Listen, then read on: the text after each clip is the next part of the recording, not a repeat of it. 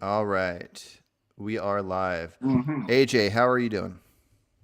Fine. Everything is fine and dandy. Oh, let me see. But Awesome. except the Awesome. lighting, man. Okay, so we are doing a debate of sorts today. Okay, okay. And there were two topics. So we had something to do with crop deaths that we were going to talk about, and then welfarism. I kind of want to go over the welfarism one first. All right. Yeah, my two favorite subjects. Yes.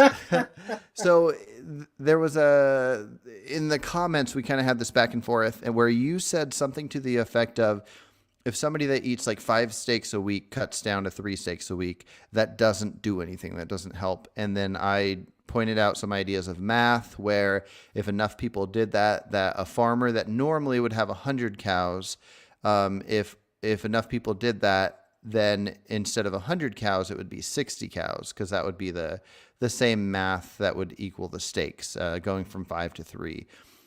And then you made some claim about how that doesn't matter. So do you want to go over why you think that doesn't matter? I mean, sure. I mean, ultimately, to me, I mean, I'm not saying that it doesn't matter. The thing is that the 60 cows are still getting killed. So these are Yeah. going to be bred into existence and they're going to have these horrible things done to them that we already know of. So Hmm. it's there's still going to be a subject being subjected to this type of thing and treatment and stuff, and then they're going to kill them anyway, and then some people Hmm. are going to eat them and stuff. So to me, the real problem here is like it's not a numbers thing. It's like the issue itself, like the action itself. It's what's wrong, not really how many times it's done or to how many subjects it is done to. Because to me, at least, that's how I view it. Yeah. Like going from 100 to 60, if it signals like kind of like, okay, so we're seeing like the end of this thing and it's gonna go to zero at some point. Okay, I can see it in a good light, I guess. Like it's just going away, so they're phasing it out or whatever. But if it's just going to like stay that way or something like that, I just don't see it. Like, what's the difference? Because to those 60 cows, they're still going to go to the same horrible experience. Yeah, but the difference is that the 40 cows don't. So let's imagine that there's no end in sight. Let's imagine for the next billion years there would be either 100 cows this happens to every year, or 60. Isn't it insanely better to do the 60? It's I almost it's mean, almost twice as better. the problem that I have is that you sometimes exaggerate the thing. You're like, oh, isn't it insanely better? I wouldn't call it Mhm. insanely better. In fact, I wouldn't really call it. I mean, it's like, I don't know. Like, how is that better? It's just the same thing happening, only to fewer subjects. So I Yeah. don't know. To me, Well, it's the that's why thing it's that's better. happening is what's wrong, not to how many Yeah, of so them. if you took one cow and that cow got like punched a whole bunch and stabbed a whole bunch and just tortured in all kinds of ways and then killed, that's a Mhm. horrible thing that cow experiences. If you Right. take another cow and do that to another cow, then that's double bad, right? I mean, it's the same evil, only the. To each one. I guess it's worse in the case that, okay, now it happened to two subjects instead of just one, but to each of them, they individually are Mhm. having this experience. So they're not Yeah. gonna know, oh, it's 100 of us or something like this. Mhm. Now we do know what we're doing to them, and we know that we can stop this thing. That's why I'm not really a fan of this welfarism stuff or the reducitarian stuff, because we know we can just stop it altogether. So it's like, Oh yeah, why us that reduce? know, the people that know us vegans should not reduce. We should cut it out completely. But the people that don't feel the same way as us, if they reduce, then they will be saving the lives. But the thing is that you're first not a vegan, and then when you go vegan, that's when Mhm. you completely cut out all these things Mhm. as far as you can, because of course there are certain things that today are inevitable that they're going to happen. You're going to cause some harm to some other species, other life forms anyway. So, Mhm. but we know that certain things are like we can do without them. Like we can totally end this animal agriculture stuff, and it can What end you think because we can? What do you think the likelihood is, or how do you think we can? I mean it's like I mean the likelihood it's not looking very it's not looking very good in the near future Mm-hmm. because like it's a whole thing where uh, trying to convince not only enough people so that this is actually effective and to render farms and slaughterhouses completely like not non-profitable, I guess, so that's why they would close them down. Mm-hmm. uh, but also the right people with enough connections and power to do the stuff, the part that is like the legislation and the political side of it, because that's the thing, like vegans have to this thing has to be in every aspect of society, really. We have to Mm-hmm. be involved in everything, in the politics, in the social aspects, in everything, in every space. Vegans must be there. So I haven't seen any. I mean, I guess there's now vegan politicians and stuff, but I don't know how that's Mm-hmm. working for them. Really trying to move forward with legislation and stuff. I don't know if you Yeah. know more about that or I, not. I I don't know a lot about it. I know that according to some kind of poll, that animal agriculture like companies, their biggest worry is legislation changes for like welfarism. Right? But yeah, like, well, okay. I'm guessing you. Let's say you have a. Do you have a family member that is not vegan? Yeah, it's Okay, called my entire family. your entire family. Okay. Okay. Do you have a brother that's not vegan? I have two sisters, both Two sisters. non-vegans. Okay, so let's say one of your sisters eats one chicken a week. That's probably pretty easy to do, one chicken a week. So you have a sister that eats one chicken a week, so that's 52 chickens in a year. Mhm. If she was to tell you like, I'm not going to go vegan. I have no interest in going vegan, but I kind of do feel bad about harming animals, so I want to do a little less. I'm only going to eat one chicken every other week. If she told you this, what would you say? Okay. Well, I would ask her like, okay, well, what would you need to just cut it out completely? Like, why reduce it to just a chicken every few weeks? And why not do it entirely? If that's like your thought, if you're already thinking about, okay, Mm-hmm. maybe this thing makes me feel kind of bad. It's like I can see it. Maybe I'm gonna reduce it. All right, but what's stopping you from just cutting it out completely? Like what's Mm-hmm. the Yeah, and what what's if she the says fear or, like, or the doubts that you may have? So that's yeah, what I ask. what if she just says like, I love it too much, I'm addicted, I can't not do it, but I think I can get myself to cut back to one every other week instead of one a week. Sure. Um, Then I would just tell her about the things that the chicken goes through. Like, or most probably goes through. So mhm, it's like, oh, what do you eat? Okay, this type of chicken or this type of dish or something. All right, well, so you know that these animals goes through this type of ordeal, and try to show her all this type of stuff, which I have already tried, but mhm. But you wouldn't think that that's a good thing that instead of killing 52 chickens a year, she's only killing 26? I mean, here's the thing. I wouldn't call it good. I just call it's the same thing. It's the same thing. To me, Interesting. it's the same thing. It's like you're still having victims to your name, and when you don't have to. So it's like I would still be like, okay, well, why? Like, okay, I would tell probably like, okay, that's like a step or something, but what would you need to like cut it out completely? Or like, what would be the fear of cutting it out completely? Is it because Hmm. they're like too into the thing, like too deep into it, like the meat eating and stuff? Because I used to think that way before I went vegan. One of my fears was that I was just too much into eating animals already, and I couldn't do it even if I knew it was wrong. I was like, no, it's going to be impossible for me because I'm too addicted to this stuff. But man, when I saw what we were doing to the animals actually, and I was like, hey, yeah, you know what? Yeah, no, that's not Gotcha. me. I'm not going to do this anymore. Gotcha. Okay, let's go ahead and move on to crop deaths then. I just kind of wanted to touch on that numbers thing.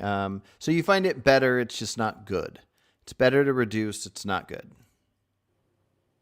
I mean, I mean, I don't know. I remain like very. I don't know. I would say Okay. it's like a slight improvement, I guess. But it's like if unless I mean, if it's going to bring like changes, so, and it's going to help this thing to end completely Hmm. as at some point, I guess. But I Yeah. remain convinced that this is the case because we have to take into account all the other people who are still eating animals and the amount of animals they eat and therefore that they send to their death every year. Hmm. So of course, even being vegan, even though they tell you that you save like I don't know how it is, it's like 200 animals a year or something like that. Hmm. Like sure, you're keeping yourself from killing those animals, but still every year they're killing more animals and there's more meat consumption overall in the world. So it's Yeah. like there's we're still not at a number where I see Oh, that this thing is effective, even though now in Germany apparently they want to pass a law that, or they're trying to make it a thing that only to eat 10 grams of meat per. I don't know if it was like per day or per week or something. I don't remember what it was. Of gotcha. course, meat eaters are going absolutely crazy, like oh no, that's woke or something, Well, let's and see if I want to see if I understood you correctly. So you don't even think it's necessarily good that vegans like are like cutting out the animal eating. It's just like none of it's good until it's all done.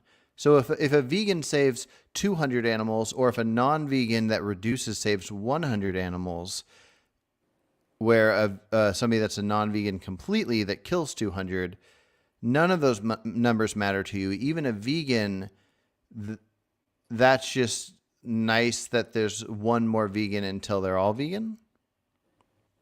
because to me it's like if you're having like you're on a boat and you're having like water into it and you're like with a bucket trying to just take the water away and then there's this huge gap here and the boat is still filling and it's still going to Mm-hmm. sink and you're just with a bucket trying to, so it's like the whole animal industry and stuff is as strong as ever. I don't see Yeah. really any damage that we've done to this. Now I'm not saying that it's completely useless to go vegan or anything like that, but it's right now at the moment in a numbers thing. It's Mm-hmm. like it's mostly about you not participating in this horrible thing than about saving all the animals. In the case that I mean, right now the numbers what I'm saying is that more animals are getting bred into existence, Mm-hmm. and they're getting killed and eaten every year. So Yeah. it's like really I don't know. It's Yeah. like it's just I'm vegan because I don't want to participate in that horrible stuff. So if I'm Mm-hmm. saving animals, I don't know exactly where they or how that math works Yeah. exactly. Well, I think the math works like this. If you could have been eating animals and harming them and you don't, then that is benefiting those animals. So even it wouldn't matter if there was a million people or a billion people or a trillion people. Like Mhm. right now, let's say that there was 1 billion people alive. If you were the only vegan, and then in 20 years, people had so many babies that now there's a trillion people alive. Right. It doesn't make it matter less that you're the only vegan. Every person cutting out anything matters. So like I wouldn't not be vegan just because I was the only one. I would Oh do no, what no, I me think is neither. Of right. course, I Yeah. would still be. Yeah, sure. Like if everybody started kicking little kids on the street, I wouldn't start kicking them. You know, I know, of I, course. I do the moral thing, and so even though sometimes it seems like that, everybody else is eating meat. I can remember it tastes good, and it's all like, oh, the world's never going to go vegan. Oh, I better just eat some meat. And then I go, oh, wait a minute. But if I do that, I'm putting it in demand. So more will get like bred and raised and killed. So, Yeah, I guess it's, but right now it's, I guess it's more about not participating in it. But I guess if the math is there, I don't know exactly how they arrived to those exact numbers of the mhm. 200 animals or something like that. Yeah. But I guess that, yeah, if I make a calculation of what I used to eat when I wasn't vegan, I Hmm. can kind of guess. Uh, It's easy to figure it out with chickens because they're so small. right. You know that there's two legs and two thighs and two wings, and you got all the pieces, which it's kind of disgusting that people Yeah. eat it off the bone and they know. But I mean, you could easily consume one chicken in like a day or 2 days. So you know that even no matter what everybody else is doing, if you don't do that, that's like how many chickens that you aren't harming. And the numbers don't matter in a sense. What matters is not harming the animals. So that's why I care if somebody reduces. If somebody cuts back from 5 steaks to 3 steaks, then that's almost half of what I'm doing. Like them not eating those 2 steaks is adding to what makes the farmer that looks at his number going, how many cows do we need to get pregnant? Hmm. That person reducing makes them go, okay, last year we had to get 100 pregnant, but this time we're only going to get 60 pregnant. And then I go, yes, that's 40 cows that will not be bred into existence to be forced into slavery. And so it's a bummer that like me and you can see this horrible thing happening and go, everybody should just be vegan. But somebody that doesn't do it, we kind of want to look at them and go, oh, this person's just an asshole. They don't care about animals. But in my mind, it's at least this little bit is better than nothing. And that's just kind of how I look at it. I mean, sure, it can be better than nothing, of course, because they could be even more selfish and be like completely non-vegan and not care and just consume whatever they want and Hmm. send more animals to their doom. Yeah, sure, I guess. But my thing is, if this reducitarian thing is going to be like people are going to make people more like complacent, or maybe they're gonna think, oh, I'm already doing enough, I don't feel like I should do any more than this. It's like Hmm. that's where I take issue with it. Like if it's reducing to eventually cutting out completely and they're like just phasing it out, and they have like a clear plan that, yeah, no, I'm facing this thing out. uh, Hmm. okay, I could give it a pass. Like, all right, perfect, because I understand that for some, I mean, everyone is different at the end of the day. To me, I just went vegan at the flip of a switch. Basically, it's like, Hmm. no, I was like, yeah, you know what? No, that's it, and that was it. I didn't even care what was. I wasn't thinking like, oh no, what am I going to eat? What about the protein or whatever? Like my first vegan meal was a tangerine and a glass of water. Mm. So, so I was like, I don't even care. I'll figure it out. I'll Yeah. figure it out as I go. So, but I know that some people have it differently. Maybe I think nowadays I may be more rigid also because today there's so much information, and like all of these things are so readily available to search and to know that it's like, if you know all of these, because when I first heard about veganism, it was like more than a decade ago. And more than a decade ago, sure, we had the internet and we have this stuff, but it wasn't as, I don't know, I just didn't see it everywhere as I see it now. Like it's like a thing. And it Hmm. was easier to just dodge the entire thing and avoid even talking about it, or anything like that. So it's like, I don't know. I'm guessing nowadays is getting more difficult, and veganism is like more mainstream to the point where when I said to my family, "Hey, I'm vegan," I thought they were going to like make jokes or maybe like, hey, give me a hard time or anything. It hasn't been like that at all. I haven't Mm. suffered the same thing other vegans have, I guess, like their Yeah. family being like dismissive of them or like ridiculing them or something like that. It hasn't happened to me, so maybe because I went vegan just recently, and veganism is like a thing that is known even to everyone. It's like a Yeah. thing that everyone knows that that's a thing. Yeah, yeah, for sure. Okay, well, let's hop over to crop deaths now. Sure. So, so crop deaths are pretty interesting. Um, Now, before we do that, are you a pretty health conscious guy, or are you more into like Impossible Burgers? Do you do like vegan donuts, that kind of stuff? Well, here it's funny because when I first started, I was like, I didn't know there was any impossible or anything like that. And in fact, I think they released that after I went vegan, not before, because I went vegan in 2021. So I don't know if they had been around already or not. But the thing is, I wasn't vegan, so I wasn't even aware of those products or anything. Mm-hmm. And so I was eating like whatever, like tangerines or whatever. I don't know. And because I was so disgusted, like the first night I was so disgusted with everything, I was like, no, I don't trust anything. Even Mm-hmm. this tangerine looks suspicious. Like I don't know. So I was like, Gotcha. so, but I was kind of not really health conscious, but I was just eating like leaves and stuff, like broccoli and stuff like that. So, Mm-hmm. but then when I found out like Gardein and this stuff, yeah, that's when I completely lost the plot. And Gotcha. Yeah, no, there's some good stuff out there. Okay, so here's the thing. I want to figure out what makes you feel like crop deaths are not a problem, because you've made a comment about how the farmers are the ones doing it. These non-vegan farmers that are growing crops, they are spraying the pesticides and putting out the rodenticides. And so just a quick overview of some of crop deaths is rodenticide is a poison that goes out. Rodents eat the poison. They bleed out and die. Pesticides go on. So when the insects come to get the crop, the insects die, and then birds will eat the insects, and that'll kill off the birds. And there's a handful of different ones. There's some things where when certain animals will come up to try to eat crops, there'll be crop hunters that will shoot the wild animals that come up to get the crops. Those are the basic ideas of crop deaths. And so you were saying because of these farmers doing it, that it's not you doing it. And that's what kind of throws me off, because that's kind of the argument for non-vegans is they'll say like, oh, the animal's already dead, I'm just eating it.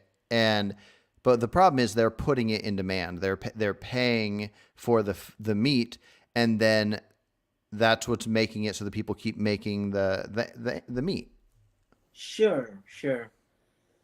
All right. So this side of the argument, the thing is that when agriculture, I guess, was like invented or whatever, it was by people who probably just didn't generally care about other species or even human health or the environment or anything like that. And these modern techniques and stuff, these Mm-hmm. pesticides or even these rodenticides, which I guess are toxic even for humans or something.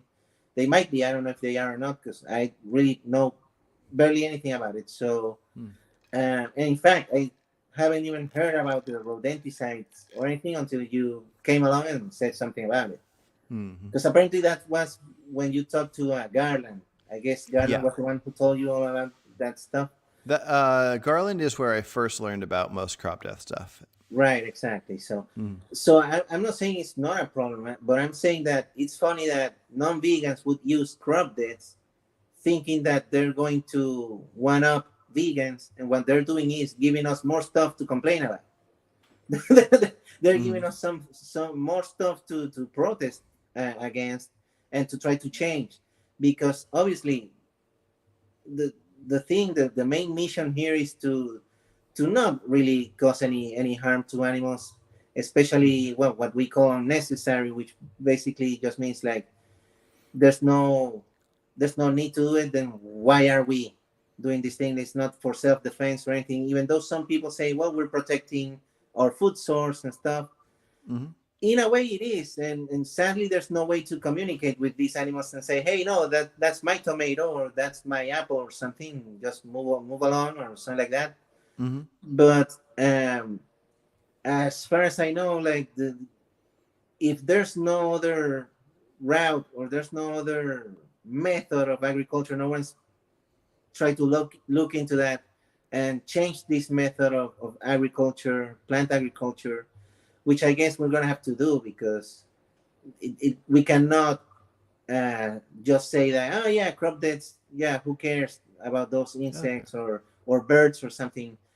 Of course, those deaths also matter. It matters to the ones, dying. So obviously Hmm. we have to be consistent in this, because obviously these animals are also like just as equally sentient, I guess. I guess we don't really know much about insect sentience or not, but I don't know, they're alive. I don't know, they're living creatures. So I don't know if they deserve to die this way also. But as far as this is not avoidable right now, and the other option is to kill, mass produce, and torture and kill other innocent animals on purpose and eat those animals on top of it, then I guess we're just trading one thing for the other, and Hmm. basically, I prefer to eat the crops.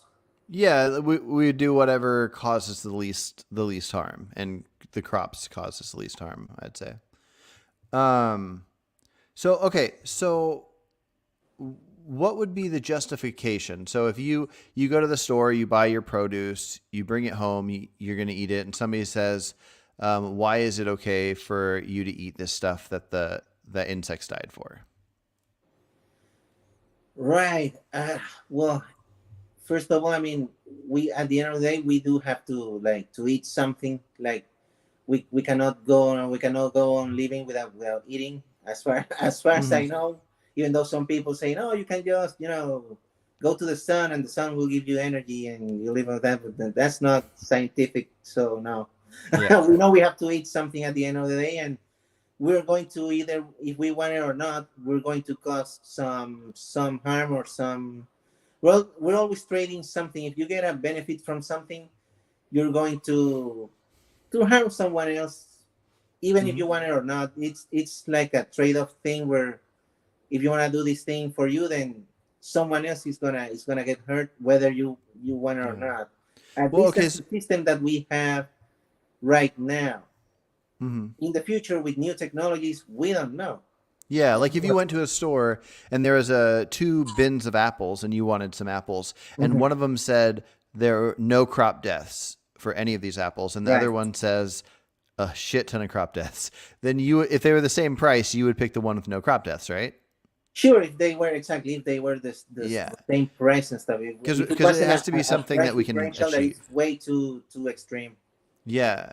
Okay. So what I would say then is if insects are dying in order to get the crops, and then the insects bees are dying in order to, or at least having shorter lives in order to get honey, what would make one of those more or less vegan than the other? Would it be the amount of insects that died in either case?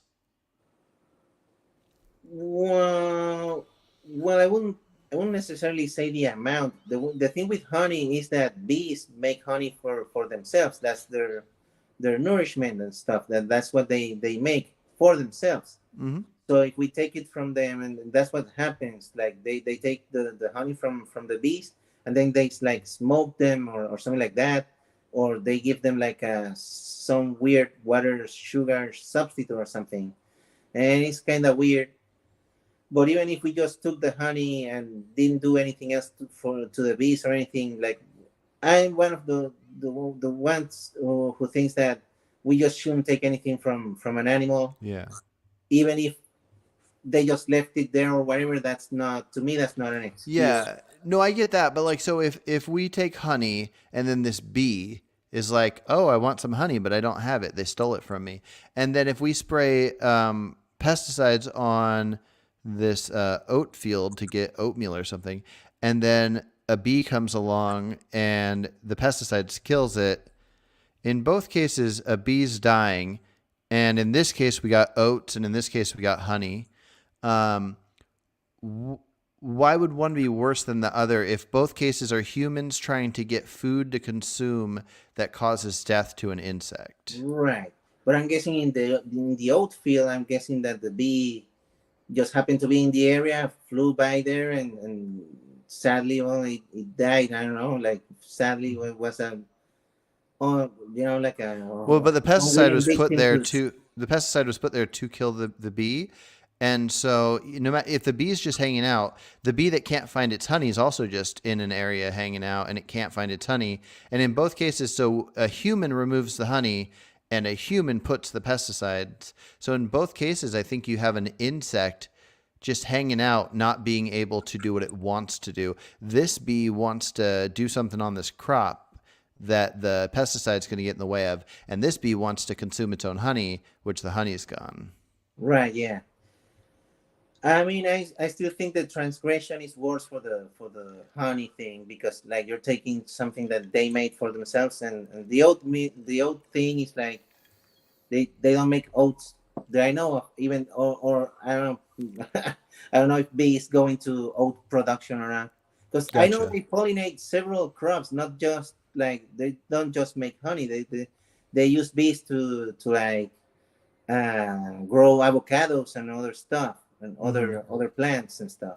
Fair So, enough. but Yeah. it's like the same honeybees. So it's like it's weird. It's like it's not like a different bee or something. It's like they take the same bees from the honey industry, and just take them to grow these crops. But this has happened because of animal agriculture, all the deforestation, all the species displacement and stuff. There's not enough number of bees, so now they transport them, and they, to grow this, to pollinate and stuff, because they can do it naturally at a number that is like feasible. Now we have to artificially basically just move them from place to place because there's not enough of them. I don't know. It's like Gotcha. a weird thing. I don't know.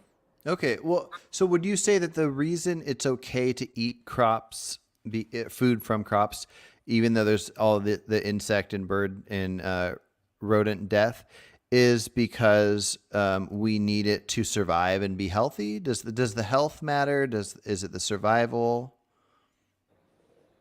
I mean, here's the thing.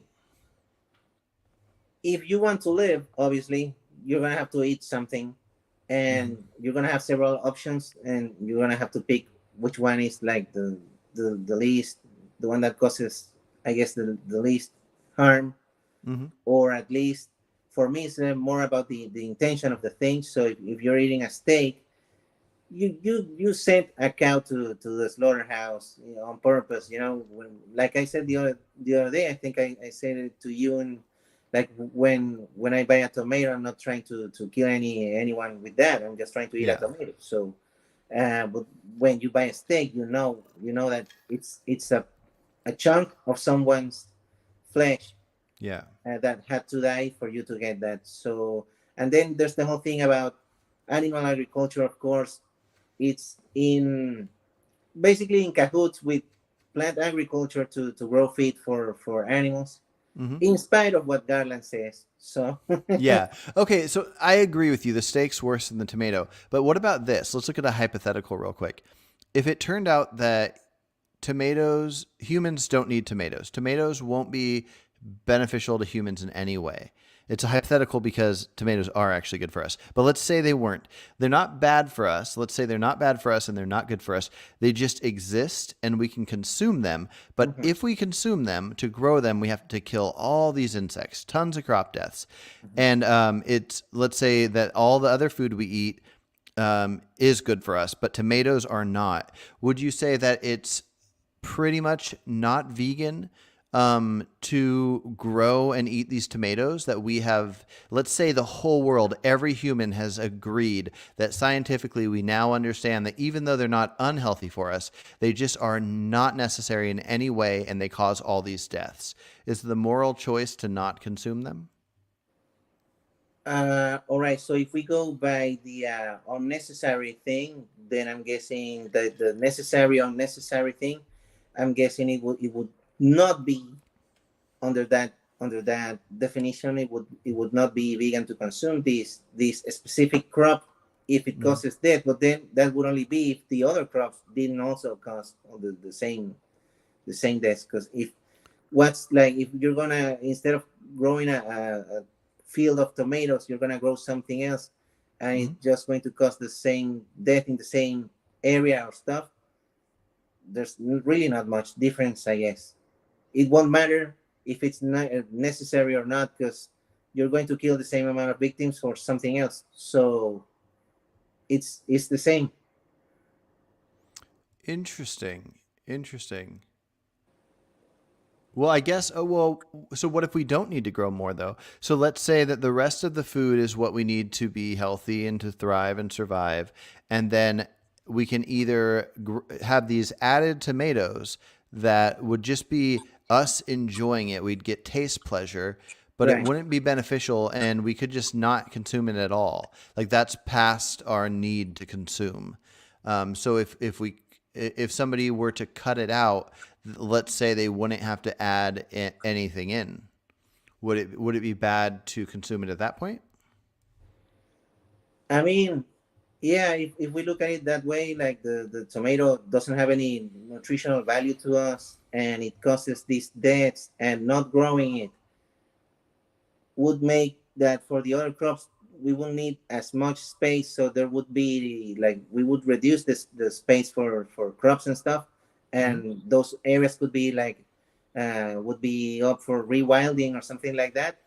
Mm-hmm. Then sure, it would be like the vegan thing, not to grow more tomatoes and not eat them if we can, because they're not going to give us anything Yeah. that we need, and we're causing this unnecessary thing to onto other beings, I guess. Okay. So wouldn't that mean that the most vegan thing to do would be to not get overweight and to not eat unhealthy food? Like stuff like vegan donuts and impossible and all this kind of stuff? I mean, here's the thing: it's kind of weird because, of course, with that type of things, obviously none of that is necessary. You don't need to eat like Impossible Burgers or vegan donuts. Mm-hmm. Uh, which, by the way, I still haven't eaten any vegan donuts. There's Voodoo Donuts here, but it's kind of Mm. far, and I kind of they have like a vegan dozen. Man, that looks freaking awesome. I So haven't had any in a while. I've been trying to be healthy lately, but I miss right, Voodoo yeah. Donuts for sure. Right. So the voodoo donuts, they look freaking awesome. So yeah. And I don't know. So I'm guessing, but I don't want to I don't like that type of mindset, in the sense that it can lead to some terrible conclusions that we're gonna have like a weird I don't know, like dystopian world where the government is just gonna tell you you're gonna eat 200 grams of this, and that's it because that's what you need, and they're gonna force you to, like, I don't know, into probably malnourishment or something, even Mm-hmm. in the name of calculating this thing that you don't even know, because everyone, like, probably is different depending on their activities or something like that, their height, Mm-hmm. age, everything. So it's like all of those factors. So Yeah, I guess we don't have to. You could say that you don't think it should be in law or anything, but that as far as what you think is moral or not moral, like, and it's tough because there's varying degrees of health. But I would say that if you look at all the ideas, and I want to make a video on this, but if you look at all the different most popular diets as far as what's thought of as healthy to different doctors and scientists, you have like a whole food plant-based diet. You have, to some people, something like a carnivore diet. You have keto, you have paleo, and Mediterranean. Those five. right. I would say one thing that's interesting that a lot of people don't look at is there's something that all five of those have in common. There's something in common with carnivore and plant-based. The thing that all five of those have in common is all the foods that all of those say not to eat. So all five of those would say, don't eat processed garbage, no cakes, no cookies, none of this stuff. And so I don't think there should be any law about not eating cakes or cookies. But if we know that we don't need to consume that, the human diet, similar to I have guinea pigs, and the healthiest thing for them to eat is lettuce and cilantro and just whole foods. Every animal has their natural diet. So if you take all these unhealthy foods, including processed like Beyond Burgers, Impossible Burgers, white breads, all these desserts, Mhm. and this food is going to be unhealthy for people and make people overweight, according to every single scientist and doctor out there. And I would just say that if we could look at that food and go, if you consume this, you could see how many insects you killed or how many birds died if you consume a certain amount of food within a certain amount of days. Now, obviously, we'd have to eat to survive. I'm not like vegan gains. I wouldn't sacrifice my life. I would still eat all the healthy foods. I want to be as healthy as I can. But if somebody was like 100 pounds overweight or 200 pounds overweight, I would say that even though we don't need it to be the vegan message, we don't need to tell people, hey, stop eating animals and don't get overweight. It's more of a conversation to have amongst vegans ourselves. But if somebody just wanted to think about life and go, what can I do to cause the least harm and suffering? If somebody cares more about their taste pleasure of eating vegan ice cream than they care about the insects that died to get that vegan ice cream, I think it's worth thinking about. Yeah, no, totally. And in fact, I've thought about this quite a lot. That because many people are like really against this. Well, obviously, non-vegans are completely losing their minds over the Impossible and the Beyond Burgers and stuff, and they hate them. And some vegans hate them too for other reasons. Mm-hmm. And I'm like, you know what? Even if all of this goes out of the market and there's no more vegan donuts or vegan burgers or anything, I don't care. I'm gonna eat lentils and I'm gonna eat rice and beans every day if that's the only food available. Like, I don't care. Like, sure, I'm a junk food vegan, but whatever. If they go out of the market or whatever it is, I have no problem. I'm going to eat. In fact, I just bought a bunch of like chickpeas and stuff to start eating more healthy. But Mm-hmm. like, it's like I have no problem with that. It's not like I'm gonna miss any of that because there's another phenomenon that happens. I really haven't had any. I mean, cravings for like sweets and stuff the same way I used to before. I don't know if it's happened to you, but it's like I don't really miss eating cake or anything like that. I miss all of it. Oh, I don't. I have I don't. bad food addiction over here, but I'm No, trying I. to do better. I've been pretty good for maybe a couple months now, just eating mostly whole foods. Right. But yeah, you said chickpeas, one of my favorite things. I love Sure. it.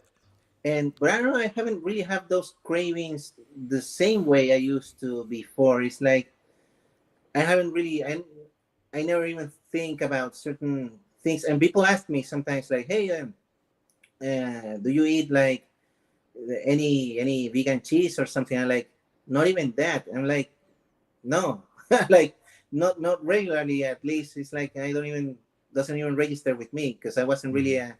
I guess I ate cheese before and stuff, but it's like it doesn't make a difference to me. So whatever I didn't eat when I wasn't vegan, I still don't eat in the vegan version. For example, there's like some Beyond or something pork or something like that.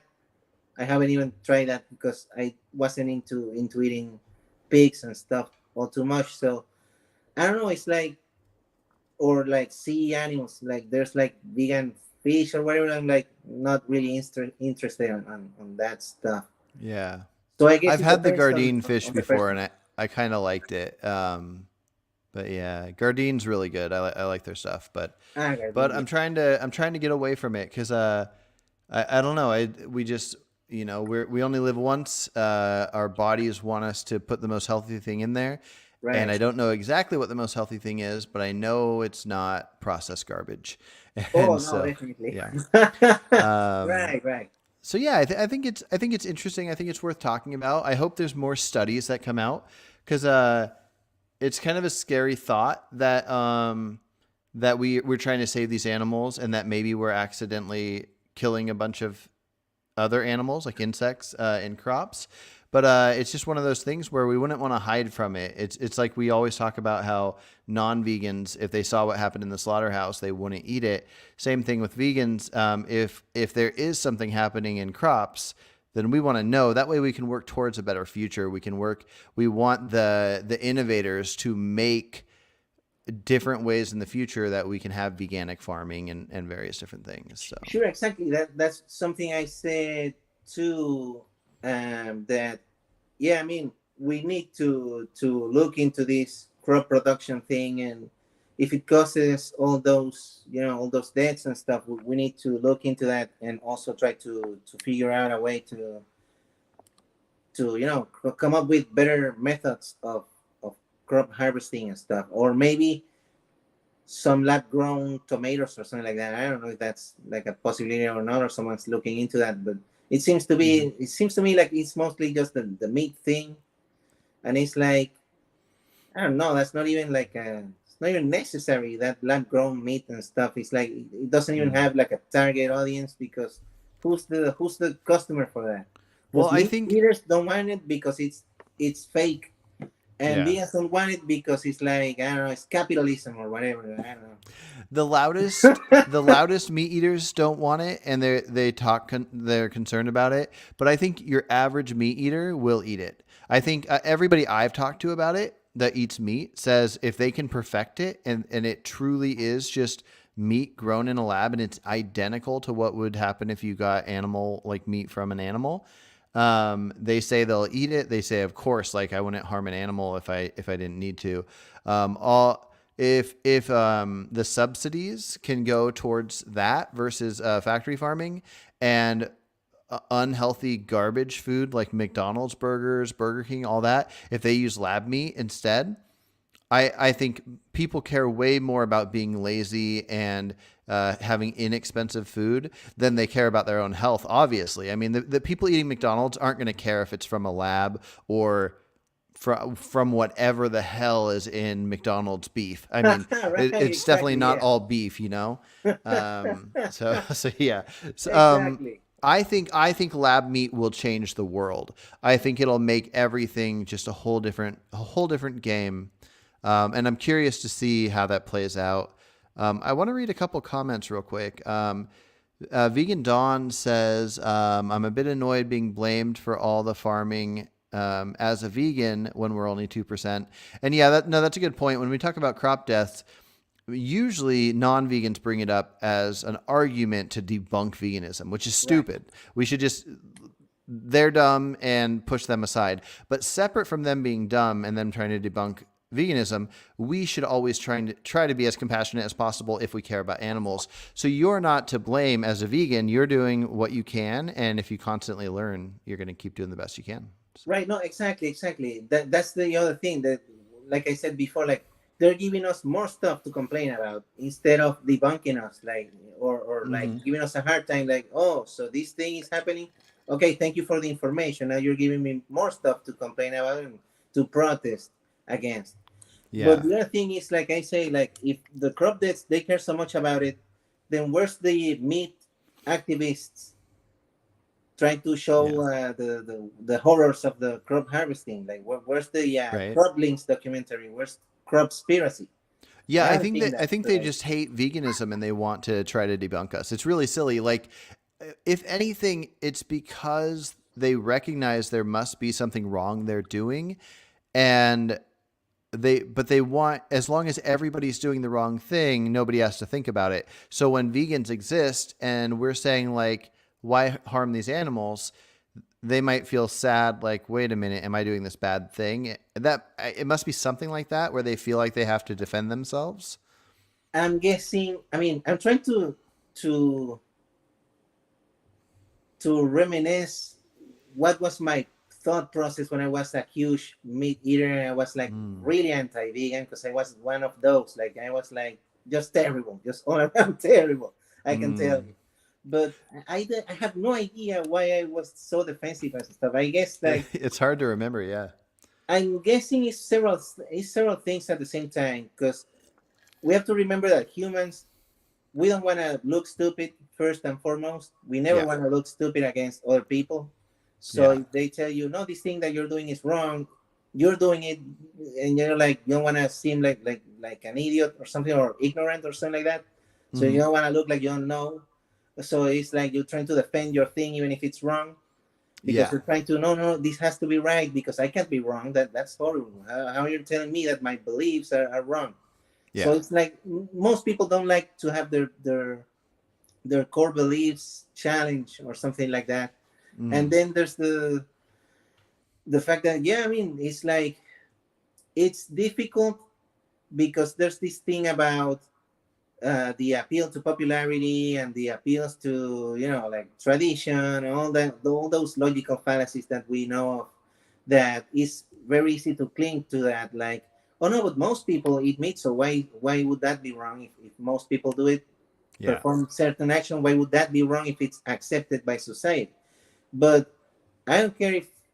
But I've always been someone that I don't care what the majority says or Hmm. not. I just care about what I see, if it's right or wrong. So I was never really into Yeah. the popularity thing. I don't care what's popular. And in fact, I never really, I'm not, for example, I don't really drink alcohol or anything like that. Not for religious reasons. It's just I just don't like it. But it's like many, I don't know. To me, that's something that should be just as equally banned as any hard drug or anything. I don't see the Mm. point. Like they're banning hard drugs or something. We are not banning this thing that causes so much harm to people, no, potentially. Yeah, I'm pretty libertarian, so I'm kind of more so for legalizing all the harder things. But I'm with you in the sense that I don't drink alcohol. I have no interest in using drugs. Yeah, it is kind of weird. It's kind of interesting because I kind of went vegan before I ever heard of it. So when I was like 18, 19, 20, somewhere in there, so early 2000s, I had never heard of veganism. I started picturing the idea of cows, and if somebody poked them with a tack, like how a little blood would come out and they would be sad. And then I started picturing when people pump like milk cows, like what if aliens came and milked humans, and human women had to go line up at a factory and get pumped. And I just instantly thought these ideas were horrible.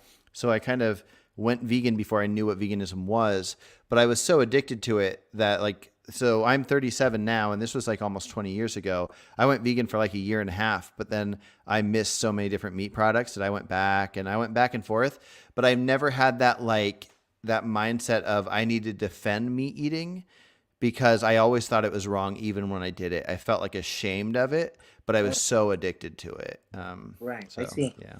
Yeah, I mean, it can happen at some point. I mean, I didn't even know like what veganism. I didn't even know veganism was a thing to begin with.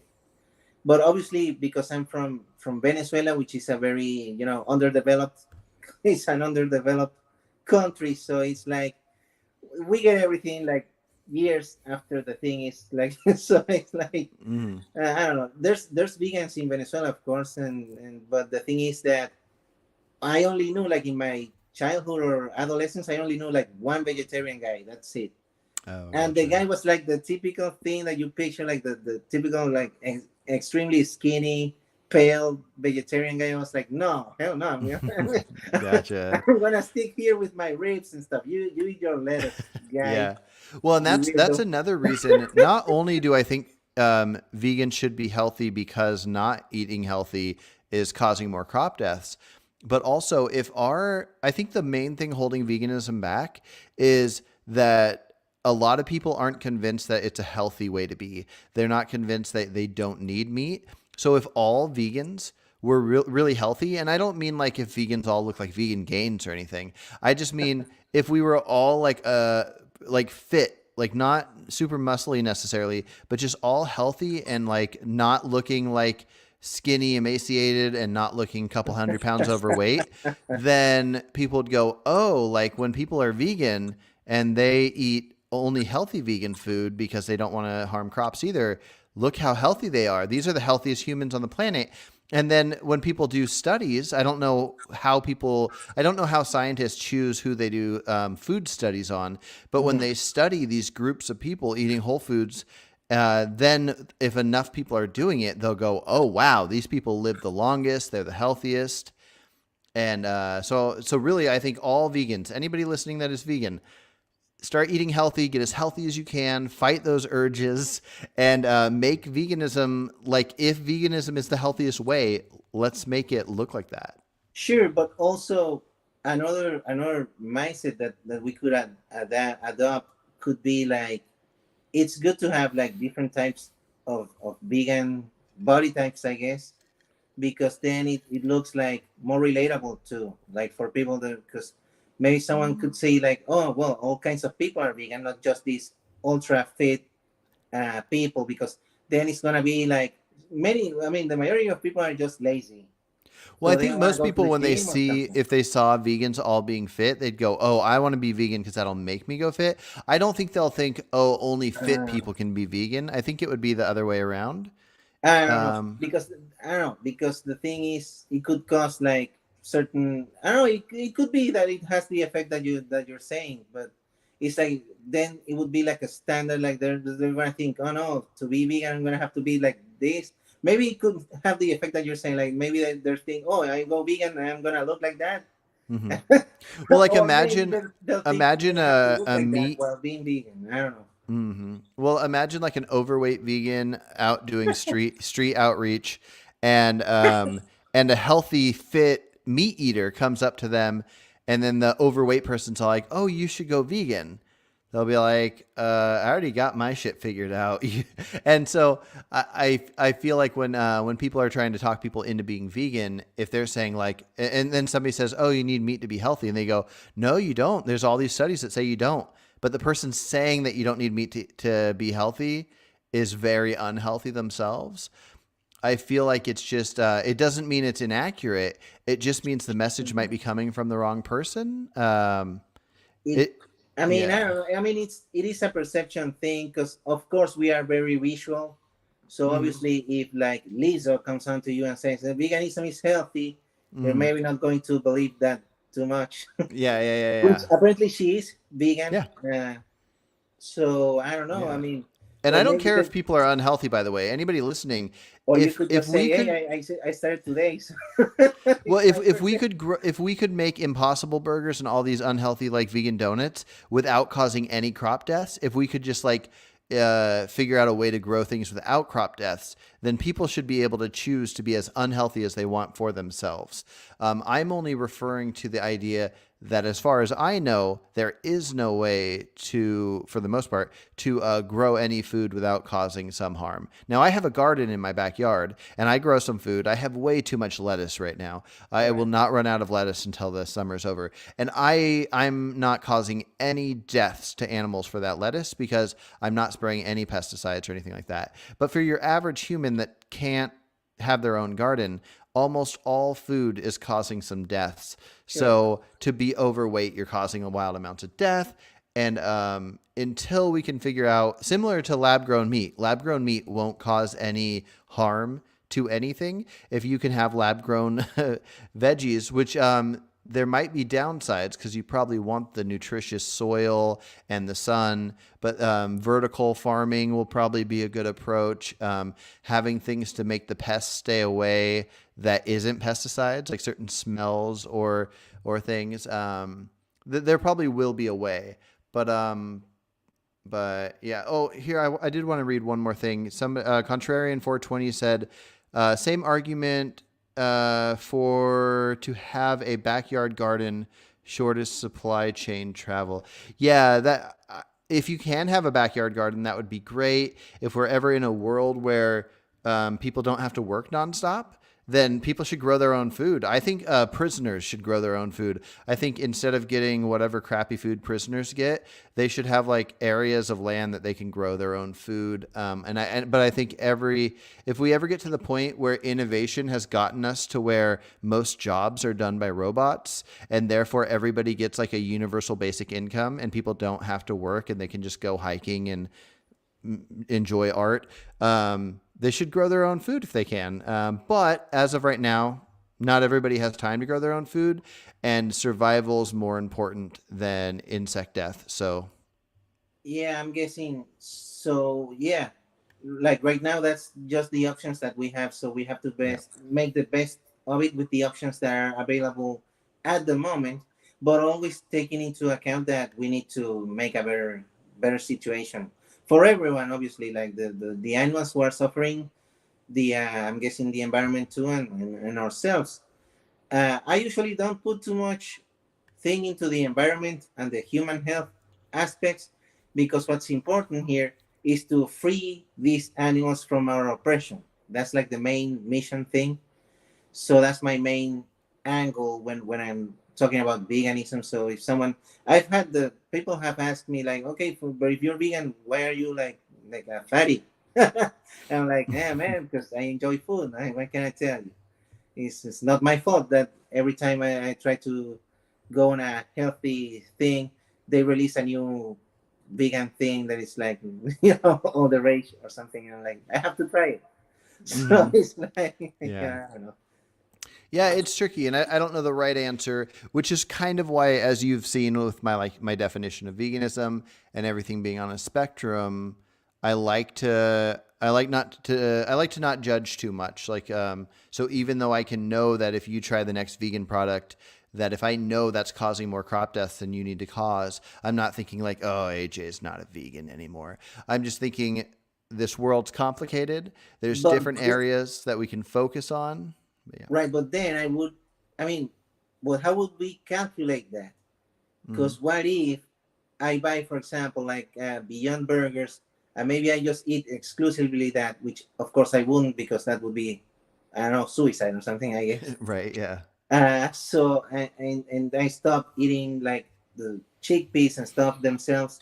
Like let's say I used to buy all that produce, and now I just basically reduced to almost zero the produce that I buy. All that produce that I still had will it offset the thing? Like I'm trading one thing for the other, or do you think like the Beyond and that production stuff Mm.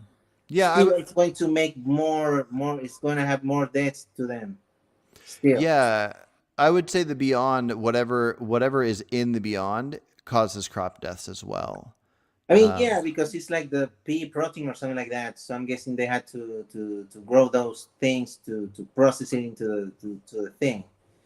But if mhm, I only bought that instead of the produce itself, mhm. would that offset the thing, or would just be the same, or would it Yeah, be we would have to look into the numbers. I'm sure there are some stats that would show which crops cause more deaths, which crops do rodents usually go to. Because like I care more about rodent death or bird death than I care about like insect death.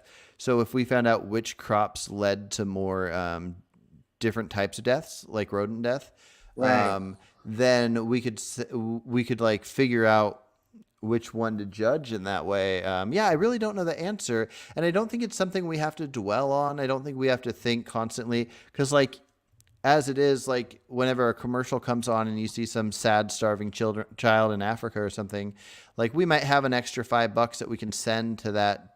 Donate to that cause instead of getting coffee, but we still have to you try to live a life that's not too stressful. So I don't think we have to go out and figure out exactly which set of produce to not get. Right. I am curious though. Do you think that the health side of it matters though? Like, do you think if you could eat a vegan product that you could still live to be like 70 or 80? You might be a little miserable because you're not like optimal health, but it's a vegan product that that causes a little bit less crop deaths than say fruits and veggies do, but the fruits and veggies will make you energized and optimal health and just having a great life. Do you personally lean towards the less harm, or do you lean towards less harm after you've covered your own health?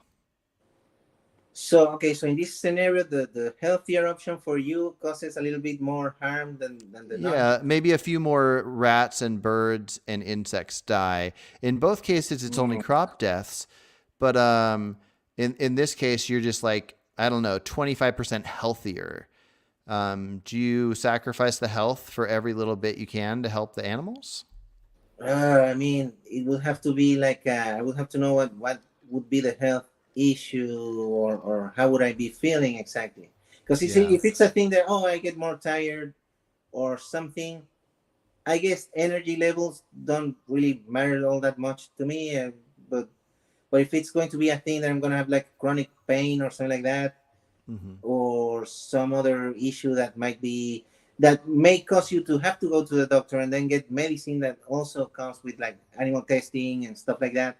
So that's the Hmm. other aspect. Like if you take good care of your health, you're gonna have to not visit the doctor as often, I guess, and you don't have to also consume things that it's medicine, it's gonna make you healthy, but then it comes to the price of all those animal testings and maybe some animal product in the same medicine that you're getting. So Mm-hmm. I'm guessing you're gonna have to go for the healthy option, Yeah. even if it looks like you're causing a little bit more harm. In the long run, you may be causing less because you're not going to have to go to the doctor and get medicine that was tested on other animals and stuff like that, Yeah. or maybe some medicine that had some animal product in it. So it's like it's really difficult to if we could have the statistics Mm-hmm. of, hey, what damage are we really causing with everything that we do, and we could modify our lives effectively to cause the least amount of harm. That would be the thing to do, Yeah. while maintaining like the a balance of the health, the environment, the animals, everything, trying to balance everything out. But Mm-hmm. I don't know, as we know, we don't live in that world at least Yeah, yet. we're going to So though. I'm going to find those statistics. I'm going to make a list of of what the most important things to eat are to cause the least amount of harm. I mean, at some point we'll have something like that figured out. I mean, we currently have studies that help us figure out which foods are more and less healthy for us. Um, sure, I guess. but yeah, I'm curious to look at the studies and see how that's all affected. But I think it's safe to say no more vegan donuts, no more Impossible Burgers. Stay away from him, AJ. I'm going to check in a week with you and see if you stayed away from him. No, I never had vegan donuts because Gotcha. the store is far away and the dozen is $32. So I'm like, yeah, no, thank you. Yeah. Yeah. So I was like, Yeah. that's like a Um, whole grocery shopping thing. Like $32, I can buy a bunch of stuff. So it's like, I don't know, a dozen donuts. I don't know. yeah. Which I would. I mean, I don't know. I might try them at some point. I don't know when, but I went to San Antonio, uh, and they had the Voodoo Donuts place. But the thing is, when I got there, the line was basically, I don't know, ended in like Seattle or something. It was with too much of a line. The Gotcha. line Yeah. crossed like states, and that's like what I was like. No, I'm never gonna get the chance to get this donut thing. So whatever, forget it. Yeah. Well, that's probably good. It's not good for you. I guess, yeah. Jeremy brought up the topic of a lot of people won't buy fruit if it looks funny, um, and that is a ridiculous thing. Like stores have to have like apples look perfect, or like how Sure. if there's weird bumps on something, somebody won't get it just because of how it grew, and it's a bummer. It's a bummer that people view things like that, and then there's so much waste. But I know since I grow so much of my own food, like potatoes and stuff, like half the food that grows comes out kind of funny looking.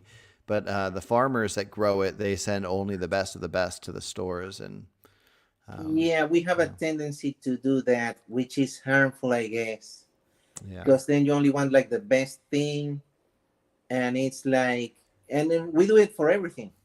I guess that's hmm, why the meat industries they kill these animals when they're like young or something, because it's like the most tender flesh, I guess.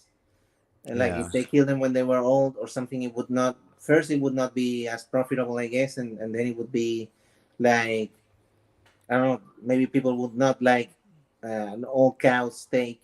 It would be different. So I'm guessing that's why. yeah, And we're always looking for the thing that looks more appealing. hmm, We have this saying that we eat with our eyes. And it is true. If you see the presentation of a plate or something, it can make the difference. Like you want to eat hmm, more of it or less, depending on how it yeah, looks, and that's how we act. And the fruit thing, I at least in the U.S., I found this thing that apparently they spray apples and other fruit with like some polished thing, like to make it more prettier and so and shinier. yeah. But this shiny coat is with animal components in it. Oh, really? I didn't know that. Like I think it was fish or like crabs and stuff like that. Ooh, So it's like, what are we doing? Like they don't need to yeah. do that. They don't need to spray these apples with this shiny coat, which also contains like the components from derived from like crabs and Yeah. fish I and think stuff. organic doesn't have spray, but then organic usually uses manure for growing.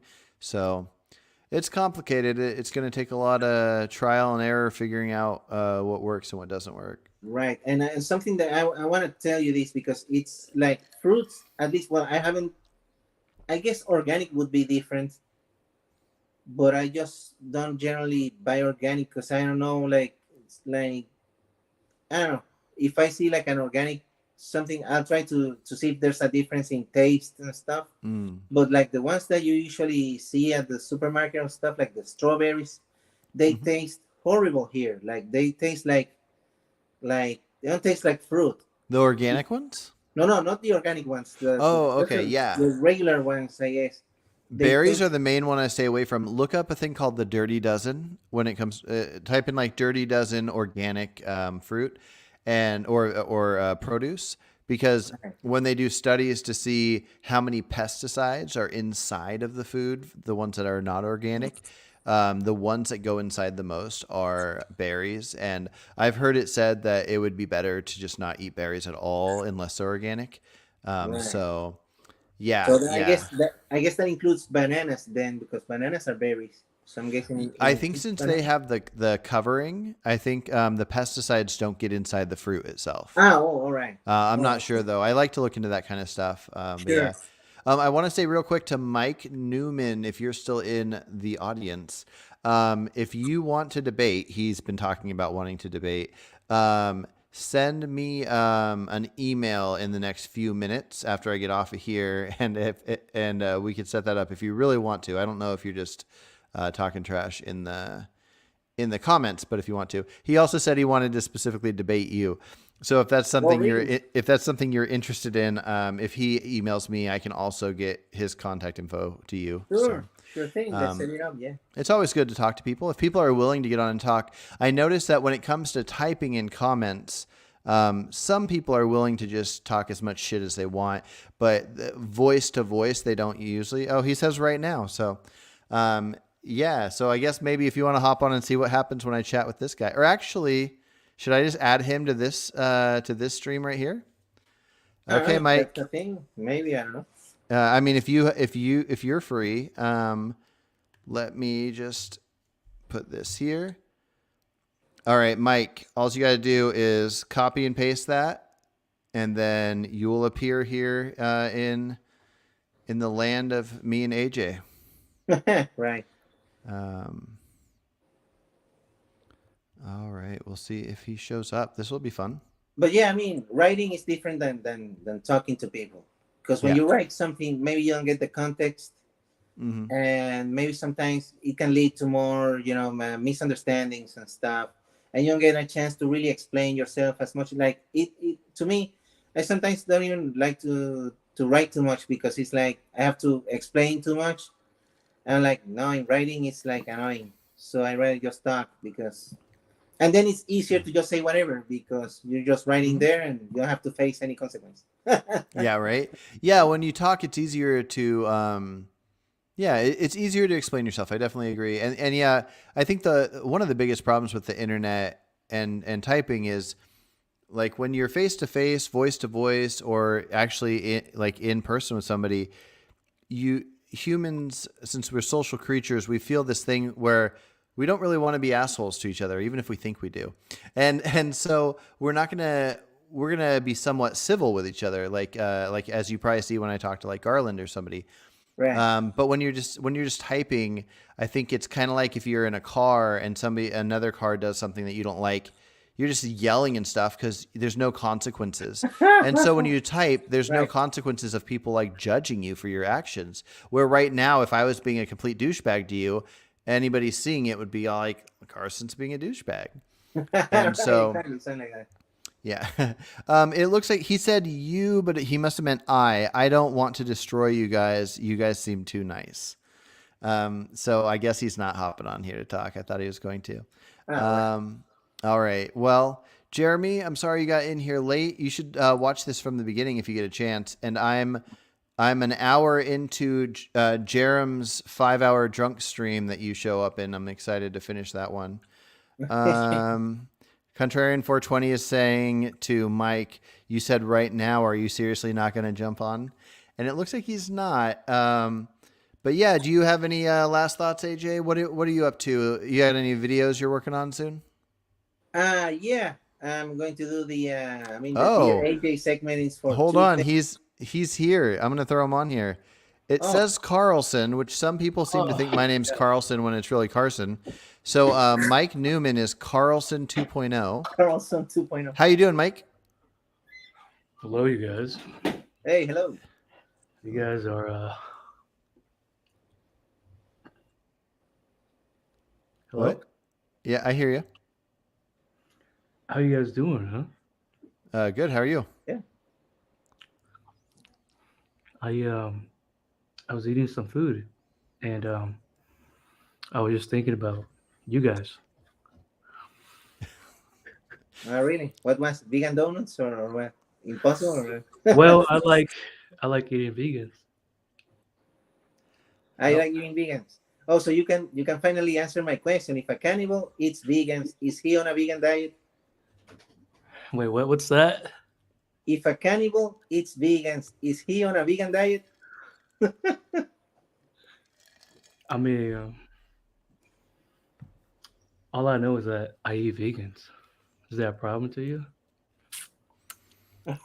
All right, let's take it serious. Okay, Mike, I am. do you want to talk? Yeah. I mean, like, I just don't understand. Which Like, part? if I'm eating vegans, right? And we know that crop death is a real thing, right? Right. So there are like farms that kill little mammals. Do you guys not agree with that? That doesn't exist, or do you guys agree? That crop dust exists? Yeah, we just had a whole Yeah. conversation about it. Yeah, Yep. exactly. Yeah. Okay.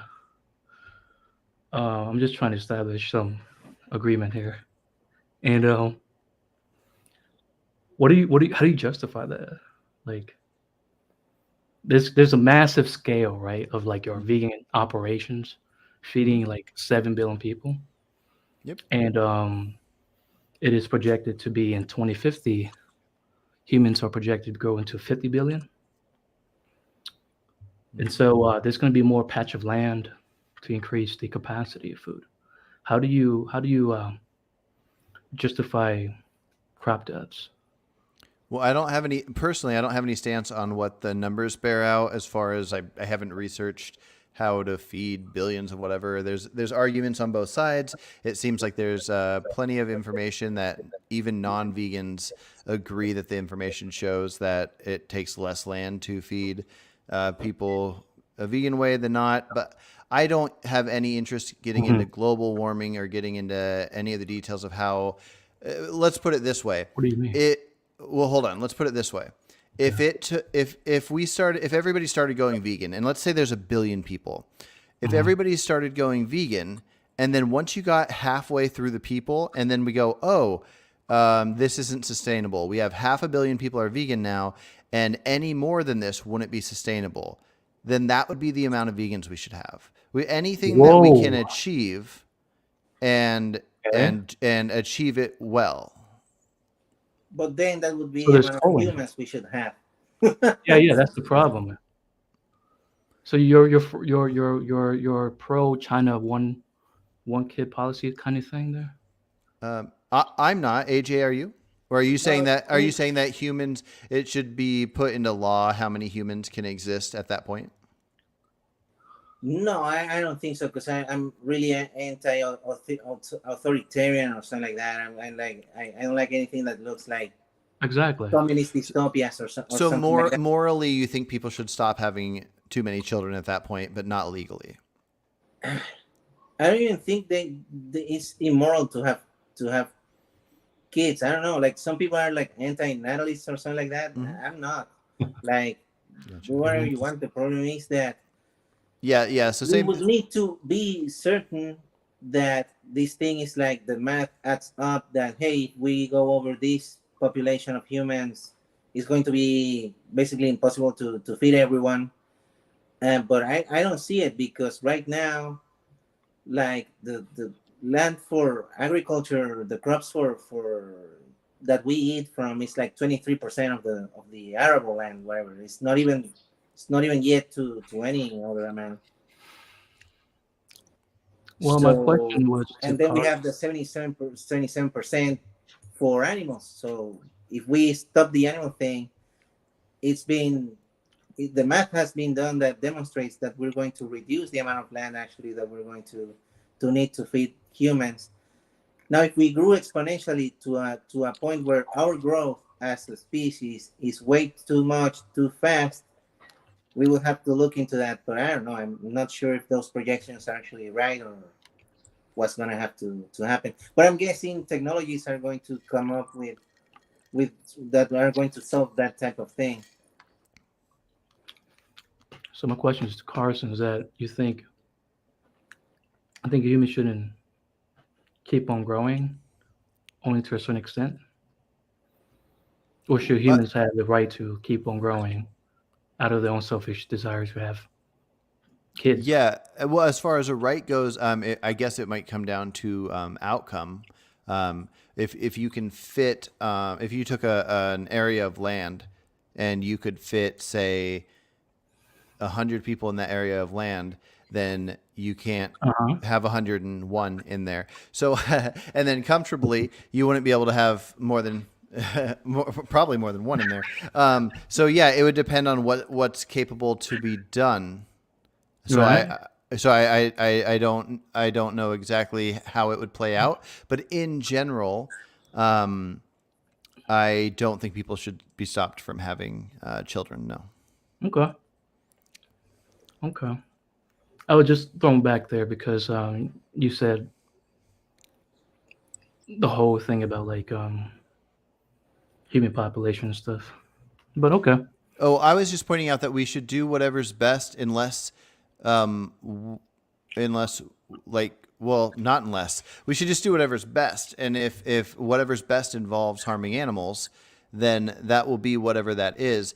But if you're saying that the world couldn't go vegan, I can go along with your hypothetical. If the whole world couldn't go vegan, then the amount that could should, or everybody should do Okay. a certain percentage each, or whatever it is. Whatever the best thing is what the best thing is. If in life for people to be able to exist, a handful of dogs have to be punched in the face. You'd want as few punched in the face as possible. You just want to cut down on any unnecessary suffering as much as possible. I think it's pretty simple. To the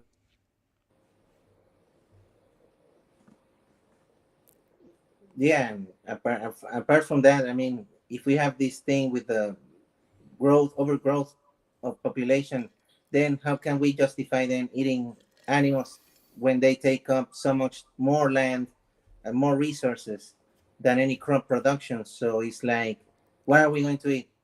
Are we just going to slash our population to like, I don't know? It leads to some dystopian nightmare thing that I'm not a fan of any of that.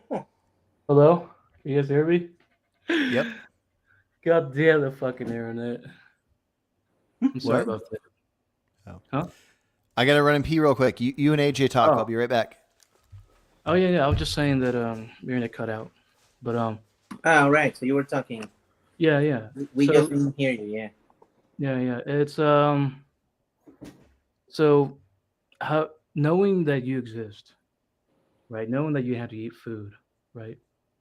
Mm-hmm. Well, I mean, just eating food in of itself, right? You understand that you are contributing and you're incentivizing and possibly also causing harm to wild sentient beings. You as a vegan, how do you justify that?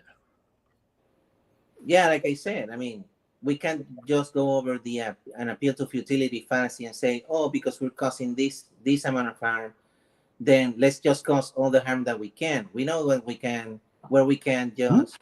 There are instances where we know that we can avoid harm. For example, just because some animals die in the crop productions or anything like that, doesn't mean that I'm just going to shoot animals in the face on purpose, like cows, pigs, turkeys, chickens, or something like that, to eat those animals. there's no justification for that. So that's how I justify it. Yeah, so I'm gonna be honest. I don't think your answer make any sense. So you're saying that, from what I understand, is that the reason you justify the suffering you're causing um, by you living and having to participate in a food production process that causes suffering to through crop deaths is um, because it's futile. No, it's because you double down on the suffering and the harm if you eat animals. Like they need to eat. Those animals are fed plants, and then they use much more land and much more water and resources, and you're harming more animals and double the amount of, like, you're No, no, no. participating in much more horrible stuff if you eat animals than if you just switch to a plant-based diet. No, no. The thing is that you are causing or contributing to harm through the process of crop death, participating in society's massive monocrop operation, right? Huge patch of lands, different operations for different type of food. By the way, a lot of vegans don't tackle this. We don't even know what's actually a real vegan diet because all food comes with different type of suffering. So the whole point of veganism is to find the one that has the least amount of suffering. But anyways, like you're No, participating. no, the point In of veganism is not to find AJ. the least amount of suffering. The point of veganism is to Don't not interrupt me. oppress animals anymore. Sorry, my stomach. Just eating some chicken there. Um. So Yeah, AJ, this guy's I just a love you, right? troll. This No, guy's just no. some troll or something. I don't feel I'm trolling. Yeah, you're just a troll, or you're drunk, or something like that. Or No, you were interrupting me.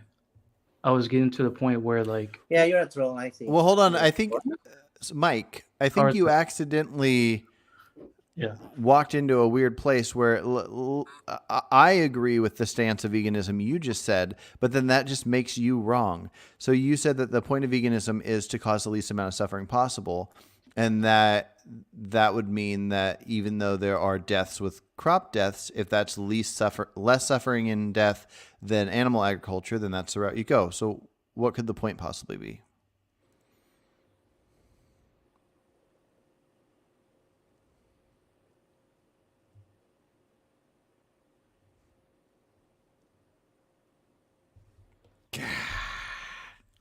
Exactly. You see here.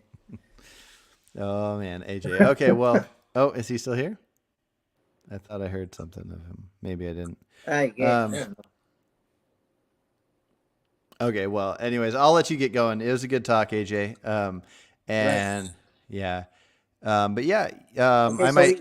we came into any conclusions from this, because we talked about a bunch of different stuff. So Yeah, I got the vibe. Oh, he's gone. Okay, that's probably good. I got the, I got the. Yeah, I felt good about. I mean, it sounds like we kind of both agree on the crop deaths element of, if we could cause less crop deaths, we would. We want to cause less. Hey, Mike, Dude. I'm gonna have you hang out for a sec while I finish chatting with AJ, and then when he hops off here, I'm gonna see if you really are on here and want to chat. So hold on one sec. But yeah, no, I think we figured out the crop deaths thing. We think people should probably not be too unhealthy if it's causing more crop deaths. I don't know if we necessarily agreed on the reducitarianism side of things, of less steak is better than, you know. yeah, I don't know. It's just that I wouldn't call it better. It's like, I would call it like, I don't know what I would call it. Yeah. It's just participating in the same thing. Mhm. I mean, if it leads to the reduction leads to the complete elimination, and it's like a phasing out kind of thing, I guess it could be positive. But I remain unconvinced that that's the route most people are gonna take. But Yeah. I don't know. The thing is, there's not enough vegans right now to really know the impact of these things right now. So I'm guessing we're still not packing the punch that we need to. I'm Yeah. guessing, but I don't know. These things Yeah. we would need the statistics. I guess Yeah. we need to know the numbers and stuff. Yeah. But at the moment, let's. I guess we agree that we just need to do the best thing possible. Yeah. I guess we do agree on that, and then go from there, like figuring it out.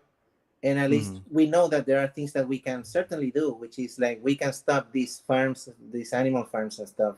Yeah. And I mean, it is doable. Now, Yeah. how probable is it? That's another story, because an uphill battle, obviously, against a bunch of stuff.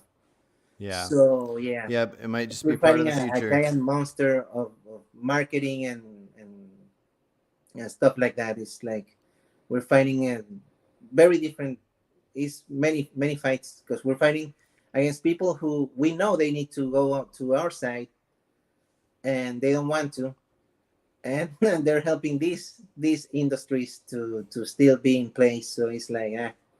it's an uphill battle from here. But I don't know. I Yeah. guess we agree on at least that we need Yeah. to do the best thing.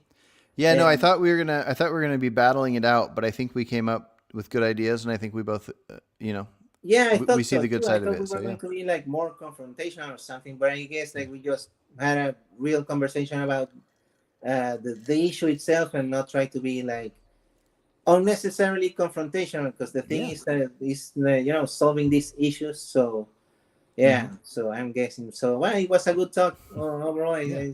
Yeah, sad that I couldn't really do the live stream on my side of the on my Yeah. channel. I'll figure it out for a next time probably, or something. Yeah, I I'll try to find a tutorial on it and send it your way to try to figure it out. But yeah. Right. All right. Well, it's good talking. Hey, I'll yeah. let you hop off here, and I might try to talk to this guy if he wants to hang around and talk. But Oh man, yeah. That he looks like he's up for a fight. So good yeah, luck for we'll that. see. Yep. All right. Take I'll leave care, it to AJ. you. All right. All right. Have a good one. All Yep. right. See ya. All right. Are you still there? He said I was looking for a fight. He said you were looking for a fight. Where is he? He's gone. Shout it He's out. gone. All right. Hey, Oh, I could stay on here for a few minutes if you think you got a good challenge, but you got to keep oh. the jokes and the drunk sounding talk aside. Do you have any good arguments you think are worth sharing? I mean, the whole point is the crop death. Yeah, okay, so I agree. Crop deaths are a problem. Vegans don't focus on it. They should focus on it. And Okay. I even think to the degree that being overweight is not a pro-vegan stance. If a Right. vegan is overweight, they probably should not be. Okay, so Yeah. what do you got? Well, what do you got? First of all, I'd like to thank you. You doing this stuff here. I really appreciate it. And second, man, yeah, I agree with the overweight stuff, right? So the whole point of the weight implies that you're over consuming, which requires the position of like surplus of food, right? Mhm. And that implies that more land equals a very high possibility for more crop deaths, right? Mhm. So yeah, I mean, of course, that's not vegan, but onto your question, right? Crop deaths, like, how do you justify How do you justify that?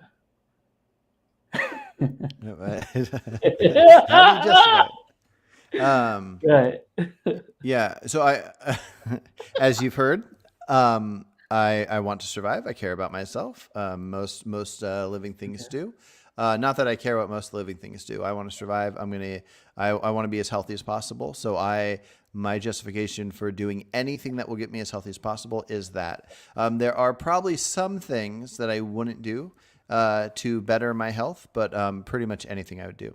So and then also survival is good as well. So I'm going to eat what I need to survive, but I wouldn't want to cause any extra harm. So there we go. Why do you need to survive? Because I want to. So it's not a need; it's a want. It's a want, correct? A want. I want to survive.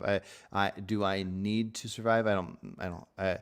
My subconscious. There's probably something within how things evolve to feel maybe what we could call a need, but I would call it more of a want than a need. Yeah, I want to survive. The world does not need me to survive. Correct.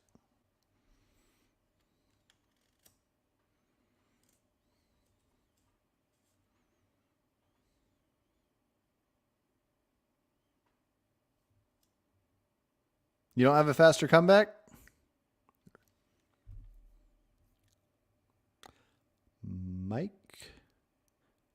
Carlson 2.0. Hello? Yeah, he's gone. Okay. Crop deaths are required for human survival, and human survival is necessary for reduction of wildlife suffering. What's the argument that more land? There he is.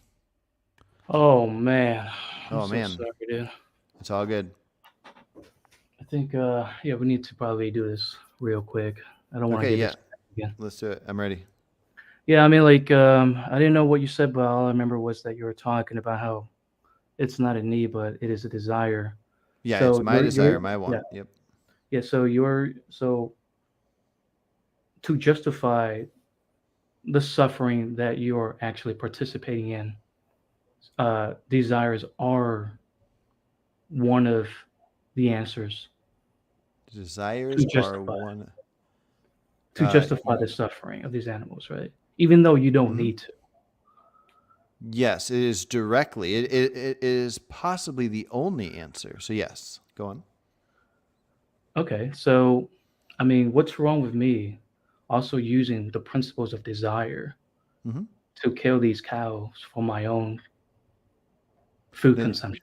that's exactly what that would be. So you'd be using desire to kill it for your own food consumption. And Right. then the only thing that would get in the way of that at all would be one of two things. So there could be a person like me that tries to convince a person like you. Hopefully, if you're deep down empathetic, I could convince you that you shouldn't want to do that. Now, if you were born without the ability of being empathetic, that's not your fault. You're just born that way. And therefore me talking won't change anything. If we can discover as a society through scientific study and whatnot that there is absolutely no need for animal products, which I'm not convinced of at this Right. point, then that would be something that would just go into law. Similar to right now, it's illegal to stab a dog for fun. You stab a dog for fun, you go to jail. So anything that's causing unnecessary suffering, which somebody could say they're doing it for their own desire, the desire you're talking about, but that would Mhm. still mean that if we together as a society come together and make it illegal, we do. And so that would be the two different situations. That's it. Honestly, like 100%, having a desire to eat animals, that's Mhm. just something you could be born with or not born with. And I don't know if you're born without empathy or whatnot. But anyways, yeah, that's my answer. Okay, so you're just saying that it's up to society if they want to make it a problem for me to hmm put into law that I can't or I should be punished Yeah. for What having else desire. could? Yeah. What else could exist? I What don't think there's a. I don't think there's a natural rights or anything like that. I agree, but the point I'm Okay. trying to point out is that it's not wrong. It's not wrong. Yeah, so we each have our thoughts of what's right and wrong. I think pointlessly killing animals or harming animals is wrong. You might have the stance that it is not wrong. Okay. No, it's if it's based on society, it's not inherently wrong. If It's it's just their based on, it's just their subjective. It's yeah. relative to what they think is wrong. Yeah, so if we have a It's not society inherently. of say 10 million people, then each of them individually subjectively would have a thing that they think is wrong. And if the majority thought it was wrong and that led to a law going in place, that would be what that is. And if the majority did not think it was wrong and there was no law in place, that would be what it is. Yes, correct. Okay. I mean, it's not what I was going for, but I don't want to touch on the whole spiel of like morality, right? But Okay.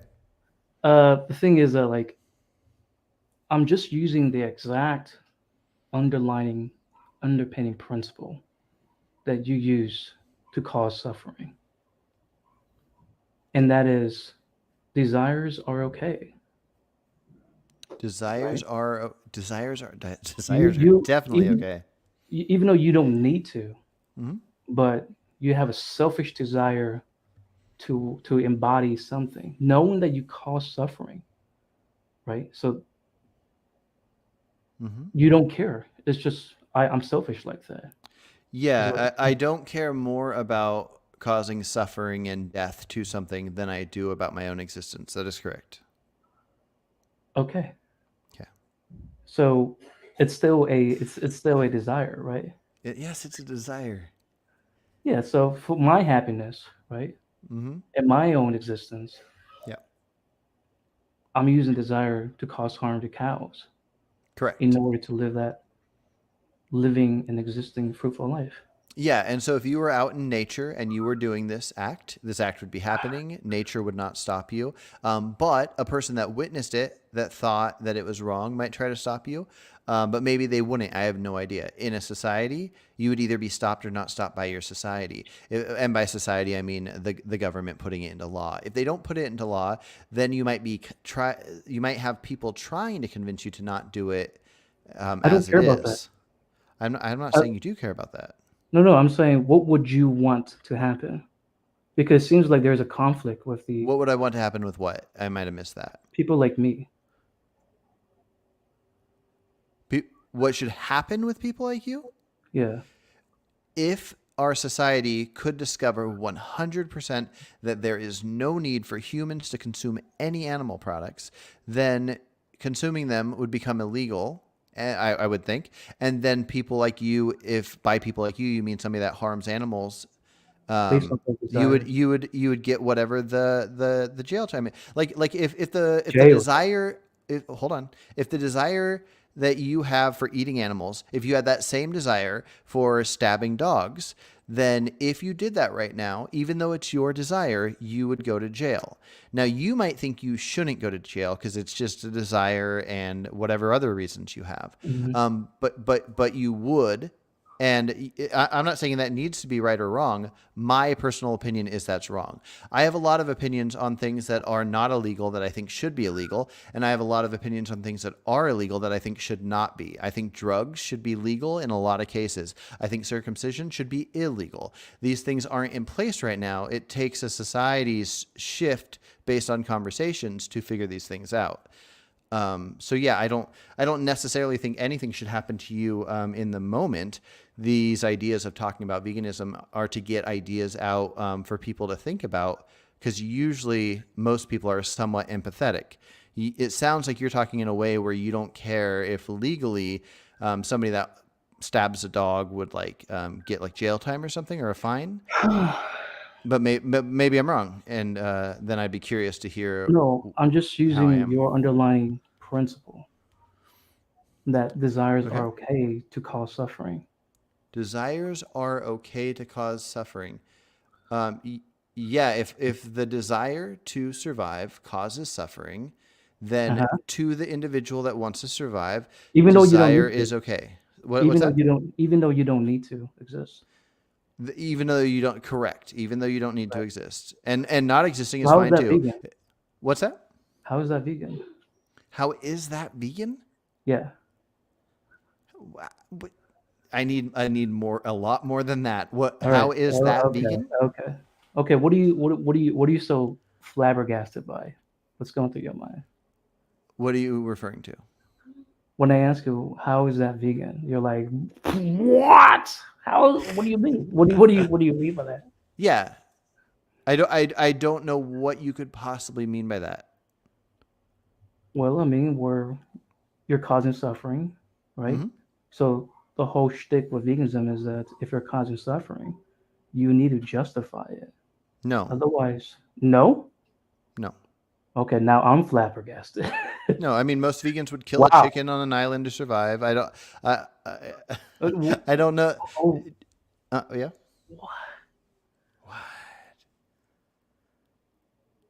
why do you need to survive? That's you're It's like you're begging the question. We've already talked about that. Nobody needs to survive. Some people want to survive. Okay. Some don't. No. Okay, so What? if you don't need to survive, why do you need? No, Why are I you want causing to. harm? Why are you Wait, causing what? harm? I'm If you causing don't harm need- because I care more about my survival than the thing I'm harming. I know you care about it, but the thing Yeah? is that it's not a necessity. Correct. That's like saying like I care about my taste pleasure. I don't care. Yeah, Do you not care about understand your the- taste pleasure. I care about survival. You care about your taste pleasure. And some people like to stab dogs. So if you're not in a society, then you're more than likely going to get away with it. If you are in a society, it's going to depend on what the laws are. What are you talking about? All these are desires based. They're not necessities. Is what I'm talking about. You're not justifying through the vegan lens. Is what I'm talking about. Maybe we have different ideas on what a vegan lens is. How are you justifying through the vegan lens if you're saying that it's not needed to survive and it's just desire, and yet knowing that you're causing suffering by existing? How is that justified? I've told you like 1,000 times. What, you just want me to repeat it or what? Well, I mean, at this point, I just don't see how you can say that I'm wrong for eating meat, right? Or am I Wrong. wrong for stabbing a cow and Objectively or subjectively? both? I'm not claiming that you're objectively wrong. Then I can't also be subjectively wrong, because if we're just based on subjective desires are okay, what's wrong with You must be subjectively wrong if the person that's having the subjective feeling thinks it. What are you talking about? no? Yes. The underlying engine, the underlying principle you're using is in conflict with what you personally think is wrong. No, I mean, it's in conflict in a sense that I'd prefer it not happen. Sure. Well, what about it?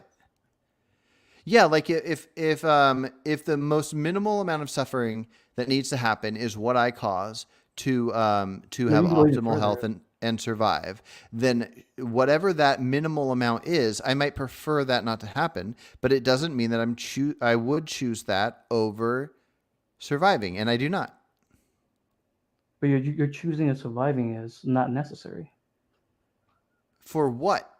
Necessary for what? You tell me. No, You want you you're want the to one survive choosing what? words and wanting them to mean a certain thing. No, You no, tell no. me. No, you're saying you want to survive. I'm saying survive for what? Because I'm not seeing how it's necessary. Necessary for what? You're the one who wants to survive. It's necessary for what exactly? No, I want to survive. That is my Right. want. If you want, Okay. I can describe what the word want means to me. You saying necessary, what does that mean to you? What? It's not, the onus is not on me. You are using Which that onus? justification. You're What's using that? that justification.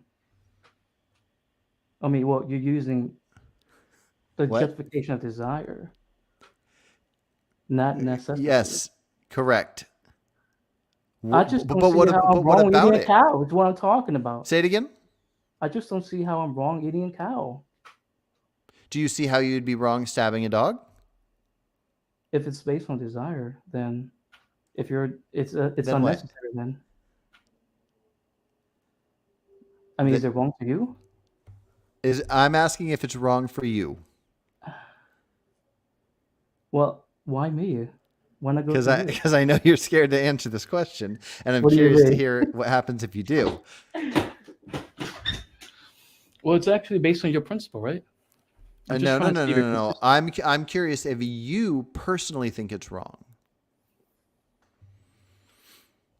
Why do you want me? Why do you want to think that I think it's personally wrong? I don't want to think nothing. I want to know if you personally think it's wrong. Well, Carson, And while like, you think you're a about not vegan, answering right? that, I want to answer somebody's question really quick in here. I Yeah. hope you get the courage to answer that question. Lewis, where was it? Lewis said something. Where did he say this? Where did it go? Okay. Oh, Lewis told me I had a bad argument, so you might like this. Okay. So Lewis Miguel said that's not a good argument. Reasonable. The answer is because you have the right to live and getting food doesn't create rights violations. Crop deaths are self-defense. Okay.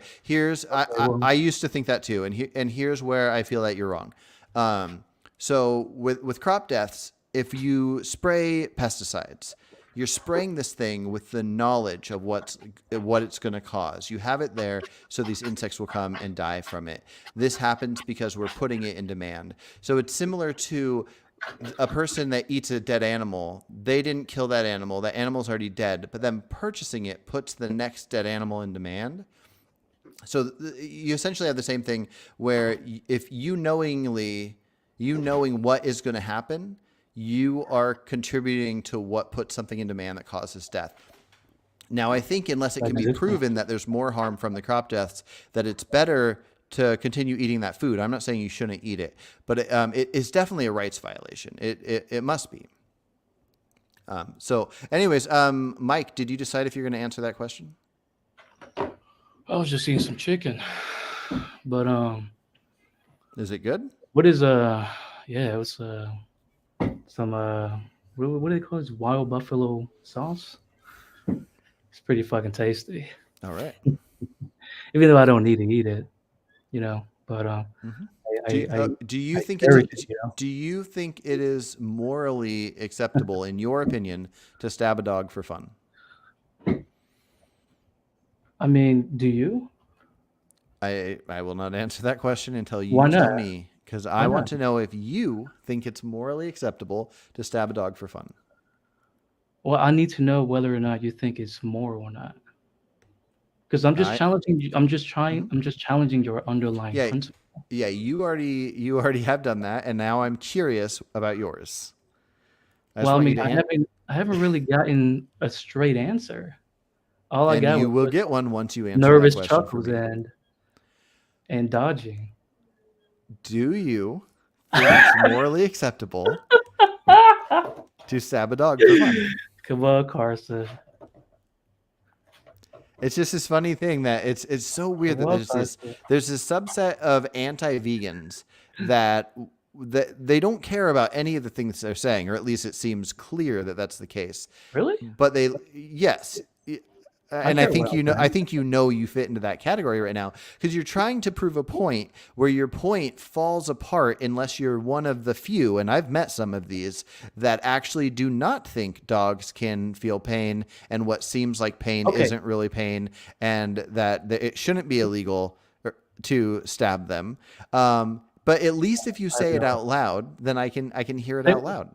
Okay, now I am mentally, visually, physically confused about what the fuck you're talking about. Because I have no, like, now my question is Do you what is do the goal of your you question? do What is the goal of you the question? do you think it is immoral to you in your own mind if a human stabs a dog just for the pleasure of doing so? No other benefit. Yeah, I'm still confused because the question at hand is we're testing veganism. I'm not a vegan. You claim to be a vegan. So I don't understand Hold on, I'm going to stop you why because your question is so you're not important. answering my question, and I don't care. I'll come back to you in 1 second. Lewis Oh, okay. said, you knowing that will cause death doesn't make it a rights violation. If you put the pesticide, but they don't, let's see, attack your crop, then it's all good. Imagine it like this. So imagine if you found, if you could create a type of poison that would make a deer attracted to it, and the deer wanted to consume it, and you put it out in the forest, then that was your version of hunting. You put it out in the forest, and the deer came up, consumed it, fell over dead. The aftermath, I don't think should affect anything. It's what your actions were. And so you leaving something out and something consuming it and dying. And that one is less comparable with insecticides, and it's more comparable with rodenticides. But I'm curious to hear your answer on that. But anyways, Lewis, thanks for the challenges, and we should keep talking about it. Okay, Mike, are you ready to answer the question? I think Louis should come on. Yeah, no, that'd be cool. But I think you should answer the question. I just don't see get the why you're point of so. the question. I just don't get why you're so scared to answer the question. You That's can. the problem. I don't get how you think I'm scared because I That. legitimately don't understand what's the point of the question. Why do you need to understand the point of the question? Because I'm not the vegan here. I'm not the vegan here. I don't get it. Mike. There's nothing to get. Carson, I'm just saying. help me here. I'm just saying that some of your questions are good and fun to answer. The majority of what you're doing is some form of trolling, especially if you're unwilling to answer a simple question. I think your concern is that you answering this question makes your line of questioning to me pointless. But it doesn't matter. You can have a line of questioning to me that's pointless, that challenges me, even if it doesn't line up with your own thoughts. So I just want to know really quick. You can say either way.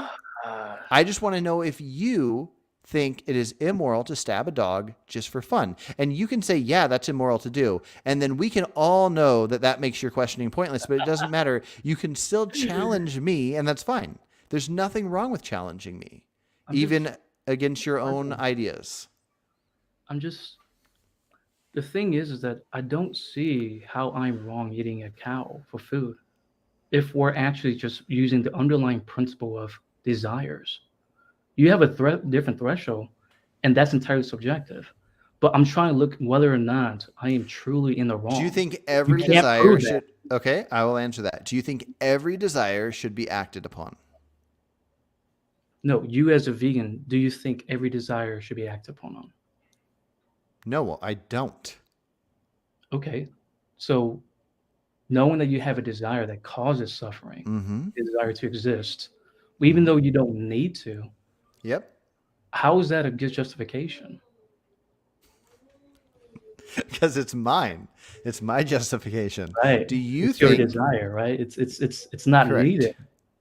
So you're just correct. How is it wrong? Everybody just used to desires and just like. No, that's what I'm wondering. I'm wondering if you think an ideal society would involve everybody acting upon their desires. Oh, I get the problem now. I get the problem. The question is to you is like, if you're using desires, what's wrong with everybody using their desire to enact on? What would be wrong would be all the thoughts I have of what is wrong. And then every individual that is human that can rationalize can point out what theirs are. And then we form a society based on that. But they use the same exact principle as you to enact on their desires. I mean, Correct. well, it's just based on desires. Yes. So according to your principle, everybody. That's why people eat meat in our society. What are you talking about? That's exactly what it is. You desire to eat meat. Okay, so you're saying that it's not wrong to eat meat. That's what you're implying. No, I think it's very wrong to eat meat. What? But you just said that like desires are okay. No. I'm trying to see if you think that. I do not think every desire should be acted upon. Okay, well that just begs the question further. Why? You're using desires. Why can't they?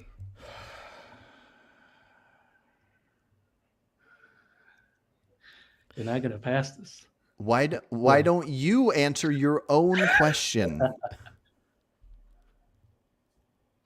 I think that I wouldn't be fully altruistic because it's just leads into suicide. But you think being this altruistic person, it doesn't, and the proof is that you can't even answer your own question. What the fuck are you even talking about? Answer your own question. Do you think everyone... What are you trying to go with? Like, if I can't answer my question, what are you trying to get at? What do you mean? It doesn't have that punch. Well, what the fuck are you trying to get at? What am I trying to get at? Exactly. Yeah. You were saying that something should take place because of desire. Oh, no. You. What I am saying hypothetically, coming from your principle. Yeah. I don't believe that. No. You know my principle. My principle is I don't give a fuck about the animals that need to die for me to survive. And you keep saying that you want to align something with my principles. Those are my principles. I'm telling you my principles. It's But based it's on based what? on desire. It's based on desire, There you go. 1000%. Yes. Yes. It's, So what's wrong with people also using their own desires? it depends on the desire and what the outcome of the desire is, which is why you agree with me. You're just trying to challenge me for some What? silly What did I agree with you? reason. If I could list 1,000 desires that humans could have that me and you would both agree should not be acted upon, but you think because some desire I'm claiming should be acted upon, it means something to something Because to you're a what? vegan. Yeah. And So you how think is vegan means a desire certain thing, and okay? I think it means a different thing. So veganism is like I can just make veganism up as we got to eat meat once a week. You'll be okay with that? Would I? Sorry, say it again. So you said veganism can mean something to me, Hmm. and veganism can mean something to you. So you would embrace wholeheartedly under that principle that veganism, I would consider veganism as eating meat once a week. You'd be like, yeah, right on, perfect. Well, I don't know about perfect. I'd say right on for you. If you are eating more than once a week, and if it's reducing, then That's yes, not I a think point. that's good. Good. What I'm saying is you're trying to declare that I should act a certain way based on what you think veganism means. And I don't Well, have yeah. any interest in that. So you're not a vegan. What? You're not. No, You're saying I have no inclination to follow your veganism. average vegan doesn't even care about crop deaths. And I care about the things your average vegan Ah, cares there about you go. plus crop deaths. So There you clearly you go. don't have an understanding of what your average person thinks about veganism. Now, I do think you can Veganism challenge is vegans when it comes to something like crop deaths. To see if they stay in line with their own stance. I also think that the actions within veganism are all on a spectrum and must be on a spectrum, as we've just discovered on some kind This is of on a boring spectrum. repeat, that even to the furthest extent, there has to be a spectrum. No matter what, it has to exist. So anyways, Veganism is on a spectrum. Is that what you're saying? so yes, Wow. the actions of On a veganism is spectrum, clearly guys. on a spectrum. Is it not? Well, I mean, at I this think point, everybody agrees with that. at this point, I don't know who's the real vegan then. Me or you? Everybody who calls themselves vegan. I don't know. That guy's vegans is your veganism, and so I don't know who's the real vegan. Yeah, I mean, but for the most part, we can't know, right? Exactly. Yeah. So how is Carson a vegan? I What's don't that? know. I don't know if Carson's a vegan. Mike,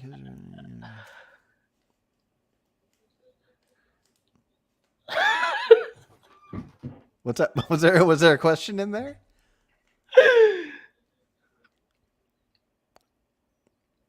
Carson, man, What's that, man? I love you. That's awesome. I love you too. What are you drinking? Very watered down cold brew. Cold brew. What's the ingredient of cold brew? Cold brew coffee. Do you need coffee What's as a that? vegan? Do you need coffee as a vegan? Do I need coffee as a vegan? Ooh, I like it. Do I need coffee as a vegan? Do I need coffee as a vegan? Which would mean, do I need coffee at all? I don't think I need coffee. Probably not. Oh! My drink, it kind of fell. Your who is a whaty who? My drink, it fell. Oh, it fell. Gotcha. Yeah. Well, good thing you were out. The drink was empty. Well, I it's thought fine. I thought I heard the straw sound that you hear in movies where you're at the end of your drink. Oh, you heard that?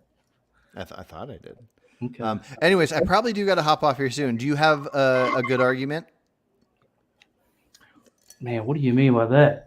I'm just curious if you want, like, I don't need you to answer your own question. I don't really care. But I'd be interested to hear if you. It seems like you have something that you want to keep repeating. I don't know the benefit you get from it. I'm not against the idea of breaking down an idea and analyzing it. I guess I just wish that you would figure out a way to analyze it. Right. But yeah, I think you're looking for I guess we're both kind of looking for like what is the impact of my answer, and What is it doesn't really hit. But what I'm trying to go for is that I think that I don't think you are a vegan because how can you? The whole point of veganism is to actually justify the suffering you're causing. Do you think a It vegan can, can it can only be exist? necessary. It can only be necessities. Yeah. The But thing you that you're can't. saying, when you say vegan and you think that I'm not one, can a vegan exist? Uh, ooh, man, I don't think so. But Yeah, no, I okay, agree. let me wait. Dang it. The whole point of veganism, right? Carson. What's up? Okay, well, yeah, that's a great question because I was thinking, like, I know that veganism, it can only suffering that you're causing. In order to be vegan, you have to justify all the suffering you're causing. It can only be necessities, and so this leads into like pure altruism to 100% extent, right? But the Hmm. only way to be pure altruistic, it is achievable, and that is through suicide, right? Because knowing Hmm. that your existence causes suffering, and you know that you don't need to exist, then you can never be truly altruistic, or you can never truly be vegan, right? So this gets to your question: is can a true vegan truly exist? Hmm. So under that particular logic, I don't necessarily think so because you will have to suicide. But then again, a vegan do exist because if you do suicide, you become the ultimate vegan. Yes, yes, Damn. yes. Mike for the win. Um, but yeah, no, I agree with you completely, which is why I don't know if you follow too much of my stuff or you saw my post about my thoughts on the definition, but I think the definition just needs to refer to the extending moral consideration to animals or not, because any actionable form of extending moral consideration to animals is on a spectrum, and that spectrum does not extend to 100%. I agree. There's no way somebody can completely not harm an animal, especially if there's some that we can't even see. So the idea would be that if you are a vegan, if you are part of veganism, then you view animals as something that sentient animals as something that can suffer and maybe want to exist, and therefore you do various forms of acting upon that feeling. And then within that spectrum, we all have conversations and try to minimize the suffering. And so, yes, anyways, so I don't know if maybe that's the issue. Maybe when you chat with other vegans, you are able to get to some kind of a point, but I don't have the same stance as maybe some other vegans do, or even the stance that most of them probably haven't even thought about of there being some like complete 100% vegan. I don't, so I'm with you on that. So I don't know. If you can't be 100% vegan, then Carson is not vegan then, right? Well, I think veganism as a philosophy refers to the idea of extending moral consideration to animals. So I extend moral consideration to animals. I don't think you can be 100% of the idea of a vegan being somebody that does not, whatever the long list of exploit or cause cruelty or yada, yada, yada, Okay. to animals, especially when you factor in something like crop deaths. Okay, so There's probably something close to it, but yeah. you don't subscribe to the Vegan Society's definition. I don't. I think it's close. I think it's.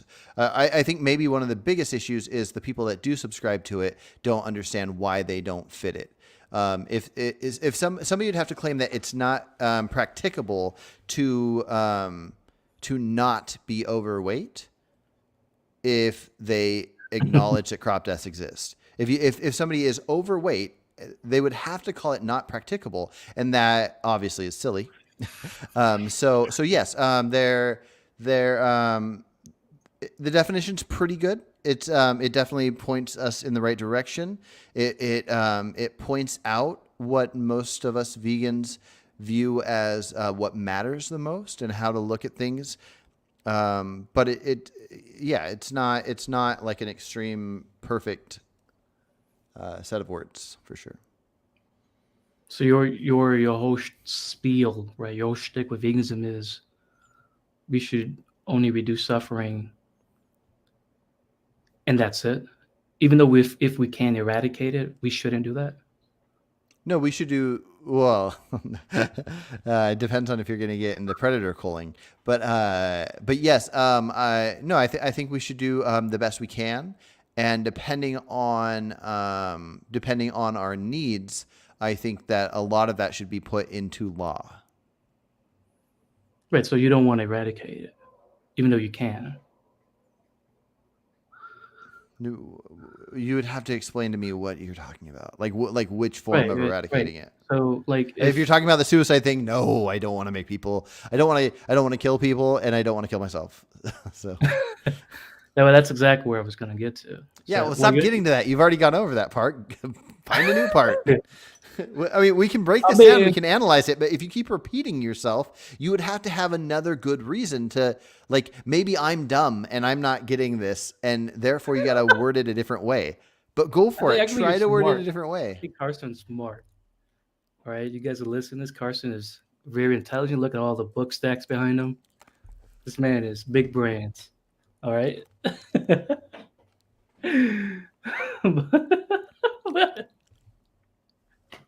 By the way, you're not vegan. You're drinking coffee brew.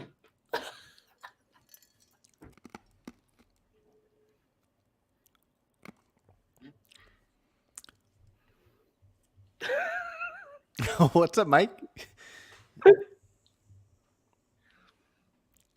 Would I be vegan if I drink coffee brew? It's called cold brew. Yeah. I don't think things make people vegan or not vegan. Okay. So I can drink Sprite. You can drink whatever you want. I would call that unhealthy, and then my Right. conversation would go towards the idea of Overweight and donuts. Yeah. yeah, exactly. So, but yeah, do you have any last thoughts? I might see if a couple dudes here, Jeremy and Jerem, want to hop in here and chat. So, No, I want to talk to more vegans. Right now, I kind of have my day off. oh, cool. Yeah, let's bring How do them you go? both. Let's bring them both in to talk to you. No, I think both of them, or at least one of them, thinks that I misunderstood you, and so maybe maybe it can be a tag team of you and two vegans against me. But yeah, but in some form or another, yeah, let's throw them in here.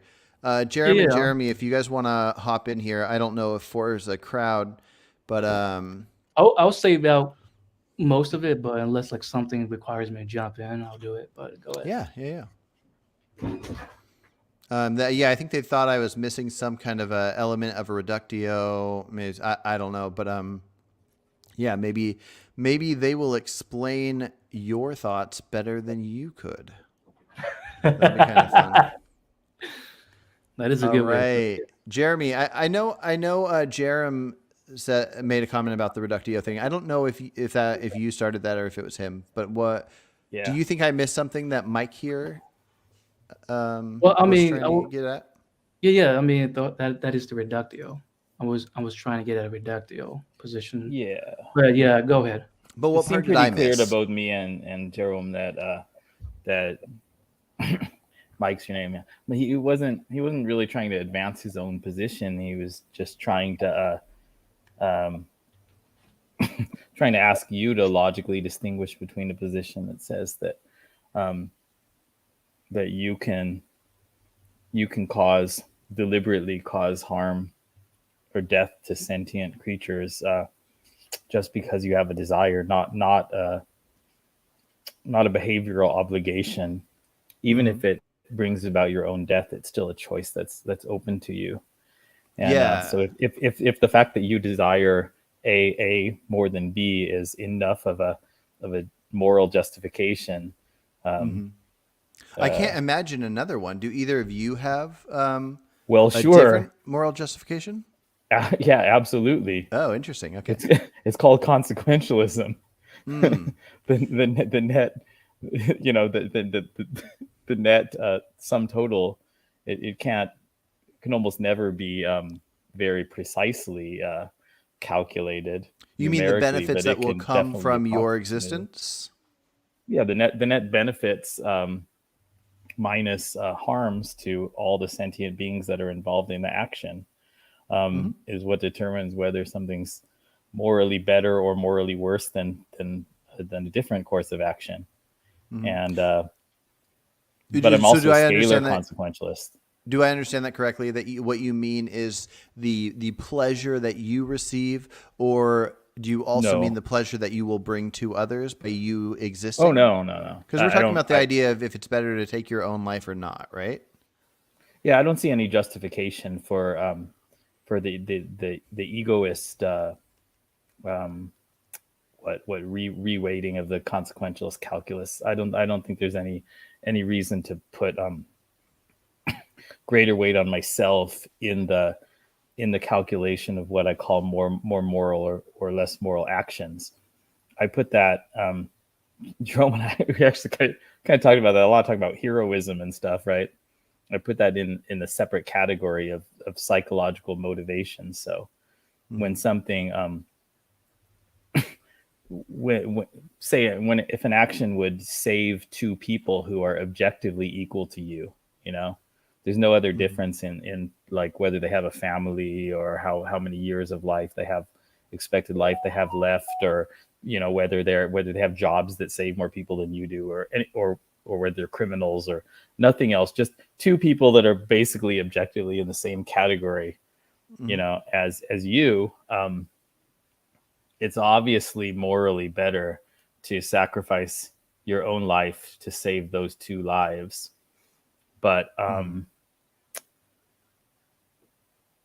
again, assuming a way like the average carnist kind of thing, assuming everybody's pretty good vegan too, and they're not causing net harm in the world. It's obviously morally better to sacrifice your life for those other two lives, and the fact that it's your life doesn't change that fact at all. What it changes, I think, is something totally different. It changes the psychological expectation that you would be able to do it, that you would have the fortitude to do it, or something like that. Nobody should really get too hard on you if you didn't have the courage to do that. But you would not do it based on your desire. It's morally better. We ought to still say it's morally better, because when people do something like that, and I said, with Jerome, drunken conversation, there's real examples. This is not just hypothetical, because there's 9/11 first responders, and it's not like any of them were even going to save 1 million, even going to save like 100 lives in exchange for each of their own one life. Each of them, if they were to be able to sit down and rationally calculate, there's no way they would have been able to say, if I give up my life, it's to save an average of 100 lives. What was it going to save? They're hoping that they could go in there and save, 3 or 4, or maybe there's some of them that saved a dozen people, sort of equal or around equal in value to themselves. Say young adults saving young adults, and we call them heroes. We don't say they made the morally wrong decision.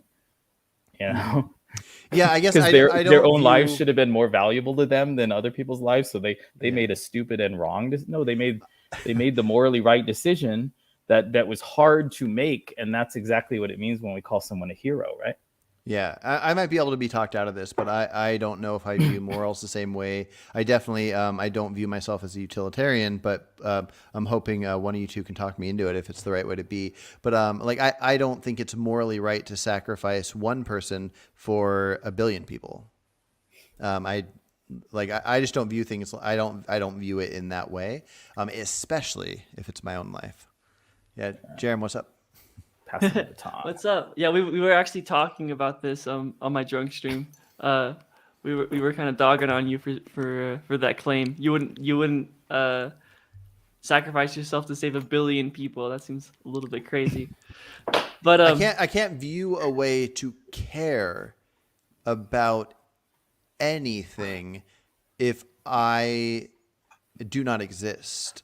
I can step outside it a little bit. I could look at something like me being a human now. I can know that if I can press a button and make this random person's great grandkid in the future that I could never see have a better life versus having a bad life, I'd press that button because like I want people to have good lives.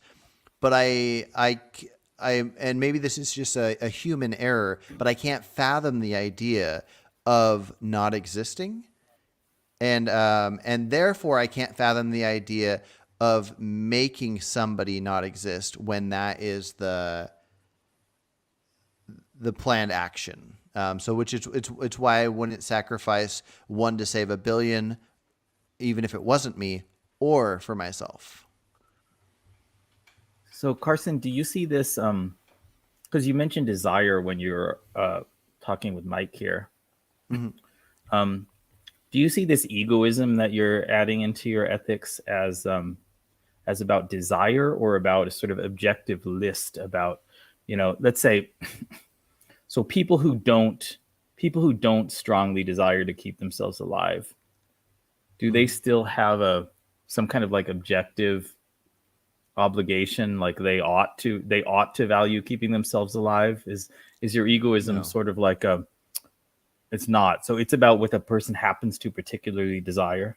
So like suicidal people, like there's not something inherently wrong with their lack of desire to value their own life over. If their lack of desire is based on something environmental, maybe they have a poor diet, or they are lazy and don't exercise, and therefore that adds to levels of depression. And if that could be remedied, I would prefer that, I think.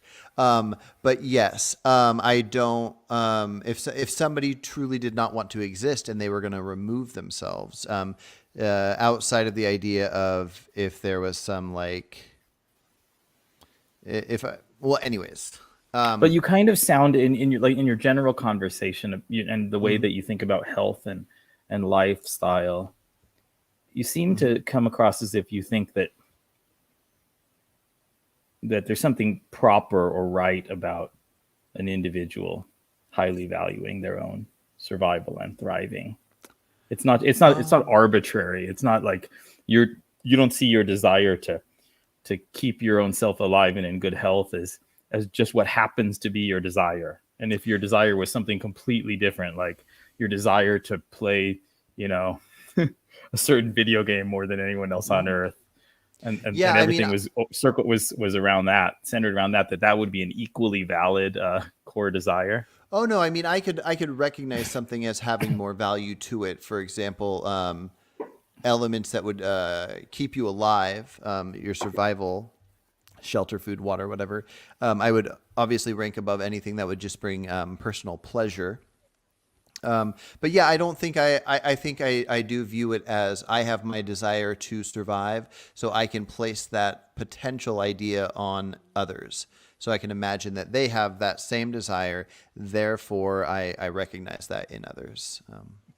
And you think of the desire, which would go to what Mike's saying, he doesn't need to eat cow flesh to stay alive. So you think that the if say somebody has their self description or whatever is that they just have an intense desire to eat steak every day. Mm-hmm. You rank that somehow differently from the desire to keep oneself alive and keep oneself healthy, and the desire to take care of one's kids, something like that. Yeah. You think there's some kind of objective difference between that desire? I don't know if I'd call it objective, because it's just about pleasure. Yeah, I mean, I have to go off what I would do and what I would want. And now I can recognize I might do something in this life that I could recognize as bad, but something that I desire to a severe level where I would do things I consider immoral for them. Like if I had to execute the three of you to keep my daughter alive or something, I'd feel terrible. Mm. But I have this like connection to my daughter that I might have to do something immoral to protect my family, to protect myself. But yeah, I wouldn't be able to. I can't think of a way to describe why that desire would be better. I think Jerome, do you agree with me that then you just described that potential action as something psychologically understandable but immoral at the same time? Jerome, wouldn't you just say that not sacrificing your own life to save, to prevent another Holocaust or save 1 billion people is just similarly something that might be psychologically hard but would very obviously be immoral? Yeah. I 1,000% agree. I think That's a lot of a percent. Go on. yeah, 1,000,000,000% agree. Yeah, there oftentimes there are things that are immoral but are psychologically hard, and that might be one of those situations. Although there is one sort of we may have some disagreement as far as like moral realism goes. I think I do think morality tends to bottom out and with desire. I'm not a moral realist. I think I think it tends to bottom out in desire, and I think that kind of brings up the question I had, or there's a couple different questions I have. So, and it's kind of what Mike is kind of trying to bring up. I think with his reductio, it's like Carson, you would cause suffering towards animals to protect your survival, and that's a desire. And then Mike would cause suffering towards animals for some sort of taste, pleasure, or I'm not quite sure what his ultimate desire is, but so it's like, what is true of Carson's desire or what is true of Mike's desire that, if true of Carson's desire, would make Carson's desire wrong? Mm-hmm. And I would say, from a perspective of a moral realist, ethical consequentialist, that the answer to your question, Jerome, is that there's a fact of the matter about how much benefit Mike is getting from eating beef that he could be getting from other things he could be consuming, both in terms of his health and nutrition and personal pleasure combined. All of those factors are objectively smaller than the harm that he's causing to cows and to increase crop deaths in the crops that are grown to feed the cows. And whereas Carson, it depends what he's saying he would not sacrifice his life for. When he says that he would not sacrifice his life to not cause any crop deaths and personally starve to death, then I think it's objectively true that his life is more valuable than the quick death of insects and some other animals that lived normal lives up until a point shortly before their death and weren't raised in factory farms or tortured in any other way. Is that based on their sentience level? What if the insects were humans that had the same sentience level? But then it would be like what you're saying. You wouldn't sacrifice yourself to stop another Nazi Holocaust, in which case you're just morally incorrect, because the horrible suffering and death of 6 million humans who I have no reason to think are vastly less important than you. Most of them would probably be about equal, and some of them would be like way more morally important than you. Yeah. I believe a more immoral action maybe has taken place. I don't know if I'm morally incorrect, but maybe. So if 1 billion people were going to die and I had to sacrifice one to save the billion, I wouldn't do it. But if 1,000,000,001 people were going to die and somebody told me you can either save the billion or the one, which would you do? And I'd obviously save the billion. There wouldn't even so that be goes a straight to second the trolley problem question, right? Yeah. When it's because whether the action's happening initially or not. when you say that there's a important distinction between killing the one to save the 6 million versus having a forced choice where there wasn't some kind of original position, and that's making the trolley problem distinction. That's saying like if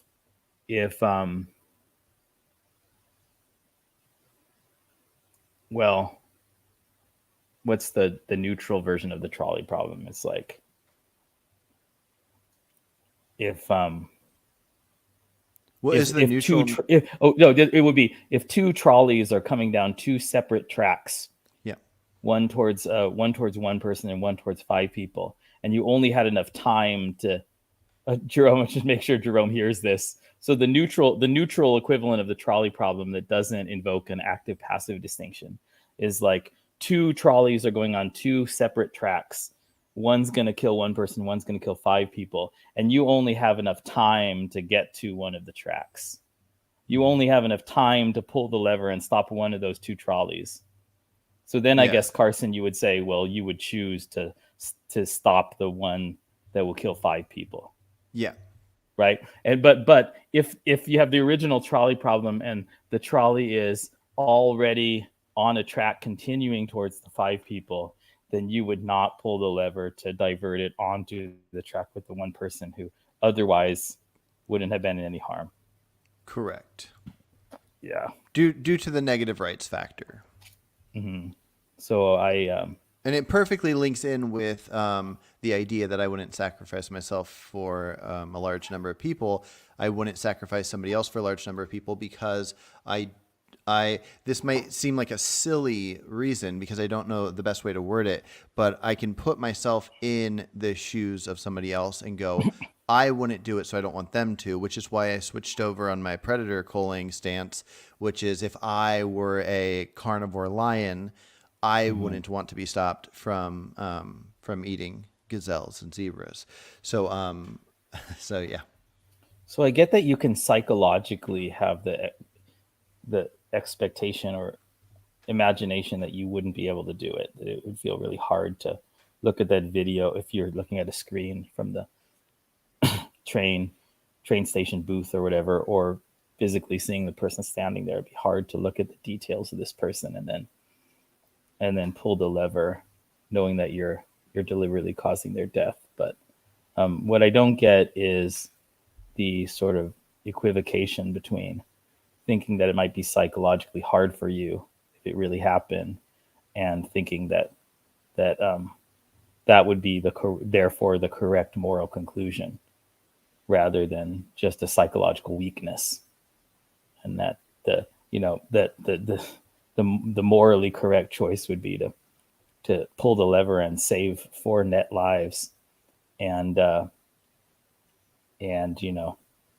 people who have the ability to make such decisions are exactly the type of people that we want in charge of our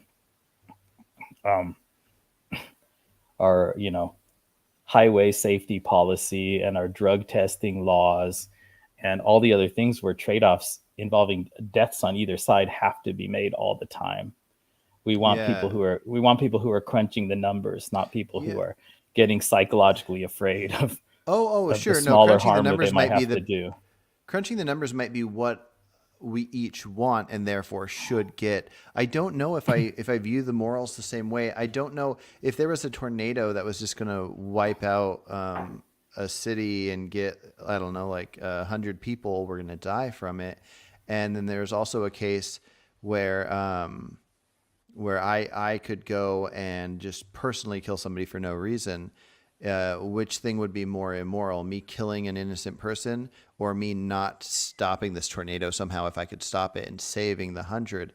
I guess I view the negative rights to different proportions, which would make a higher number, even if that means more individuals are feeling this concern. I don't know if that makes it more immoral or not. Jerome, you have anything at this point? Yeah. So I mean, I struggle to see a difference between like I feel like the consequences of the traditional trolley problem versus the two are the exact same. So I have a hard time trying to like view it a different way. But speaking of trains, I do kind of want to derail the conversation, and That's go and go kind of back to Good one. Mike's claim, where so I may agree with Mike that morality often kind of tends to bottom out in desire, right? But I would question, and even if you guys don't agree with that, we can just assume it's true. Like assume morality bottoms out in desire. Um, I would have a question about whether or not his desire is consistent. Mine. Or not yours, because I think your desire is consistent because you desire your survival, and then you would cause harm to animals, but you'd also cause harm to humans as well. I think if it Mike meant... refused to share his desires, so that's why I thought you meant me. So. Oh, gotcha. Right. Okay. No, it sounds like your desire is consistent. Although I would question Mike's. And I'd really like to just name the trait, right? So it's like, I assume that Mike wouldn't desire to purchase products from like a human farm.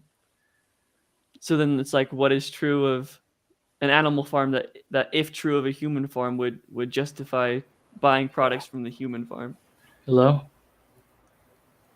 Yeah. We can hear you, Mike. What's your response to that? Yep, it's all you. Oh, I just came from the bathroom, so like, Oh, it's okay. I'm just wondering, like, who's the vegan here?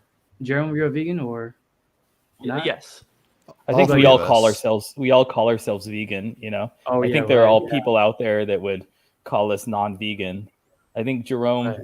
you actually eat bivalves, right? Correct. Yeah. So I think all three of us believe that bivalves, like clams and oysters, are not sentient.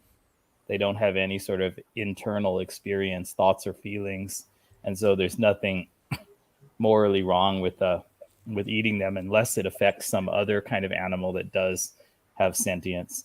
But Jerome eats them. Yeah. I don't. Okay. But I think the reasons I don't are about like my health and digestion, and that I don't need okay. them. But I don't judge anybody who does. And I'm supposedly not vegan because I ask too many questions. That's what I hear from a lot of vegans. Yeah. But yeah. Okay. I'm so, supposedly not vegan too because Yes. because I'm a consequentialist or almost a utilitarian, and Mhm. a lot of people think that you can't be a vegan unless you believe in absolute rights as your standard of morality. Yeah. Which I don't. I just believe in consequences being better or worse. Okay, But I so don't Mike, consume any animal products. Yeah. So yeah, Mike, that was Jerome that asked that question, though. Yeah, it's wait. He's I'd just like asking to you. preface- He's asking you if a human was similar to a cow in intelligence or whatever else. Would your desire still be good enough for you to eat from a human farm that farmed that kind of unintelligent human? I mean, I guess I just want to know what is the base foundation as to why Jerome is asking that. Yeah. So the reason for asking the question is, so we all have our different moral frameworks and ideas about morality. Okay. And it seems like to me that at least the baseline for your morality tends to be about desire. So like you're questioning Carson, it's like, wait. like you desire to. So Carson desires his own survival, so he's willing to cause harm to animals to protect his survival, and then you come back and you say, well, I desire to eat a cow, so what's the difference, right? So like you have your own sort of moral framework. So the reason I'm asking this question is seeing if your moral framework is consistent. So do you like actually have desire to cause the suffering to this cow to eat it? So yeah, the question on the table is, what is true of a of a cow, that if true of a human, would make it justified to eat human products from a human farm, under your view. Okay. I'll address the. I'll preface with this is that the reason why I asked Carson all that shtick there was because I thought that the justification to cause suffering for animals would have to be based on necessities, and I didn't. I was Carson, like the rest of the vegans, are based on unnecessary things like desires, and so I thought the whole shtick with veganism is that we're trying to reach this egoless, altruistic person, but apparently Carson is not that person. So, and he came back with like, I have a different definition of veganism. I was like, okay, and so that's where it led to that. But I don't want to take up too much from others, Mike, but you know, I don't know how much you heard of what I was saying earlier, but I make a very strong distinction between what I think moral rightness or wrongness means, and then how much I choose to do it, and how much I sort of realistically expect other people to choose to do it. So the kind of person that you started describing, this egoist sort of person who's just measuring the harms and benefits to everybody, humans and non-human animals in the world, that's what I think moral right and wrong mean. So that's what I think it means for an action I take to be morally worse or morally better. It is in that kind of egoless way that you described. But then if I describe my own behavior, a lot of the time I don't want to be as morally good as I can, and I just don't. You know, like I have a beer here that is not like, it's not objectively helping the world, and I could have spent that money donating it to a charity, right? Yeah. So all that kind of stuff that I do all the time, I'm making these selfish decisions, but I don't think that means that's morally okay. I think that the definition of what makes something morally better or morally worse is kind of impartial and objective and egoless. And then one of the things that I want in my life is to do a lot of morally better things, and I do. You know, I donate quite a lot to charity compared to most people that make my same like relatively low level of income, because I'm just a teacher. You know, I donate to charities, and of course I'm vegan as a ethical decision, and I kind of consume a lot less probably than other people in some ways. And are you overweight? So I think a little.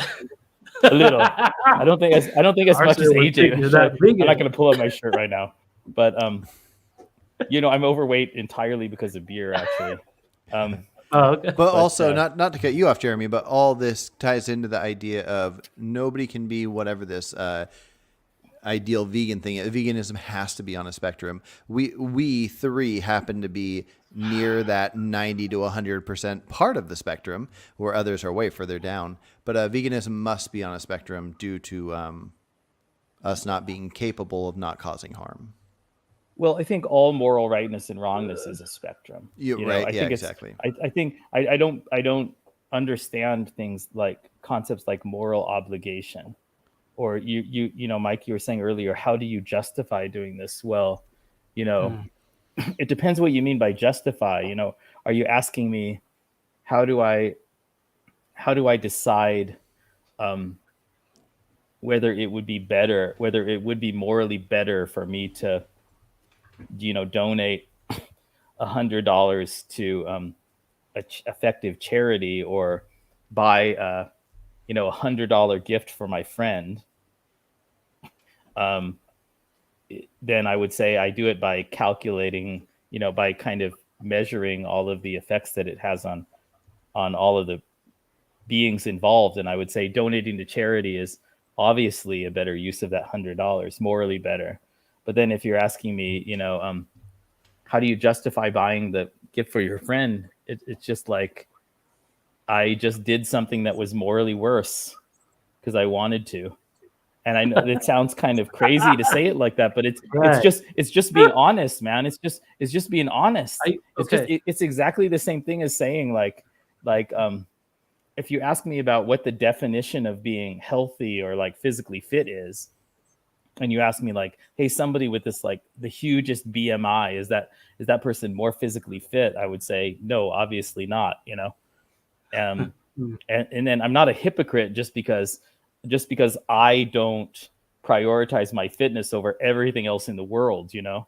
I do exercise and play sports, but I don't like base my life around maximizing my fitness, you know. That doesn't make me a hypocrite. I can still tell you what it means to be more fit or less fit, you know, and morality is like that. So so are you asking me to measure the relative morality of you know, eating beef versus eating a plant-based diet? Or are you asking me, you know, why I justify the decisions I make? Because the answer is that I value being a morally better person, and I do some things that make me a morally better person at low cost to myself. Because I know you probably don't realize this now, man, but it's not that hard to live as a vegan, what people normally mean. Not consuming animals for food or clothing. It's not really as hard as you think it is at all. Not even close. To him, And you to can be a eat, vegan, you know, you must delicious not and live. amazing things that make your body feel good. Yeah, the whole the thing. Well, first of So all, so I do things that gain. Yeah, um, yeah, it's you. Go ahead, It's Jerome. you. yeah. So first of all, yeah, definitely it's easy to be vegan. How we like how all three of us sort of view veganism. For example, I don't cook. I don't like to cook. I rarely cook, and I've been able to be just fine as a vegan. But I'd also like to mention that I actually think if we care about animal suffering, I think the survival of the human species is actually very important because um, we become the moral reasoners for animals that can't morally reason for themselves. So I think it would actually not be vegan to kill yourself or unalive yourself, because that would increase animal suffering. How?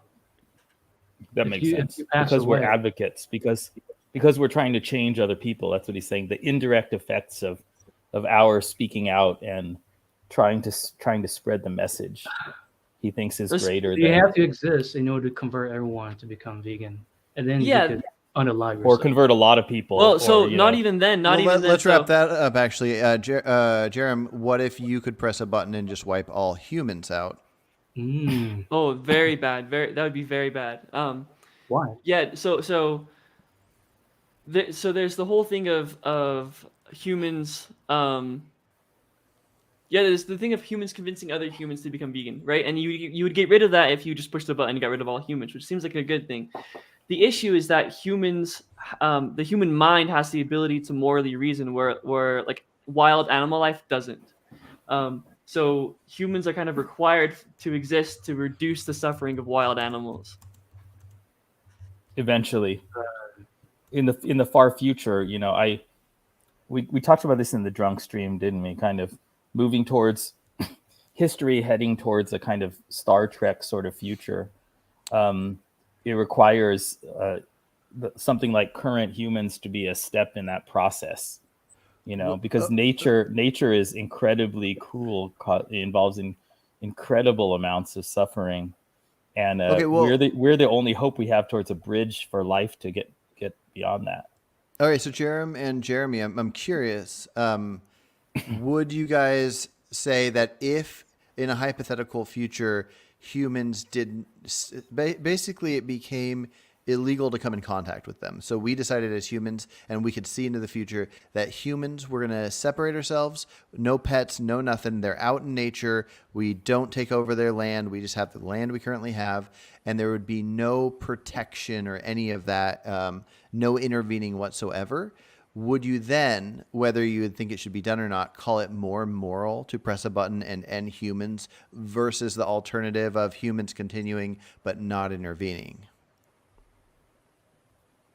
I mean, I think humans should intervene in nature. I'm saying if the options were no humans at all or humans that did not intervene, would the no humans be better? Oh, gotcha. On what grounds? As a Um, vegan. Because the humans occasionally assault each other or something like that, or because the humans are afraid of death and that's a negative experience. yeah, Or I you guess mean the grounds. non-vegan humans? I guess So yeah. they're still factory farmed animals. We're isolated from nature and wild animals, but Let's say is that there's what not. you're? Let's say there's not. And the grounds aren't going to be stipulated unless you feel that there are grounds that would exist here. So it would What would just. be bad about humans continuing then? Oh, I don't know. I don't think there would be anything bad. I just wasn't sure. I was trying to challenge Jerem because I Yeah. thought he was saying that the only benefit of keeping humans would be our intervening with nature. And so I wasn't sure if removing that would make us more of a problem. Like, let's say we still caused crop deaths. Because the insect Oh, side of okay. things, Okay, and then I let's see. say we still had like cars, and we had like ideas of what people might think of global warming, whatever. yeah, Would I it forgot be about more moral in the sense that you were calling sacrificing yourself for two identical people to you? You were calling more moral, even if it's acceptable to not do it. Would you call it more moral to press a button and take out humans? If you had the two options between humans not intervening or humans not existing. So Okay, you first. yeah. So there is an indirect intervention going on just by humans existing. Even if we separate ourselves from like active intervention, simply just by taking up land, humans are able to. Human suffering is less than wild animal suffering because we can understand reasons for why we suffer. Um, so just simply by taking up space, we're reducing wild animal suffering. Mm. So my first Yeah, reaction, less Carson, humans. is that I mean, yeah, less humans, therefore less patch of land for food consumption. I think maybe I have an opposite reaction to all of you guys. Let's find out. Yeah. Well, So I'm I not think, a vegan. Can I lay out some of the foundations yeah. I have? Okay, yeah. I think that um I think ultimately like I'm not a vegan because it would imply pure altruism. I could never do that because it would lead into suicide.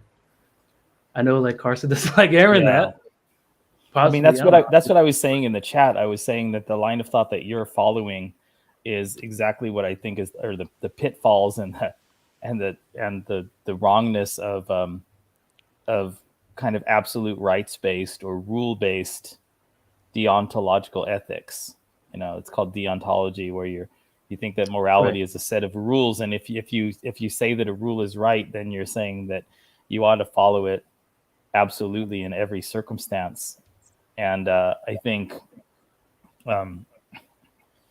that it's almost like it's a reductio of that basic approach to ethics, and the correct approach to ethics is consequentialist or utilitarian. It sees things as comparisons against one another in terms of the effects that they have, you know. And so you try to do things in your life where you can cause benefits in the world that are much greater than the personal sacrifice you have to make.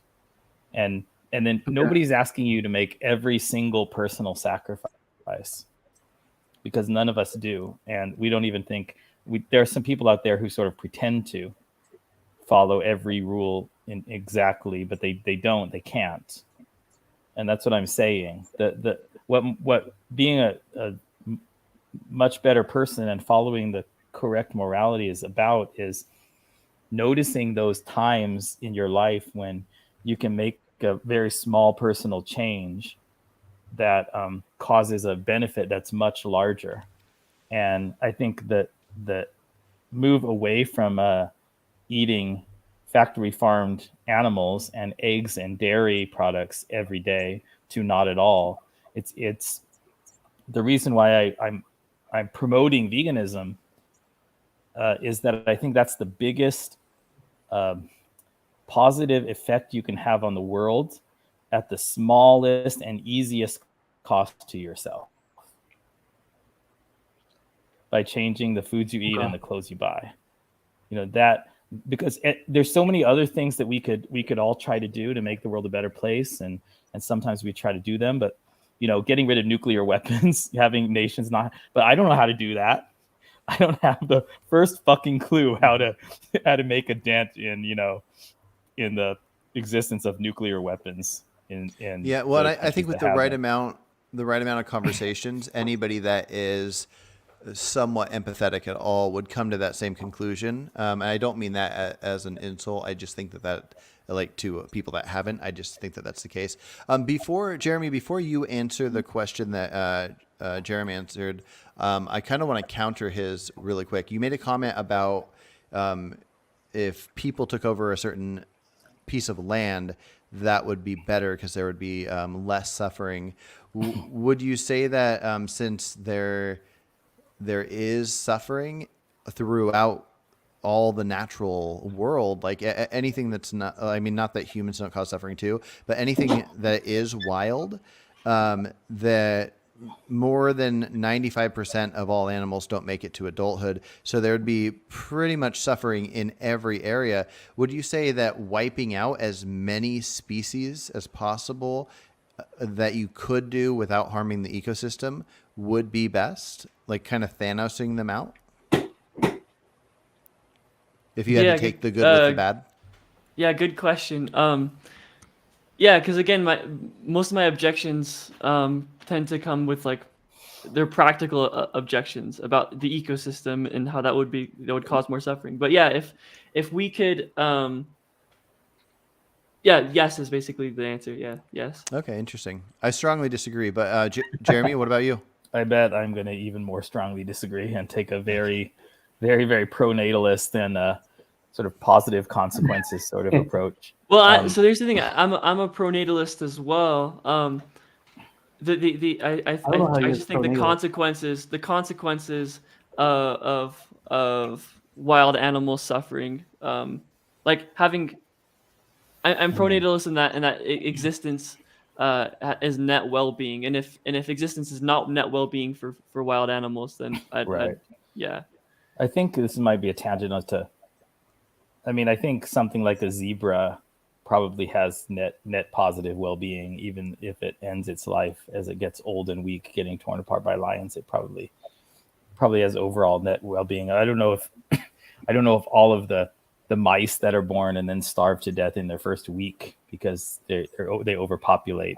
I don't think that is likely to be net positive well-being. But that's a sort of really different topic. But my main thing is that I believe that that well-being, that morality is based upon is like an infinite continuum from, we don't even know what the worst possible experiences would be like. And we don't even have any clue what the best possible experiences would be like. Our imaginations can't really even go there. And, and then also I kind of believe in additive consequences. So if there are humans or other creatures that are having positive overall lives, then having more of them is better. So, so I was going to say, and it kind of goes off until infinity. It's funny how opposite you guys are, and I disagree with both of you so much. I do not think any beings need to be added, and I don't think any beings that exist should be removed. Yeah. We three disagree with each other to such an extreme. Let me go really extreme. And somehow we all disagree with whatever his name is, Carlson 2.0, more than anything. Hey, before you finish what you were saying, I actually do have to leave, but I'm going to leave this up so you three can talk. Is that cool? Are you guys cool with talking without me? Okay. You're just gonna step away and come back? Yeah, I'll come check and close out of this in an hour or two. You guys can stay as long as you want. Okay. You guys cool with that? If they're cool with it, I'm fine with it. Yeah, sure. Yeah, cool. All right, later, dudes. So I was about to talk about, the vast emptiness of space and the rareness of life on Earth, of even life, let alone, conscious life. And when I think about all of the lifeless planets that we see out there, and the vastness of space, I don't see it as neutral. I'm definitely not, this Benatar antinatalist, negative utilitarian who thinks that it's all about reducing suffering, and that the pleasures and the positive experiences of being alive don't matter. I think they matter a huge amount. And so when I think about all that vast emptiness, I think, the world would be so much better if beings that were having net positive lives colonized it, and there's a future where all these net negative lives, like animals in factory farms and the wild animals that suffer so much,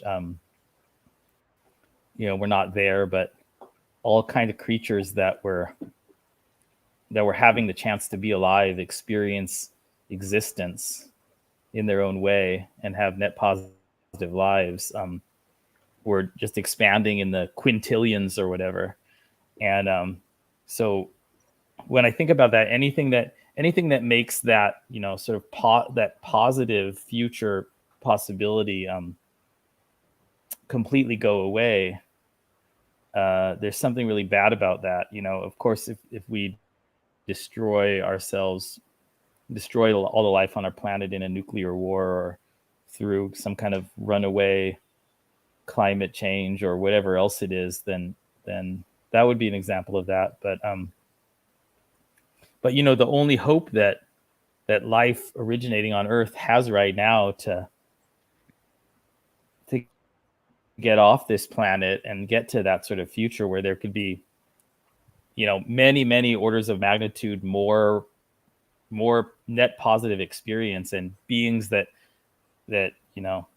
come out of the possible, all the possible people that never got a chance to exist, and then if they could have a chance to exist, the only chance we have of getting to that expansion of positive life throughout the universe is humans right now, and human invention, human technology, human societies becoming more advanced, and then also having the right ethics to guide them.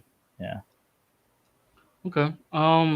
I could just say that, I'm a big Trekkie, and that would probably tell you. I could just say Star Trek, and that would probably give you some idea. But something's better than the actual Star Trek world. But something like that.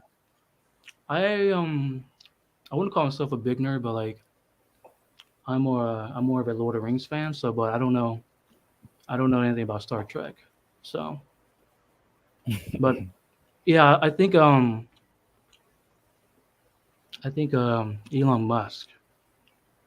Right, it's so random, but there's a point of why I'm bringing him up. Okay, so Elon Musk. I agree that he has like a tweet that he said Mars colony, yeah. It's like something like what, like somebody was asking like a question like, what is the goal of like what is next for humanity and stuff, and then he has a tweet that pointed out saying that is to expand consciousness throughout the cosmos. And I was like, I immediately, like that. I might not agree with all his methods, but yeah. I think I agree with that claim. Yeah. Yeah, and that's what I was trying to tie up into my own position here, is that because Carson wanted to know, since he's not here, but he wanted to know what is my position. So I think so as well as Jerem, right? Is that like you wanted to know because you agree that Carson's selfish desire to exist is consistent, but you want to know if my position is consistent based on my own selfish desires, right? Yeah. That I wanted to get at, right, is that I think I can never. First thing is I can never embrace the concept of pure altruism, because there's going to be a point where we have to justify our own selfish desire. Carson is a literal proof of that. He just can't go all the way and become the Messiah that he so wants to be, this pure vegan who want to reduce suffering. And so he just can't do it. He just can't suicide and become that. So he selfishly desires to exist, knowing that he's causing suffering, and that's okay with him. And so that's the reason why I can never be purely altruistic, is because we're going to reach a threshold where we can never truly be this Messiah of pure goodness. We have to actually justify a little inkling of our own selfish desire that exists in this world. Oh, more than That's more why than that's why I can never be everything. vegan. Yeah. So Wait. So maybe that's okay. Go ahead. Wait.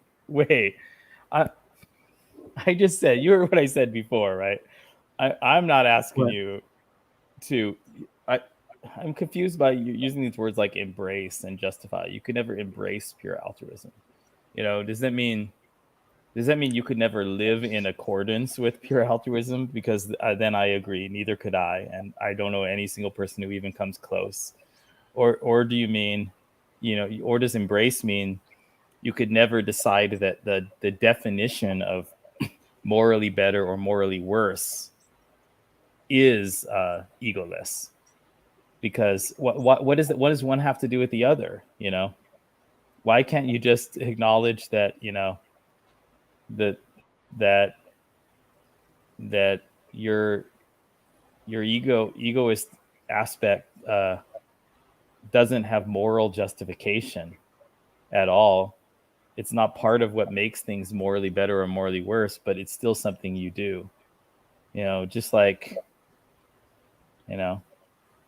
you don't always choose to be as educated as you could possibly be. You don't always choose to be as physically fit as you could possibly be. You don't always choose to be as, like, people are more and less like funny or like humorous than other people, but it doesn't matter. You might make yourself a funnier person, but you're not going to become a perfectly funny person, because that doesn't even make any sense. There's just all these dimensions where you don't do everything. But when there's something that you could do, like if somebody was like, Aren't you supposed to strive for hey it? man, it's like these workouts, if they're yeah, in some sense, but what the way I think about veganism in terms of ethics is that it's low-hanging fruit. You know that expression? It's I don't know what's it's the most ethical good.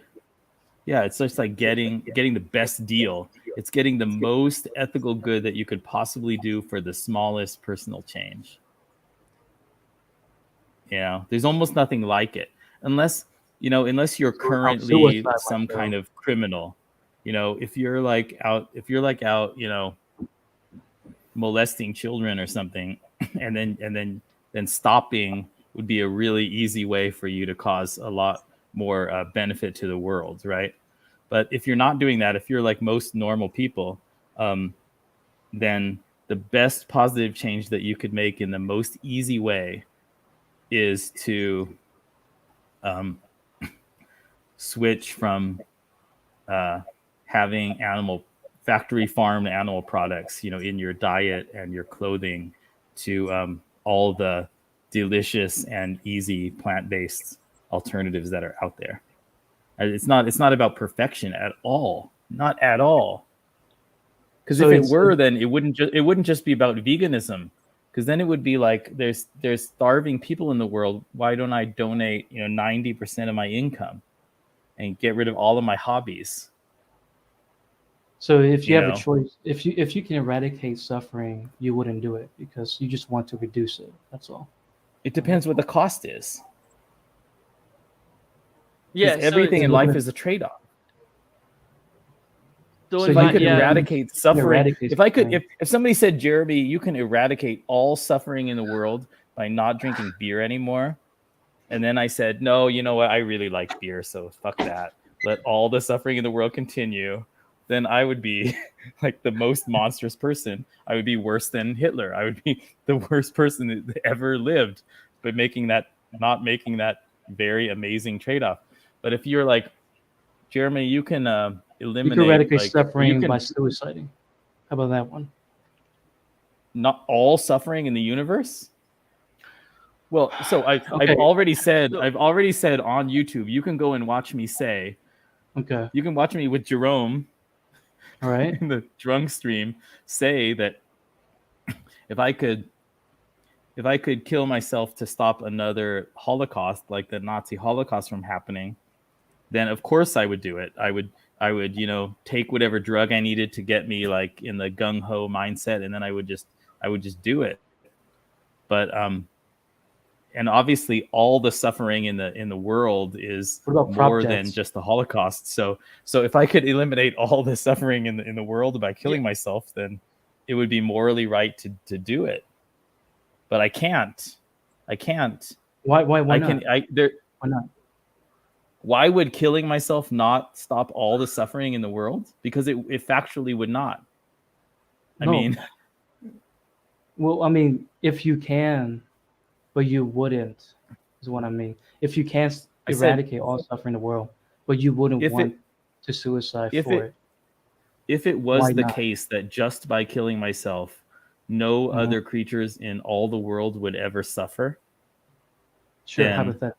it would obviously be morally right for me to kill myself. And I also think psychologically I would be able to kill myself if I had a real reason to think that was true. But it's not. That's not true.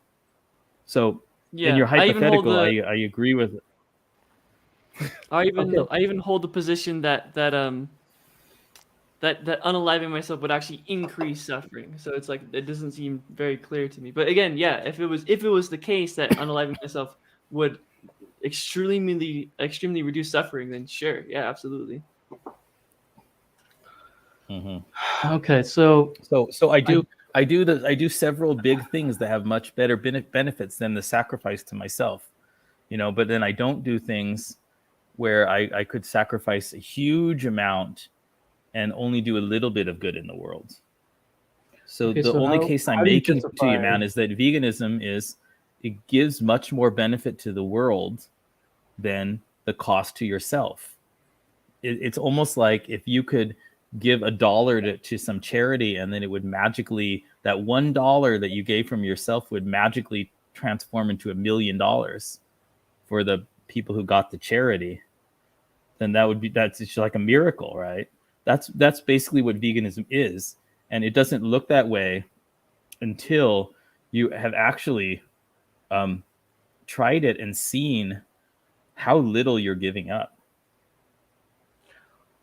let's say And then it seems crazy after you've been vegan for a few months. It seems crazy to look back and see people who think that it would be a huge sacrifice. okay, Jeremy, but let's say, well, how do you justify crop deaths? Because the the harm to myself and to other people of barely being able to get enough calories to stay alive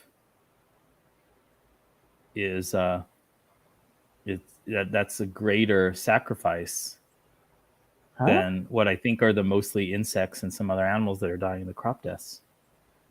So if Because you what? I don't because understand. the trade-off is different, dude. Because the trade-off. So do you think that I'm eating meat confused. causes? Do you think that eating meat causes less crop deaths or causes less suffering of animals than eating plants? Okay, that's a great question. I think, but it leads into a different topic. The short answer is Yeah. I do think so, but that's Okay. going to get to a whole different topic. I want to focus on the crop death part because Okay, the thing is that but I'll like, just say, they do exist, okay. and you as a vegan, Yeah. you're supposed to be this pure altruistic being that is. No, I've told you many times that supposedly- that's not what I've told you many times that that's not what I am. You're not a vegan. I'm if people saw the foods that I bought and the things that I cooked and ate and the way I ordered at restaurants and the clothes that I wore, then they would just ordinarily describe me as a vegan. So in terms of ordinary English, I'm a vegan. I think that veganism means valuing non-human, sentient animal lives, and then making the really good trade-off of saying that my taste like my taste preference or my old taste habits before I was vegan are just tiny, tiny, tiny compared to the huge amount of harm that was being caused to the animals. Right? So it's that trade-off. I gave up something that was very tiny in order to do much, much more good in the world. And then there's other things where I could like starve myself to death. I could try to, you know, I could Somebody there? try to like not ever drive anywhere or ride in a car or do anything that might like squash a bug. That would be a huge sacrifice. So what I'm saying is I'm not this perfect altruist. I'm just somebody who like a morally practical person who just like takes the good trade-offs that come my way. What? You strive to be this perfect altruistic person. I strive to be a perfect altruist? Yeah. I don't think I do. Would it You describe me? Should it strive to become this altruistic person? No. To be, if something comes along where it would be an easy way for me to become better than I am, then sometimes I do that. Just like any other person, or not any other person, because there's like a lot of sociopaths and stuff, but only be good whenever the situation presents itself. No, but it's like Peter Singer, an example of, you're walking along and you're kind of in a hurry, but you see a young like toddler baby drowning in a pond, and you could easily save the child, but you would get your clothes wet, and they cost a little bit of money. So you're deciding, well, should I, maybe damage $100 worth of clothes to save the child, or should I just go walk on by? That's the kind of trade-off where, most of us, ought to be able to say, well, it's related to veganism.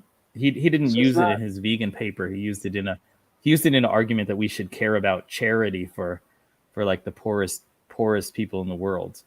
I am under the idea that veganism is about how to stop your contribution or causal action coming from you that causes suffering.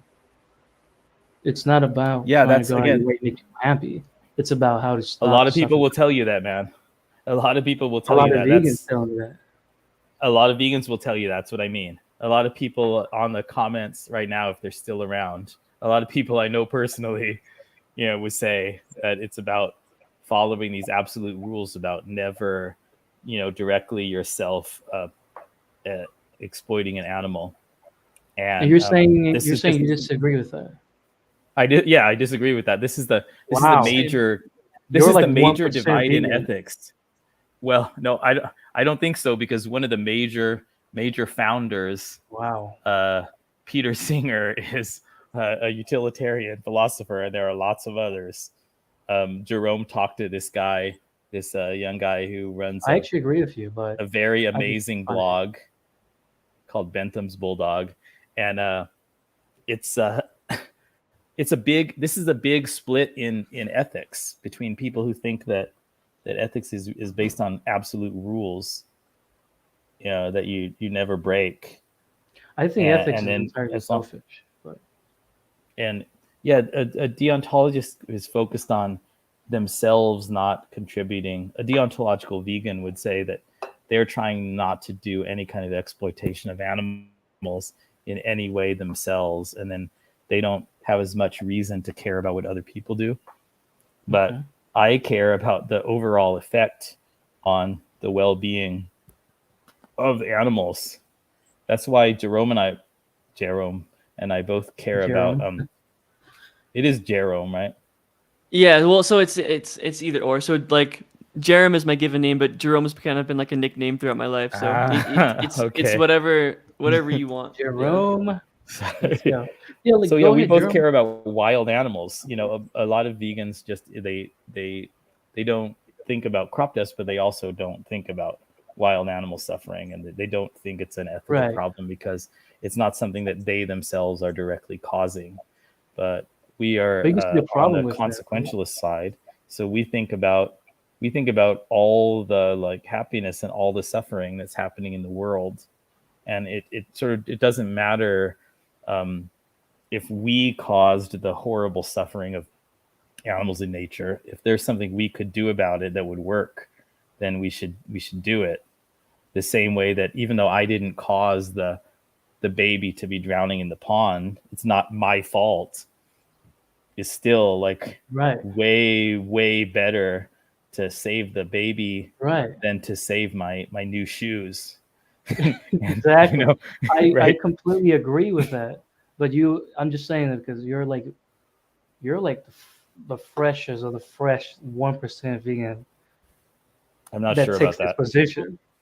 I This is no, the I first feel like time I'm I feel hearing like a it. lot of vegans hold the same position about like suffering reduction and like utilitarianism sort of thing. In fact, again, Peter Singer is like one of the biggest vegan advocates out there. He kind of started the modern day movement, and he holds the same position. So I don't know if Okay. it's like a 1% sort of thing. Oh, I'm just saying the vegan I interact, they say like it's nothing to do with that. It's just your personal direct causal or contribution. So like I when think it might Jeremy be the told kind me of about, activist groups that you hear the most about. Yeah. I mean, I think there's lots of vegans in the world who are just kind of talking to their friends and maybe they're contributing behind the scenes.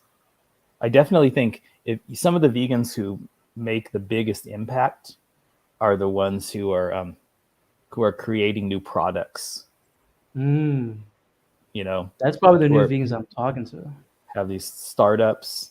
And well, no, like those people, Oh, like they're not like activists out in the streets, but like the people yeah. who created like Beyond Meats and who go to work for it, and maybe they could have taken a higher paying job or they could have started a different kind of company, but they did that because they wanted to like they wanted to change what lots and lots and lots of people consumed, and they thought the best way to do it was to make a delicious plant-based burger that was I like will much never eat better it. than the old plant burgers, the old veggie burgers.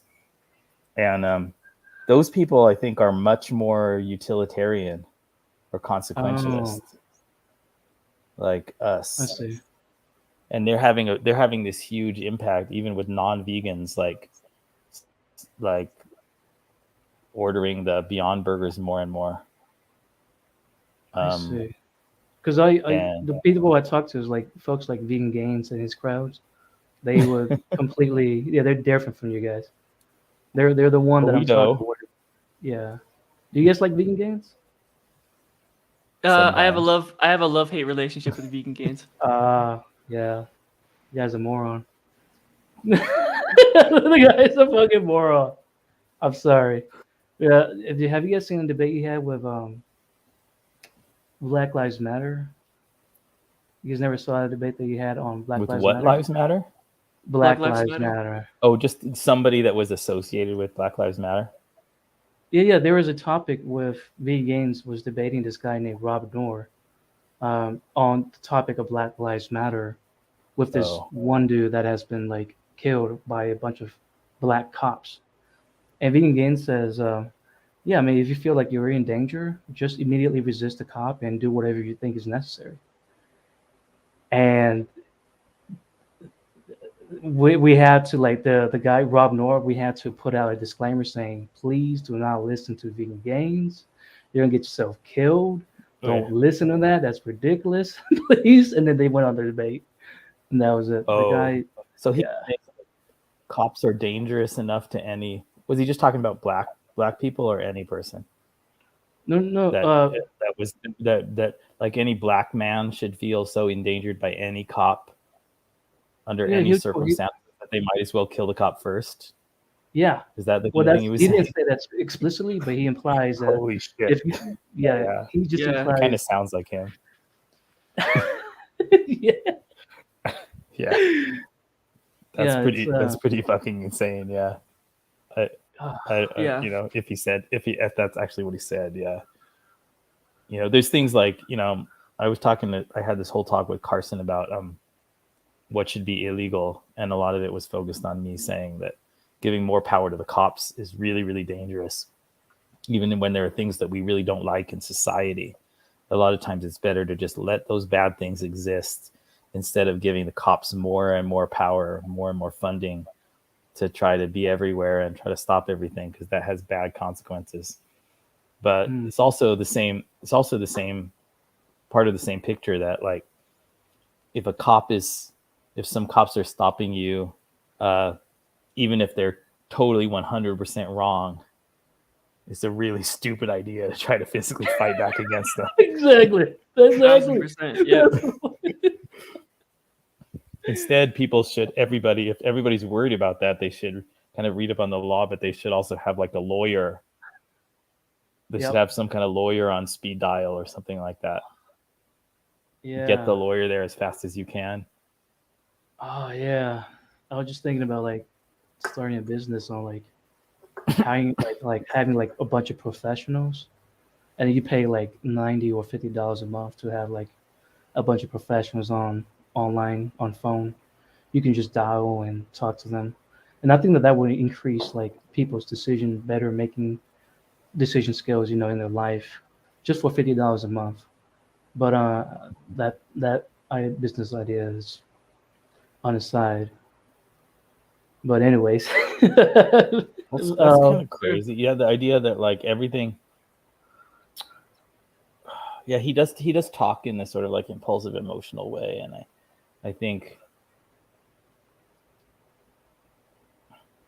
I'll let Jerome speak a little bit, but I think that a lot of the conflict that comes up with more like utilitarian or consequentialist minded people and absolutist people is that they get really, really emotional. You know, you can look at Alex O'Connor. Unfortunately, he's not vegan anymore, but I think his arguments are bad, but he's a really smart guy. And he interviewed Peter Singer and then Joey Carbstrong. You know who that is, I guess, right? Yeah, I know. Joey Carbstrong, super famous. Yeah. So Alex O'Connor interviewed Peter Singer, and you know, Singer just said some things that a utilitarian would say that sound kind of controversial if you don't really think about them that carefully. Like, I mean, they're talking about this idea that like, what if you imagine that there were these humans that were being raised in some special place until they were 18 years old, and they had just like absolutely perfect lives. Like everything was done for them. Their lives were just amazing. And then when they were 18, kind of like the movie The Island, if you ever saw that, kind of like they just got like suddenly killed. They didn't have any like expectation, so they weren't worried about it or anything. But then they're just like killed in their sleep. And then maybe they got like eaten. They got used for meat or for whatever else, like in the movie The Island, something else. But you know, Peter Singer just said, well, you know, if they didn't like their lives were like amazing, there's no suffering in their lives at all, then yeah, it's better that they got 18 like perfect lives, perfect years of life, instead of never existing at all. And then Joey Carbstrong, his whole like response video to that is just all like emotion, all rage. What like a horrible bastard, you know. Peter Singer is saying something like that, and I see. And you just see like he just never settles down his emotions at all, and that's the kind of way that we feel is like these people are just like raging at us and they won't listen to what we're saying, and they won't get out of that super emotional kind of I see mentality. It's very frustrating when we're trying to just like evaluate the situation and decide, you know, what would be better than which things would be better than which other things. Anything else? Anything I missed there, Jerome? I mean, yeah, Jerome, go ahead. Like, You haven't really speak much, Let's see. Let's hear you out. Yeah, for sure. I mean, so I'm glad that we've come to at least a lot of agreement as far as our ideas about morality and how it's more of a what's the word I'm looking for? It's not like all or nothing, right? It's like it exists as a scale, especially with veganism. Mm-hmm. But I would actually like to kind of revert back because I haven't really heard an answer to my original question about like What is it?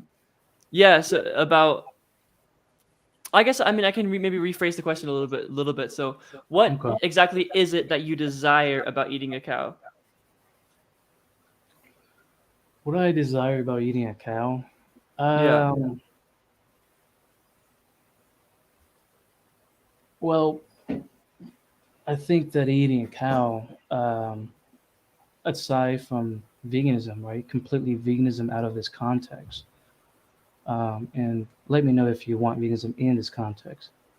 But out of this context, I think that eating a cow is a super healthy and nutritious food that human cannot it'll be just too dumb to dismiss it. Gotcha. And, yeah, and So okay, go ahead. Yeah. yeah, go ahead. Yeah, Uh, my Yes. question would then be like, so if human was just as healthy or even healthier than cow, say human was the healthiest meat you could ever eat, would you have a preference towards eating human? human is the healthiest. Yeah, suppose that human was the healthiest you could ever eat. Would you then support farming humans? I mean, it is at that point where, if we're talking about,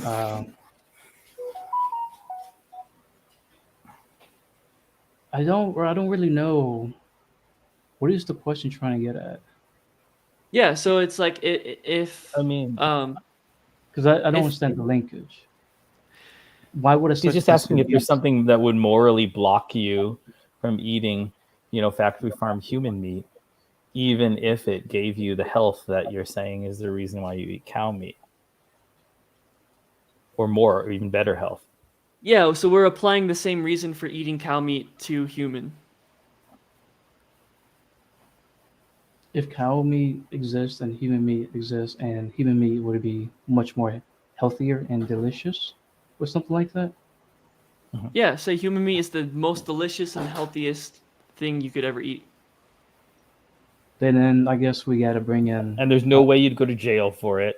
It's socially acceptable too, right? There's no way you get in trouble for it. Yeah, Okay. say Yeah. there's factory farmed humans where you could go to McDonald's and get a human Big Mac, or you could.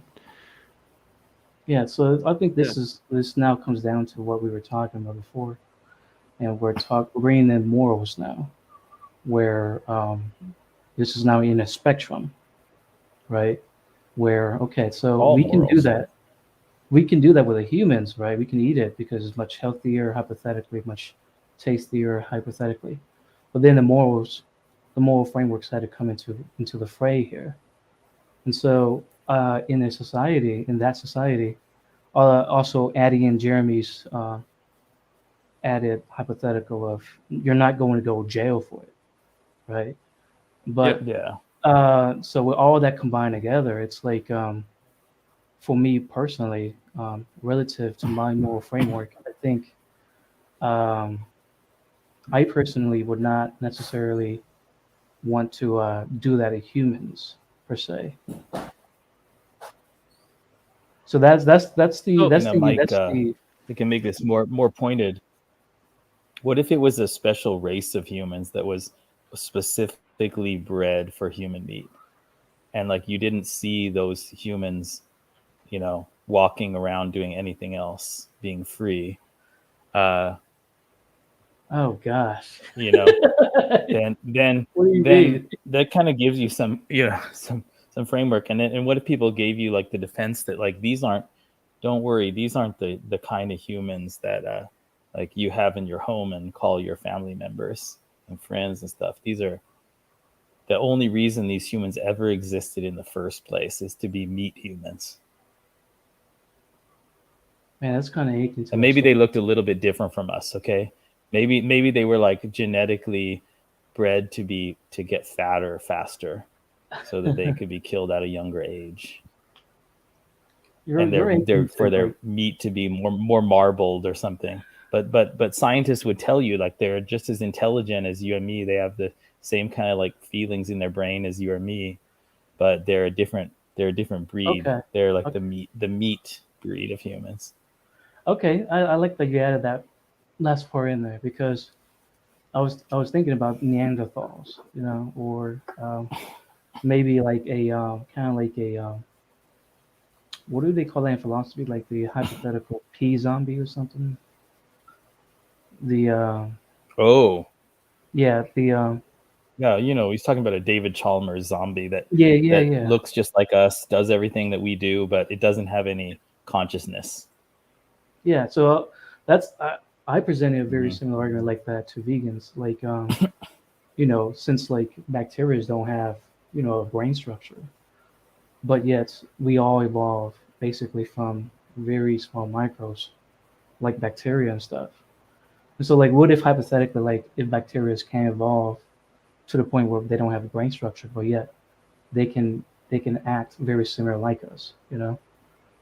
But that's a whole different talking point. So yeah, I was thinking about like Neanderthals pertaining to what you're saying, stuff like that. And so I mean, at that point, I had to resort to whether or not they are uh, conscious beings. You think a cow is not a conscious being? Woo! Man, you know what? Before, I would assume that they are, but now I'm 50-50. I think cows are definitely aware to that extent, but I don't. They're aware of their surrounding and stuff like that. But I'm not convinced that they are conscious enough to be said that they are conscious like human beings. And in order to be like conscious enough like Hmm. human beings, I will call What you a do you conscious mean creature. conscious like having logic or something, or do you mean conscious? Because I think we would say yes, a cow is clearly conscious, but we mean something like having experience and having feelings, and there's something that it That's would be that's the like to problem. be a cow. That's the problem is that I agree with all that, but I don't think a cow can have the conscious uh, quality qualification to ascertain what it is like to be a cow per se. Oh, That okay. require that requires Gotcha. the conscious logic and reasoning behind it to assess it. The cows can't do that. So imagine we had a human farm of people that had like cow consciousness, where assuming cow consciousness is what you're saying it is, right? So maybe humans with I don't know, Alzheimer's or something, where they you can't recognize their subjective experience. Maybe they can't like pass the mirror test or something. Okay. Um, would it be moral to then farm those humans? Um, Although I would still say no. And the reason for that is because we know that humans directly have the properties of what we're all talking about, and that is human having consciousness. Well, that's And what that's so the question. That's the question. So imagine that these humans I have know a they don't. consciousness of a cow. Yeah. Yeah. Yeah, the thing is that So, like I Mike, you think think it that works on a species by species basis? So that what do you if mean? you know that some members of a species, you can tell by like the way that they talk and like reason and have a conversation with you. If some members of a species show you that they probably have like a subjective awareness, Oh that yeah, that automatically means that all members of that species have that, even if they're like I severely mentally disabled, they still have it. yeah, I was going through that scenario. I think it was like last week. I was going over like okay, so because I was studying. Well, I mean, one topic I was interested in is spirit and consciousness. So I was going over like a question of how do we fully determine something is truly conscious, right? So one thing is that like you have to human beings are the only animals that can experience existential crisis. Okay, but not all And so, humans can. Severely mentally disabled yeah, people don't seem as if they can have an existential crisis. but okay. Well, I want to But finish my thought on that. okay. Okay, yeah. So like existential crisis is it's one of the many greatest evidence that can demonstrate that you have the capacity to have the calculations of your desires and stuff like that. Pertaining back to what I was talking about with the cows, they don't necessarily have that kind of level of consciousness. And so to say that they are conscious, it's not. There's no evidence for that, you know. And so Jerome presented a hypothetical of what if human beings are like in a cow level state consciousness, you know.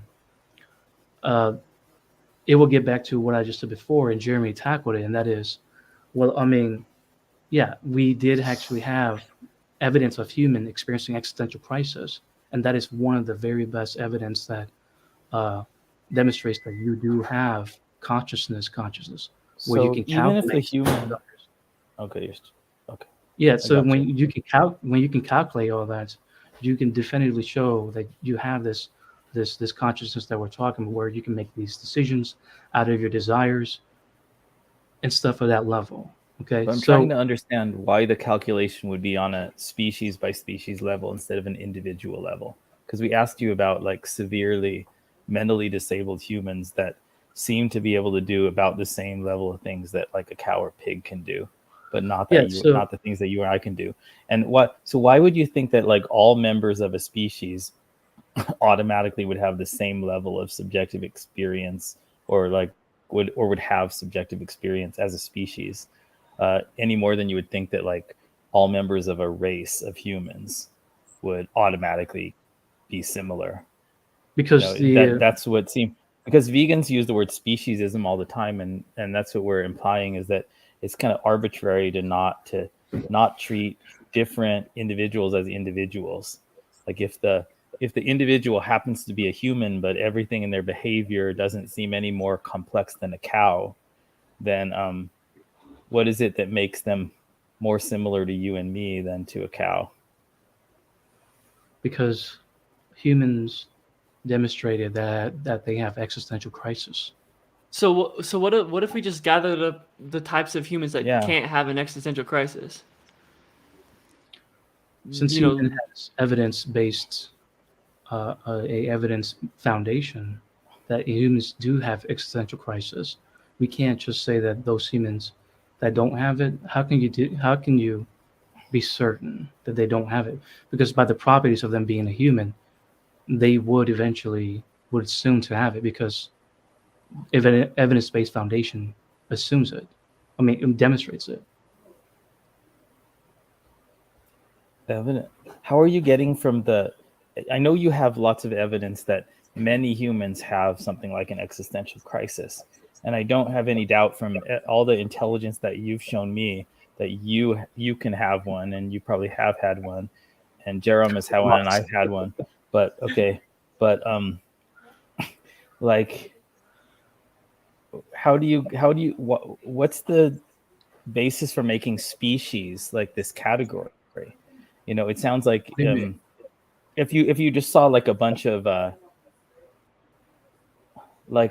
Japanese people that were able to do something, and then you just concluded that all Japanese people are able to do that, but you didn't conclude all humans. You just saw like a bunch of Japanese people like solving a kind of like spatial puzzle, and then you generalized to the like the ethnic group.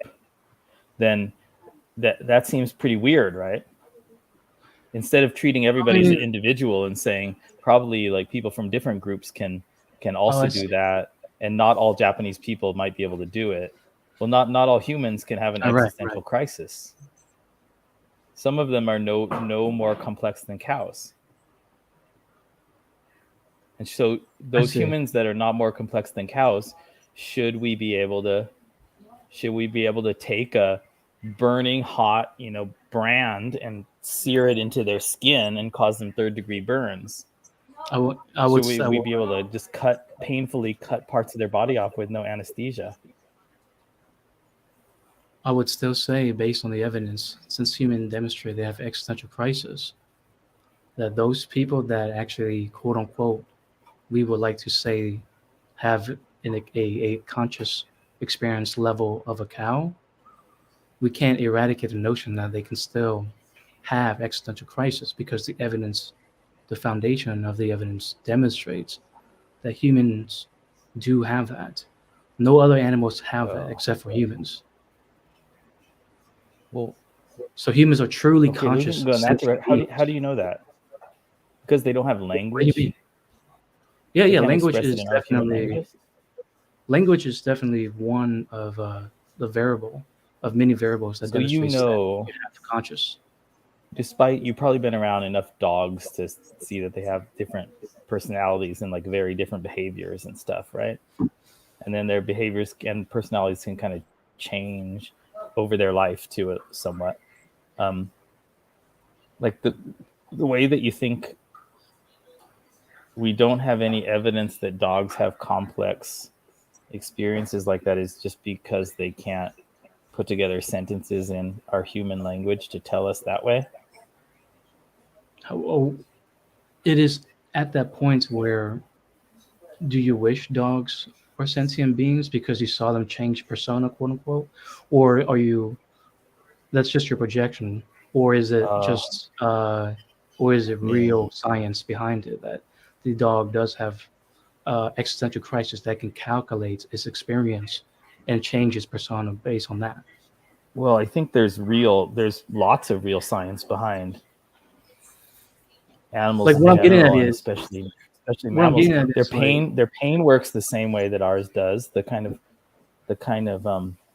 neurotransmitters that are involved are basically the same. Things like stress apply to them. Things like PTSD kind of responses to trauma apply to dogs. There's lots of science between these kind of things. Whether you want to call it an existential crisis, whether I can say that a dog like thinks about the fact that it's going to die someday. I don't think that we have like hard scientific evidence for that, but that's the problem. That's what the name the trait is about, because I don't know that severely mentally disabled humans think about the fact that they're going to die someday. They probably don't, and I don't think that most 2-year-olds are capable of thinking about the fact that they're going to die someday. And yet, that mentally disabled human or that 2-year-old, we don't think it's okay to just inflict whatever pain we want on them. But we can't disregard it though, because the evidentiary foundations shows that humans do have existential crisis. So we can't just eradicate that from a 2-year-old kid. We just can't do that. Because it's a potential, because they'll grow it later, or because you think it could have it there. It could be a potential. You think they could already have it. You think you think that there's a pretty reasonable guess that like somebody who's 2 years old right now, a 2-year-old human, could be having an existential crisis over the fact that they're going to die one day. But you don't think you can imagine that about a cow, but you can imagine it about a 2-year-old. Not die one day, but there are many topics that could give you existential crisis. The baby could probably wonder about its shadow. Is it a part of that shadow, or is it just something that is there that is just following it, that is different from it? And so it's having this cognitive dissonance that is experiencing. Why don't you think that about cows?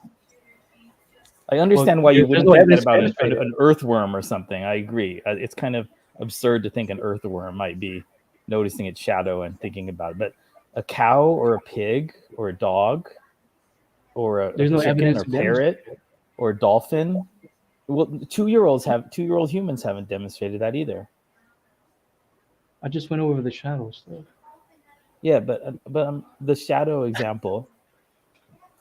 Yeah, I feel like animals can do similar things, right? But let's just imagine that we have like a machine that beeps when someone has the ability to have not have an existential crisis. We have an existential crisis machine, right? And we could go up to people and it starts, it'll start beeping if they don't have the ability to have an existential crisis. Would we then be okay to farm those humans? If we have a machine that beeps that those humans don't have existential crisis.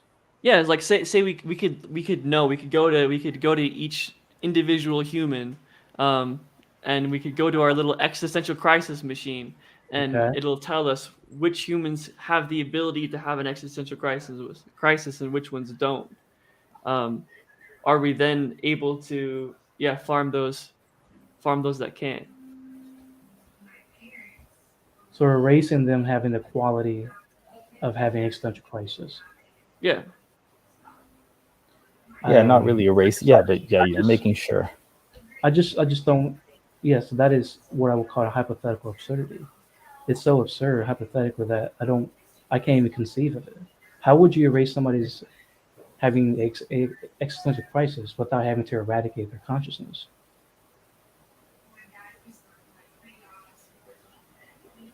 I don't see Well, how I that guess- would. I mean, If that's what you're calling Existential consciousness, crisis is yes, Jerome is telling you that you could eradicate the consciousness. If there were humans with That's the basically consciousness making them dead. eradicated, basically If they making don't them dead. Yeah, if they don't So have a cow is dead. No, Jerome was talking about eradicating existential crisis. I said Okay. it's so hypothetically absurd that I can't conceive of such a thing without having to eradicate their consciousness. I mean, you can conceive of it in a cow, right?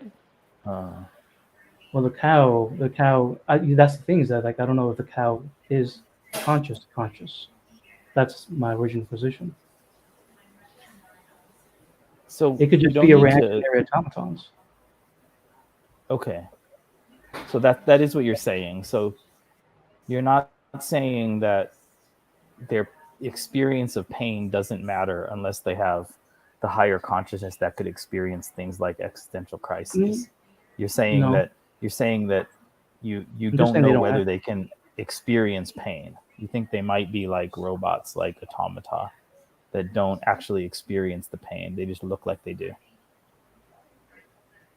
So Mike, but it's just there's a kind of like Occam's razor. There's just a kind of simple, straightforward explanation issue going on. So you take So you think this is take apparent, humans. right? If you just like So take are you a trying to say knife. this is obvious? No, I'm saying that this should be the simple starting point. The starting point kind of premise zero or something. If you take a knife and you stab it into your leg, Mm-hmm. you are going to react in a certain way physically, like observably to everybody. Things are going to happen in your body that can be seen and measured. And then also, the kind of experiences you're going to have. Okay, and then you take that knife and you stab it into a dog's leg, and the dog is going to do a whole lot of the exact same things that you're going to do. And there's going to be maybe like the main differences are going to be that like you're going to like swear and say some words in human language. Yeah. But most of the other things that are going to happen are going to be so similar, and it's going to physically look so similar. Like the blood that comes out is the same. The like muscle that you expose is going to be the same. And then even like the measurable brain state as well. You could measure, Yeah, you could put the dog in an MRI, and it's going to show the same kind of things when its leg gets stabbed with a knife as a human brain does. The same parts are going to light up. And then you're going to say that we don't have any reason for knowing that a dog has subjective experience. That seems like a very unusual conclusion that you'd have to get to. Like a lot of complex So it should be argument. obvious. Yeah, right? well, it should be the starting point that other animals that act almost exactly like us when they get injured in almost in the same ways are What are your thoughts on experiencing bacteria? pain almost exactly like we do. Do you think bacteria are conscious beings? That Do what? you think bacteria or microbes are conscious beings? Bacteria? No, but it's Why because not? of the exact thing I'm describing. Because of exactly what I described. Because Like I what? don't see anything like bacteria responding in the same way to similar kind of injuries as humans, but I do see dogs responding to the same kind of injury and the same kind of pleasure, like cuddling or whatever, as humans. There's But all that's kinds like of evidence I saying, have that dogs and like mammals at least yeah, but that's like are. me saying like I don't see dogs have existential crisis like humans. So like what is the conclusion that they are conscious Well, beings? I agree that I don't have evidence to believe that dogs have existential crises, and I think they probably don't. I agree with you that they don't, but I think the reason not to, torture a dog for fun or because I like the taste of its meat or whatever else for So bacteria are sentient. entertainment, like Michael Vick in the dog fighting ring. I think the reasons not to do that are not based upon the fact that the dog has an existential crisis. It's the fact that the dog can feel a lot of pain. And I do have reason to believe that dogs can feel pain almost the same as you or me. I don't have reasons to think that dogs have an existential crisis.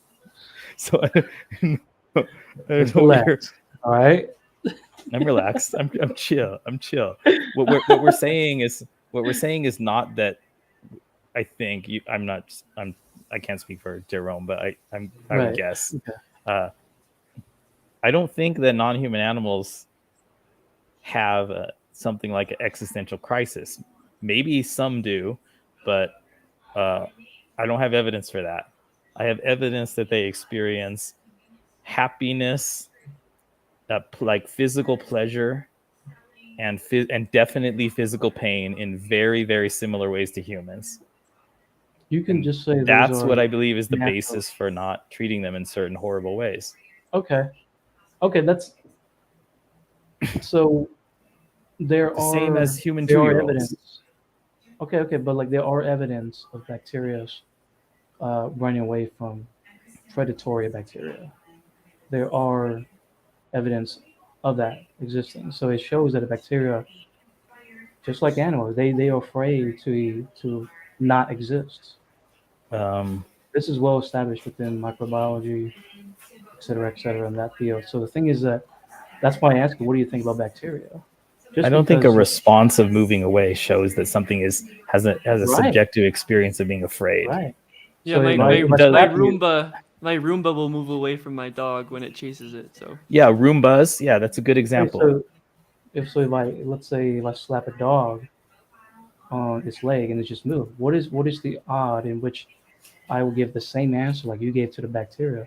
Well, the Because dog's it's just not moving, it's just not really conscious that's calculating it. It's the just moving evidence around. there. I can answer you right away. The evidence Okay, what there is it? that the dog feels pain when you slap its leg is not just that the dog moves its leg away. It's that it's the same kind of moving away that humans do, that you would do, and you know what it feels like when it happens to you. And the dog's Like a behavior bacteria. is so similar to your behavior in the same situation. yeah, And that the bacteria behavior of moving away from some kind of chemical is not. That's exactly what like it that. is. It's Just slap just it the on moving dogs. away part. well, there's also Moving the away, it's context of having calculated. a brain and a central nervous system as well. Oh, really? We're gonna get to that. Really? Sure. Yeah, I there's mean, all the. Okay, so again, consciousness can get complicated, and it's possible consciousness can exist outside of a brain, right? But Yeah. I mean, it's a whole tangent, right? But conscious experience tends to be measured when someone has a brain, and pain tends to be measured when people have a nervous system. And if a dog has a brain and a nervous system, just like a human does, or at least very similar, and it reacts very similar to something that we would deem as painful, then I think it's probably pretty reasonable to assume they can feel pain. Yeah, so Mike, we can build really simple robots, really simple robots, like just with like home kits, right? You don't even have to be like a MIT engineer or something. You can build robots that will move away when an object comes toward them. So they can react to that object coming and they can move away. But nothing that you can see like in the parts of that robot and inside that robot looks like the things that we know have experiences, namely ourselves, right? So yeah, it can move away, like the bacteria can move away. Yeah. But when it's the Like a dog can dog, move away when it's the too. dog or pig or whatever, when it's the dog, you have like when the dog gets his leg slapped or something, you have like the skin is so similar, the nerves in the skin are so similar, like the way that the nervous system of a dog is connected to its spinal cord is so similar to us. And then the way that the dog spinal cord is connects to its like lower brain and upper brain, and then the behaviors of the dogs are so similar to us, and really in matter, response to getting hit. And it's like you have just all this immense evidence that all fits together that you don't have to say that a bacteria probably experiences, because it's not just moving away, it's all the things that make consequently that they have calculated, right? The bacteria has calculated that its life is in jeopardy. How about the robot then? How about the simple robot? The simple robot that people feel that moves away. You're proving my point. Is that it calculates that it's in danger? How about the dog? I told you the dog has 100 very deep, profound similarities to the structure of a human. The simple robot that moves away when an object comes toward it, or the bacteria that moves away from a chemical, don't. And dogs move away as well, right? Dogs move away as well, but that's one little thing moving away. That's like a simple like stimulus response. That's one thing versus all of the ways that humans are similar to other mammals. Jeremy, what? I think you're making the very simple complicated. I truly believe that, right? I think it's just, look, existential crisis consequently means that you have this conscious thing that I'm talking about in order to be labeled as truly sentient, because you're able to calculate that experience. You're able to make decisions on that experience. Okay. And you're actually able to form certain desires out of that experience. As for a dog, since dogs can't have existential crisis, has never been demonstrated to have one. No other animals are demonstrated. So how can we say that they have this consciousness that is sentient in that level? That's the connection I don't see at all, the logical connection between being able to have an existential crisis and having a subjective experience of pleasure or pain. I don't see that logical connection at all. And when I talk about like humans, that's just reactionary. Why is it feels good? Or no, it's just that's what my instinct. How do we know the dog is just having sex because of its instinct? You think that is your belief that like everything in the universe would inevitably be like a mechanical automaton with no internal experience until the point when it's complex enough to have an existential crisis, and then that's the first time that it is something, it feels like something to be someone? I have no idea what you're like. Let me just let's take a different tack. Do you feel that way just on a daily basis? Do you just like act that way when you interact with dogs or cats, whatever pets people have, or horses? I'll tell you how I feel. Whenever I interact with a dog or a cat, I truly believe that they're just reacting to me. They're just reacting. Instinctual reaction. It's not. So they're like really complex robots, but they don't have any feeling inside there. That's how you interact with dogs. There is no evidence to demonstrate that they have this conscious calculation in their reactions. Do you? So you think in order for an animal to feel pain, it would have to be able to like think about the pain, or like to like rationalize about the pain, and to think about the meaning Oh of the yes. pain. I mean, you Okay. can, yeah, you have to rationalize it. You have to have the ability to be aware of it and then calculate it and then come out and spit out an outcome that this is truly bad. That is the base foundation for all. This is how we got to language. This is like, we're getting to like, consciousness 101 when you start to study it. But anyways, the thing is that like, yeah, that's how I've come to realize that is the sentient structure. That is when you can truly say that you have become conscious. Animals, they don't do that. They don't have that. They're just reactionary at best, aware creatures. That's about it. And so they're not necessarily would be these conscious creatures that consciousness 101 is trying to get at. And so when I brought out the bacteria, because Jeremy would like to just assume that the dogs are just like the human beings. That's why I brought up the absurdity of the bacteria. And then he just immediately dismisses like, I no, didn't say no, dogs are just like you. I didn't say Jeremy, dogs are just like human beings. okay, I said dogs give they have the structure.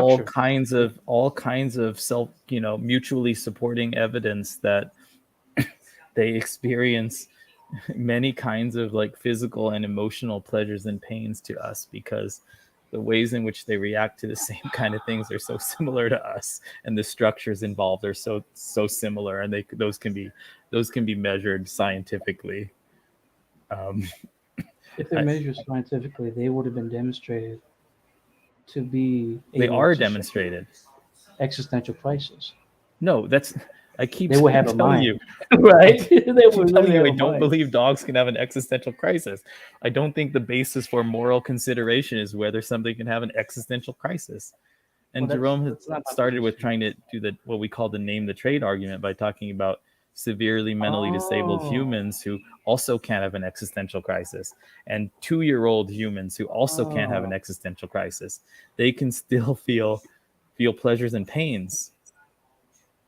name the And there's trade. evidence for that. There's evidence for 2-year-olds feeling physical Name the pleasures and trade. pains, and there's evidence for dogs and pigs and cows feeling pain and pleasure. I thought you guys said that you guys are not like the vegan games crowd. Not I how. mean, name the name the tree can exist outside of the vegan gains crowd. That's a There's very there can be some specific unique. overlap, right? Like, so like both me and Jeremy are both vegan as well as vegan gains, but we have pretty big disagreements with vegan gains. That doesn't mean there can't be some overlap. Well, I'm just saying that argument is like very specific to this vegan crowd. And here I thought you guys were like that vegan crowd that's different. That suffering mean, also includes pleasures. Those vegans don't think like that. Sure. I mean that can be in a line with with name the trait, but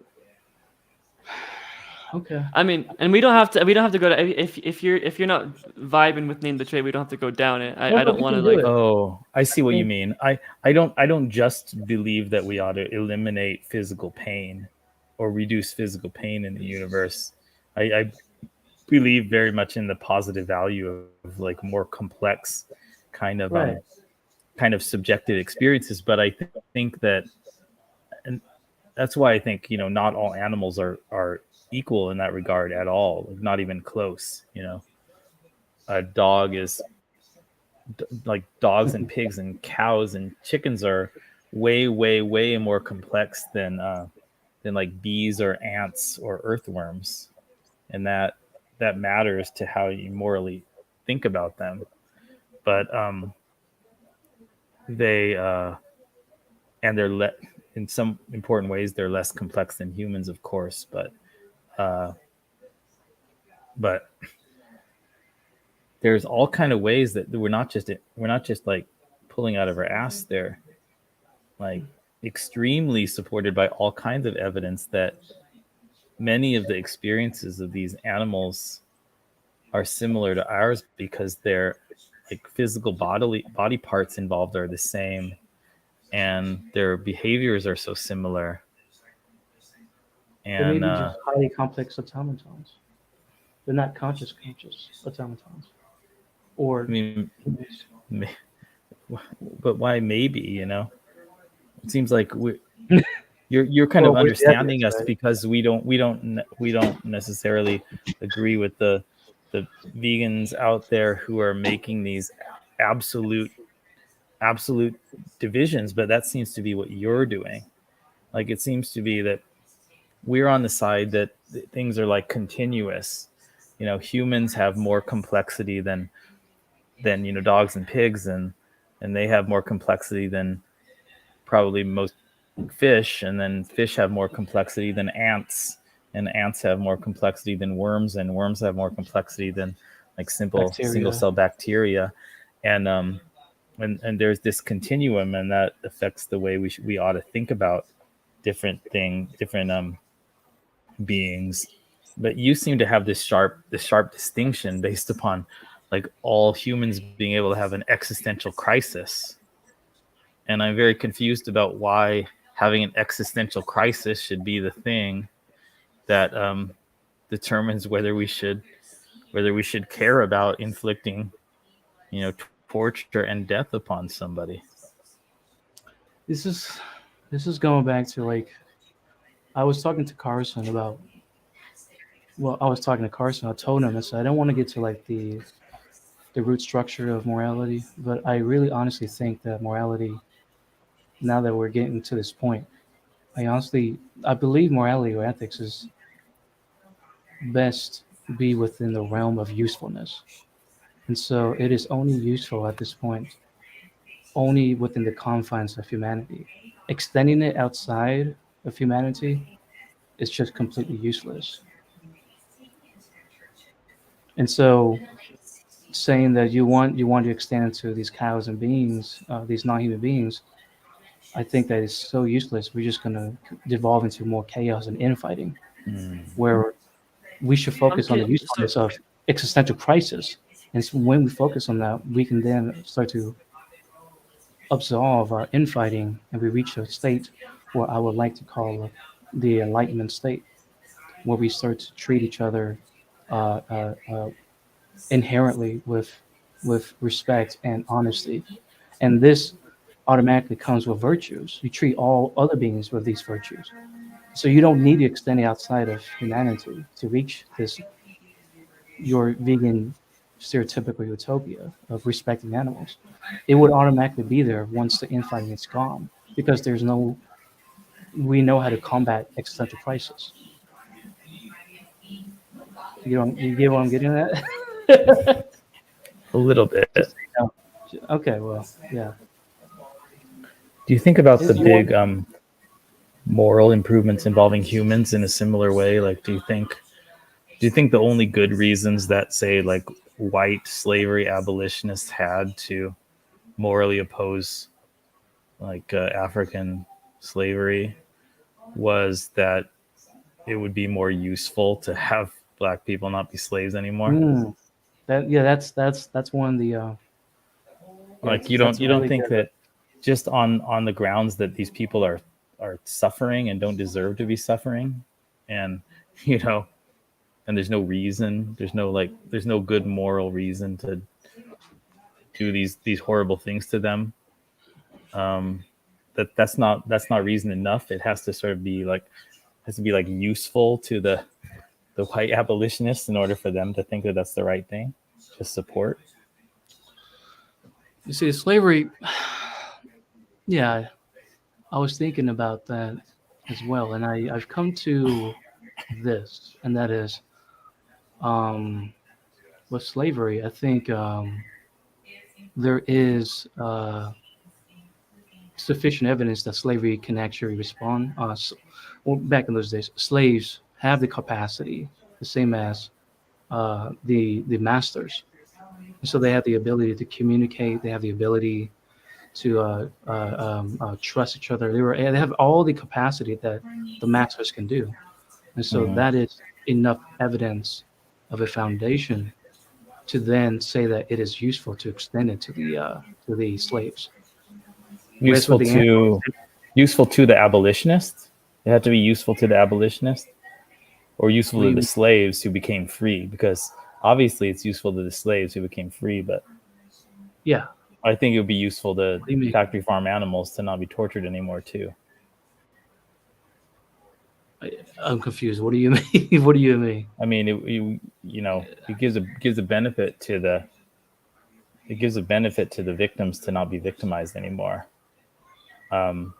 But I was wondering what you meant by Do the useful, because it chickens? sounded like you were saying Mm, it only makes sense if it's useful to us. Like moral positions only make sense if they're useful to the person who holds the moral position. So wouldn't you have to say that uh, in order I for said, like opposing slavery, like somebody who's not a slave, like William Lloyd Garrison, to care so much about it, his justification, his like good justification, would have to be that somehow like he would benefit. I said, morality is as useful. Morality should be applied to its usefulness within the confines of humanity. And so, slaves have demonstrated every single bit of evidence that they are within the confines of humanity. And so, it is quite Yeah, useful to extend it to the slaves to then start fighting for the slaves' right to become normal like the yeah. masters. I'll agree it would That's be useful to the slaves. Do you think it would not be useful, even if it was like the existence in torture of like chickens? You don't think it would be useful for them even to just be able to not to never have existed instead of existing in like daily torture? That wouldn't be useful to them. I don't I don't see how you're saying how it would not be useful because I I'm really mean, confused. I could see how you would say that ending the factory farming of chickens would not be useful to you and me, To all of but it humanity. would be useful to the chickens, even if they wouldn't be born, because never being born would still have been better. So it would be useful to them. So when you're saying that some moral position needs to be useful, do you mean useful to the person who holds the moral position? Do the I chickens agree with think you. it's Like obviously opposing slavery would be useful to the slave who opposed slavery. But I'm asking you, why should somebody who wasn't a slave have morally opposed slavery, according to your well, idea that it needs to be useful? I am okay. You gotta you gotta say that again. So I'm so confused. so there's no I don't I have no understand. problem understanding, because you talked about usefulness. Morality needs to be about usefulness, and I want to just be Right. clear. Do you mean Okay, well I want to be usefulness even to the further. person, Jeremy, who's thinking about morality? Because I can easily understand the slave thinking, I'm going to oppose slavery because it would be useful to me if there was no more slavery. That's like that's really obvious. But if you're saying morality has to be based upon usefulness, what was the usefulness to the non-slaves, the free people, either white or like free black people who spent their lives opposing slavery? What was the usefulness to them? I don't look, I'm just saying it's kind of like language. Right? I'm trying to further clarify it. That is it's kind of like language. I think that it is absurd to think that language like people can say, well, a word can mean anything you want, right? That's the go-to shtick that people use. Like shabakala can mean this and that, right? Or Hmm. somebody can say murder means this and that, right? And it's entirely subjective. But I don't necessarily subscribe to that. I think words should be used in a useful way. So the word murder, in its most useful sense, in its sensibility, is within the confines of humanity. Where if you murder somebody, it is that you've murdered a human being unjustly. I think that's the most useful way to use it, because murder comes with a lot of baggage, and that is something that we cannot deny. And so that's what I mean by morality, is that morality, kind of like language, is that it becomes so absurd if morality just get extended outside of humanity, and then we just keep having infighting over useless things like animals. Whereas with slaves, they weren't useless; they were useful in the advancement of humanity. And so we're Okay, reaching so this.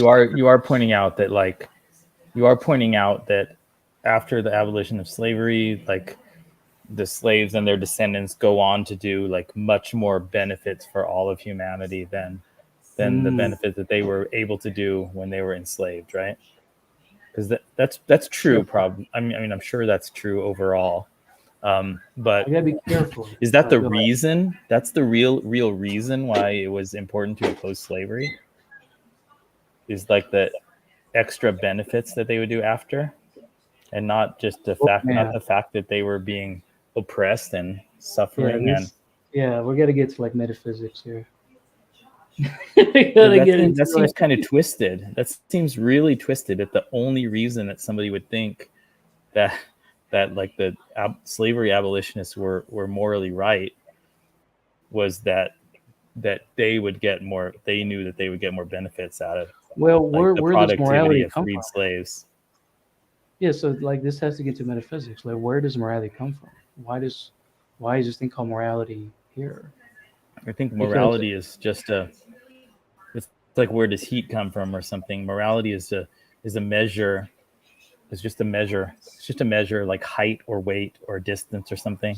It's a measure of the effect of an action on the positive or negative well-being of all the beings that can experience positive or negative well-being. That's what morality well, means.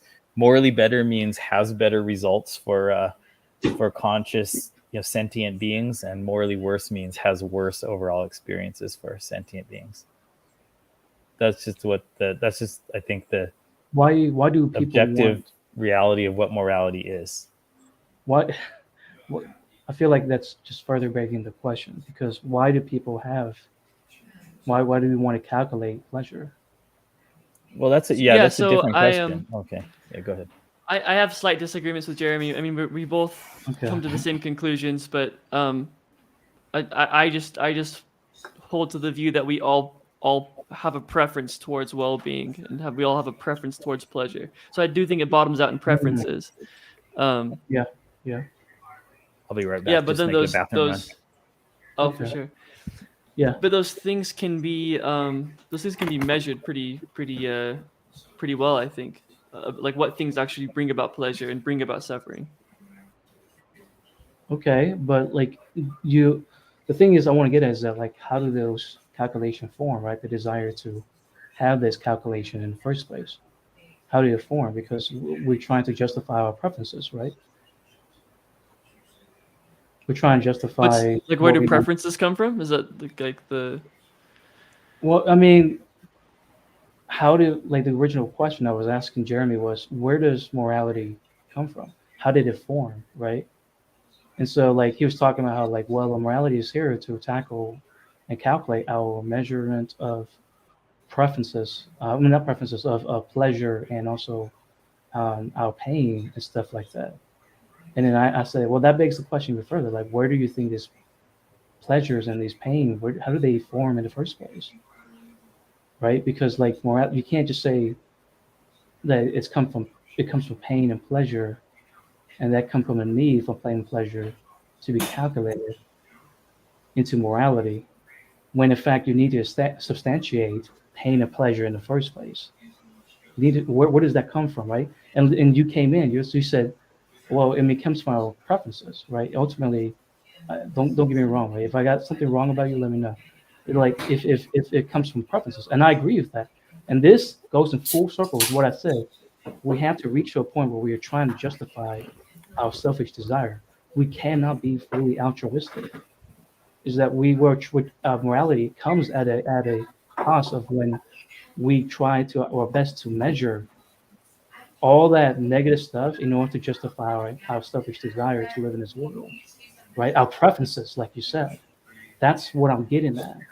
And so when I talk about morality pertaining to the slave stuff, it is at the end of the day, we're still trying to fight for our selfish desire. And so when Jeremy told me in this taste, saying like that is disgusting, that getting rid of slavery is not about slavery in itself, but it's about like somebody's usefulness. Well, exactly. That's the whole shtick with morality is. That's why we had to get to the meta ethics of morality. That's the whole point.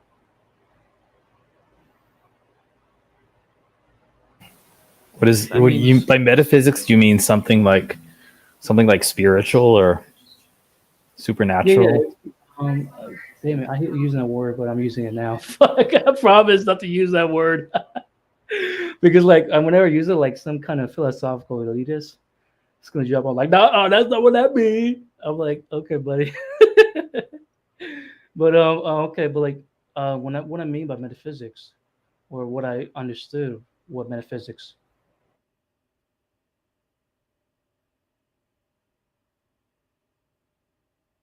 I think we lost you. You cut out for a sec. Yeah, we lost you after you said what I mean by metaphysics. After that, we haven't heard anything.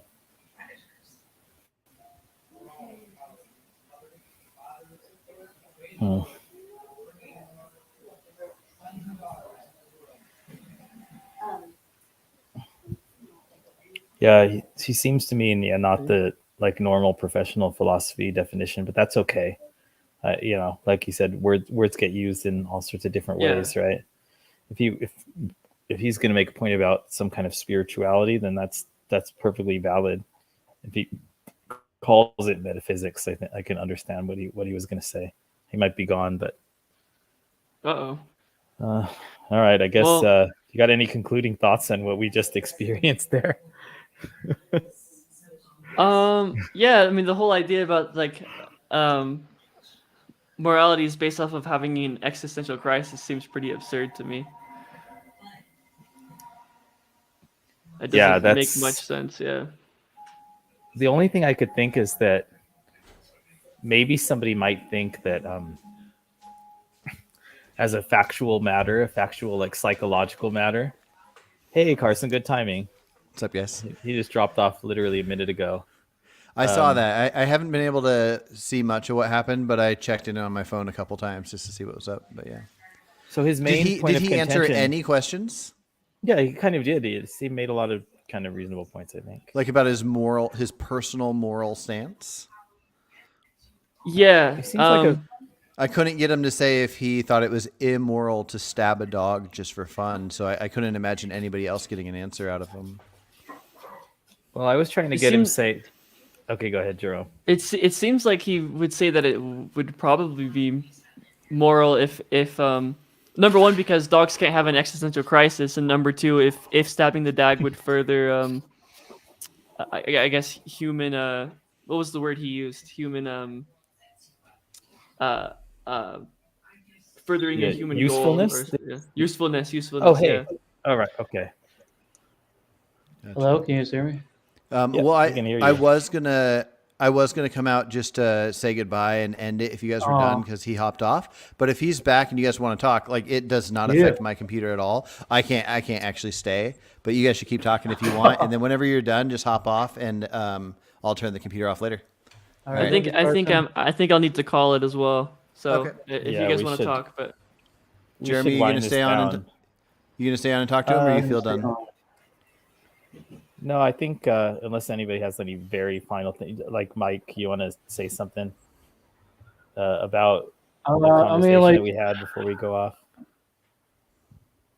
I'm just trying to finish my chicken wings here, but I love you guys. I love Carson. I love vegans. I love eating vegans. And Carson's a smart guy, you know. Follow him. I just want to say a lot of people will call you a troll in the chat. Oh, sorry. Really? And this doesn't sound like a troll to me. Sounds like somebody. You sound like somebody who's got a lot of philosophical thought that does Yeah, I don't affect think you're a your troll either. decisions. I think he's a smart guy. I think he's an anti-vegan. I think he does a thing that I see Garland do, where I like a lot of Garland's ideas, but I don't think Garland is in it to make any good come out of what he thinks is right. I think he has a goal of being anti-vegan, and I think that's the case here. I think if I was talking to Mike here about anything not vegan related, and if he was taking it serious, I might like the conversation would be perfectly enjoyable, and I wouldn't view it as any form of trolling. But I think in this case, it's attempting to pound in an idea of being anti-vegan.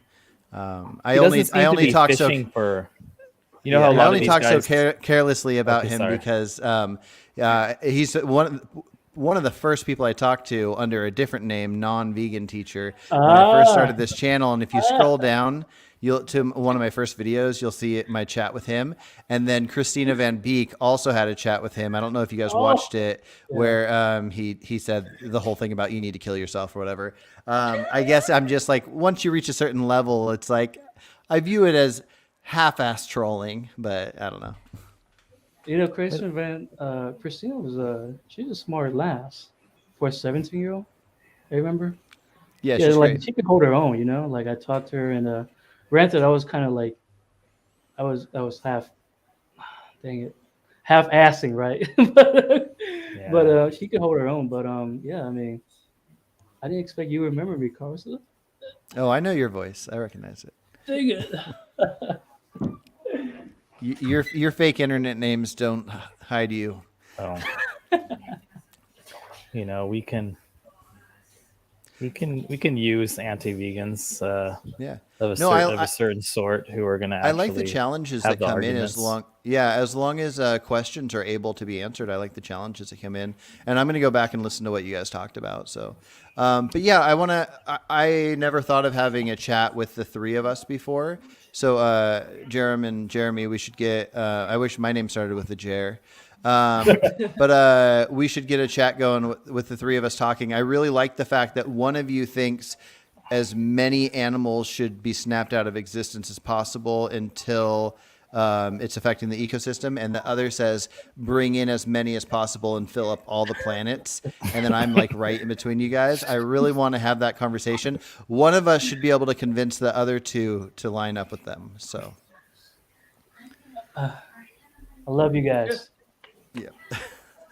Thanks, buddy. All right, I'm gonna say goodbye to Mike. Bye, Mike. Okay. And then if you guys want to, let's set up a talk. I really I've never been convinced on the utilitarian side of things, and you're both utilitarians to varying different degrees. And I maybe I can get talked into it. So yeah. I got to do some research on the psychology behind the trolley problem. I don't know. I shouldn't be trying to use psychological tricks, but different philosophical paths than I'm ever used to using to try to convince somebody of why pulling the lever is obviously the morally right decision. I might have to do a little bit more research on that because I just don't understand. And maybe you know what? Send a book my way that you like, a title that you think might explain it well. I check it out, and then we can all have a book club and talk about that book. Hey Carson, have you ever checked out the blog Bentham's Bulldog at Substack? I heard about it, but I have not. Jerome did you want to talk about him? Because you did talk with him. Matthew Adelstein, he has a blog called Bentham's Bulldog on his Substack. It's very good, and it's pretty much all about utilitarianism. He's also a vegan. I think he gives very good arguments for veganism, or veganism, and as for utilitarianism as well. Yeah, I've halfway talked with him about setting up a conversation, so I just need to follow through with that. But yeah, I'll check out that blog as well.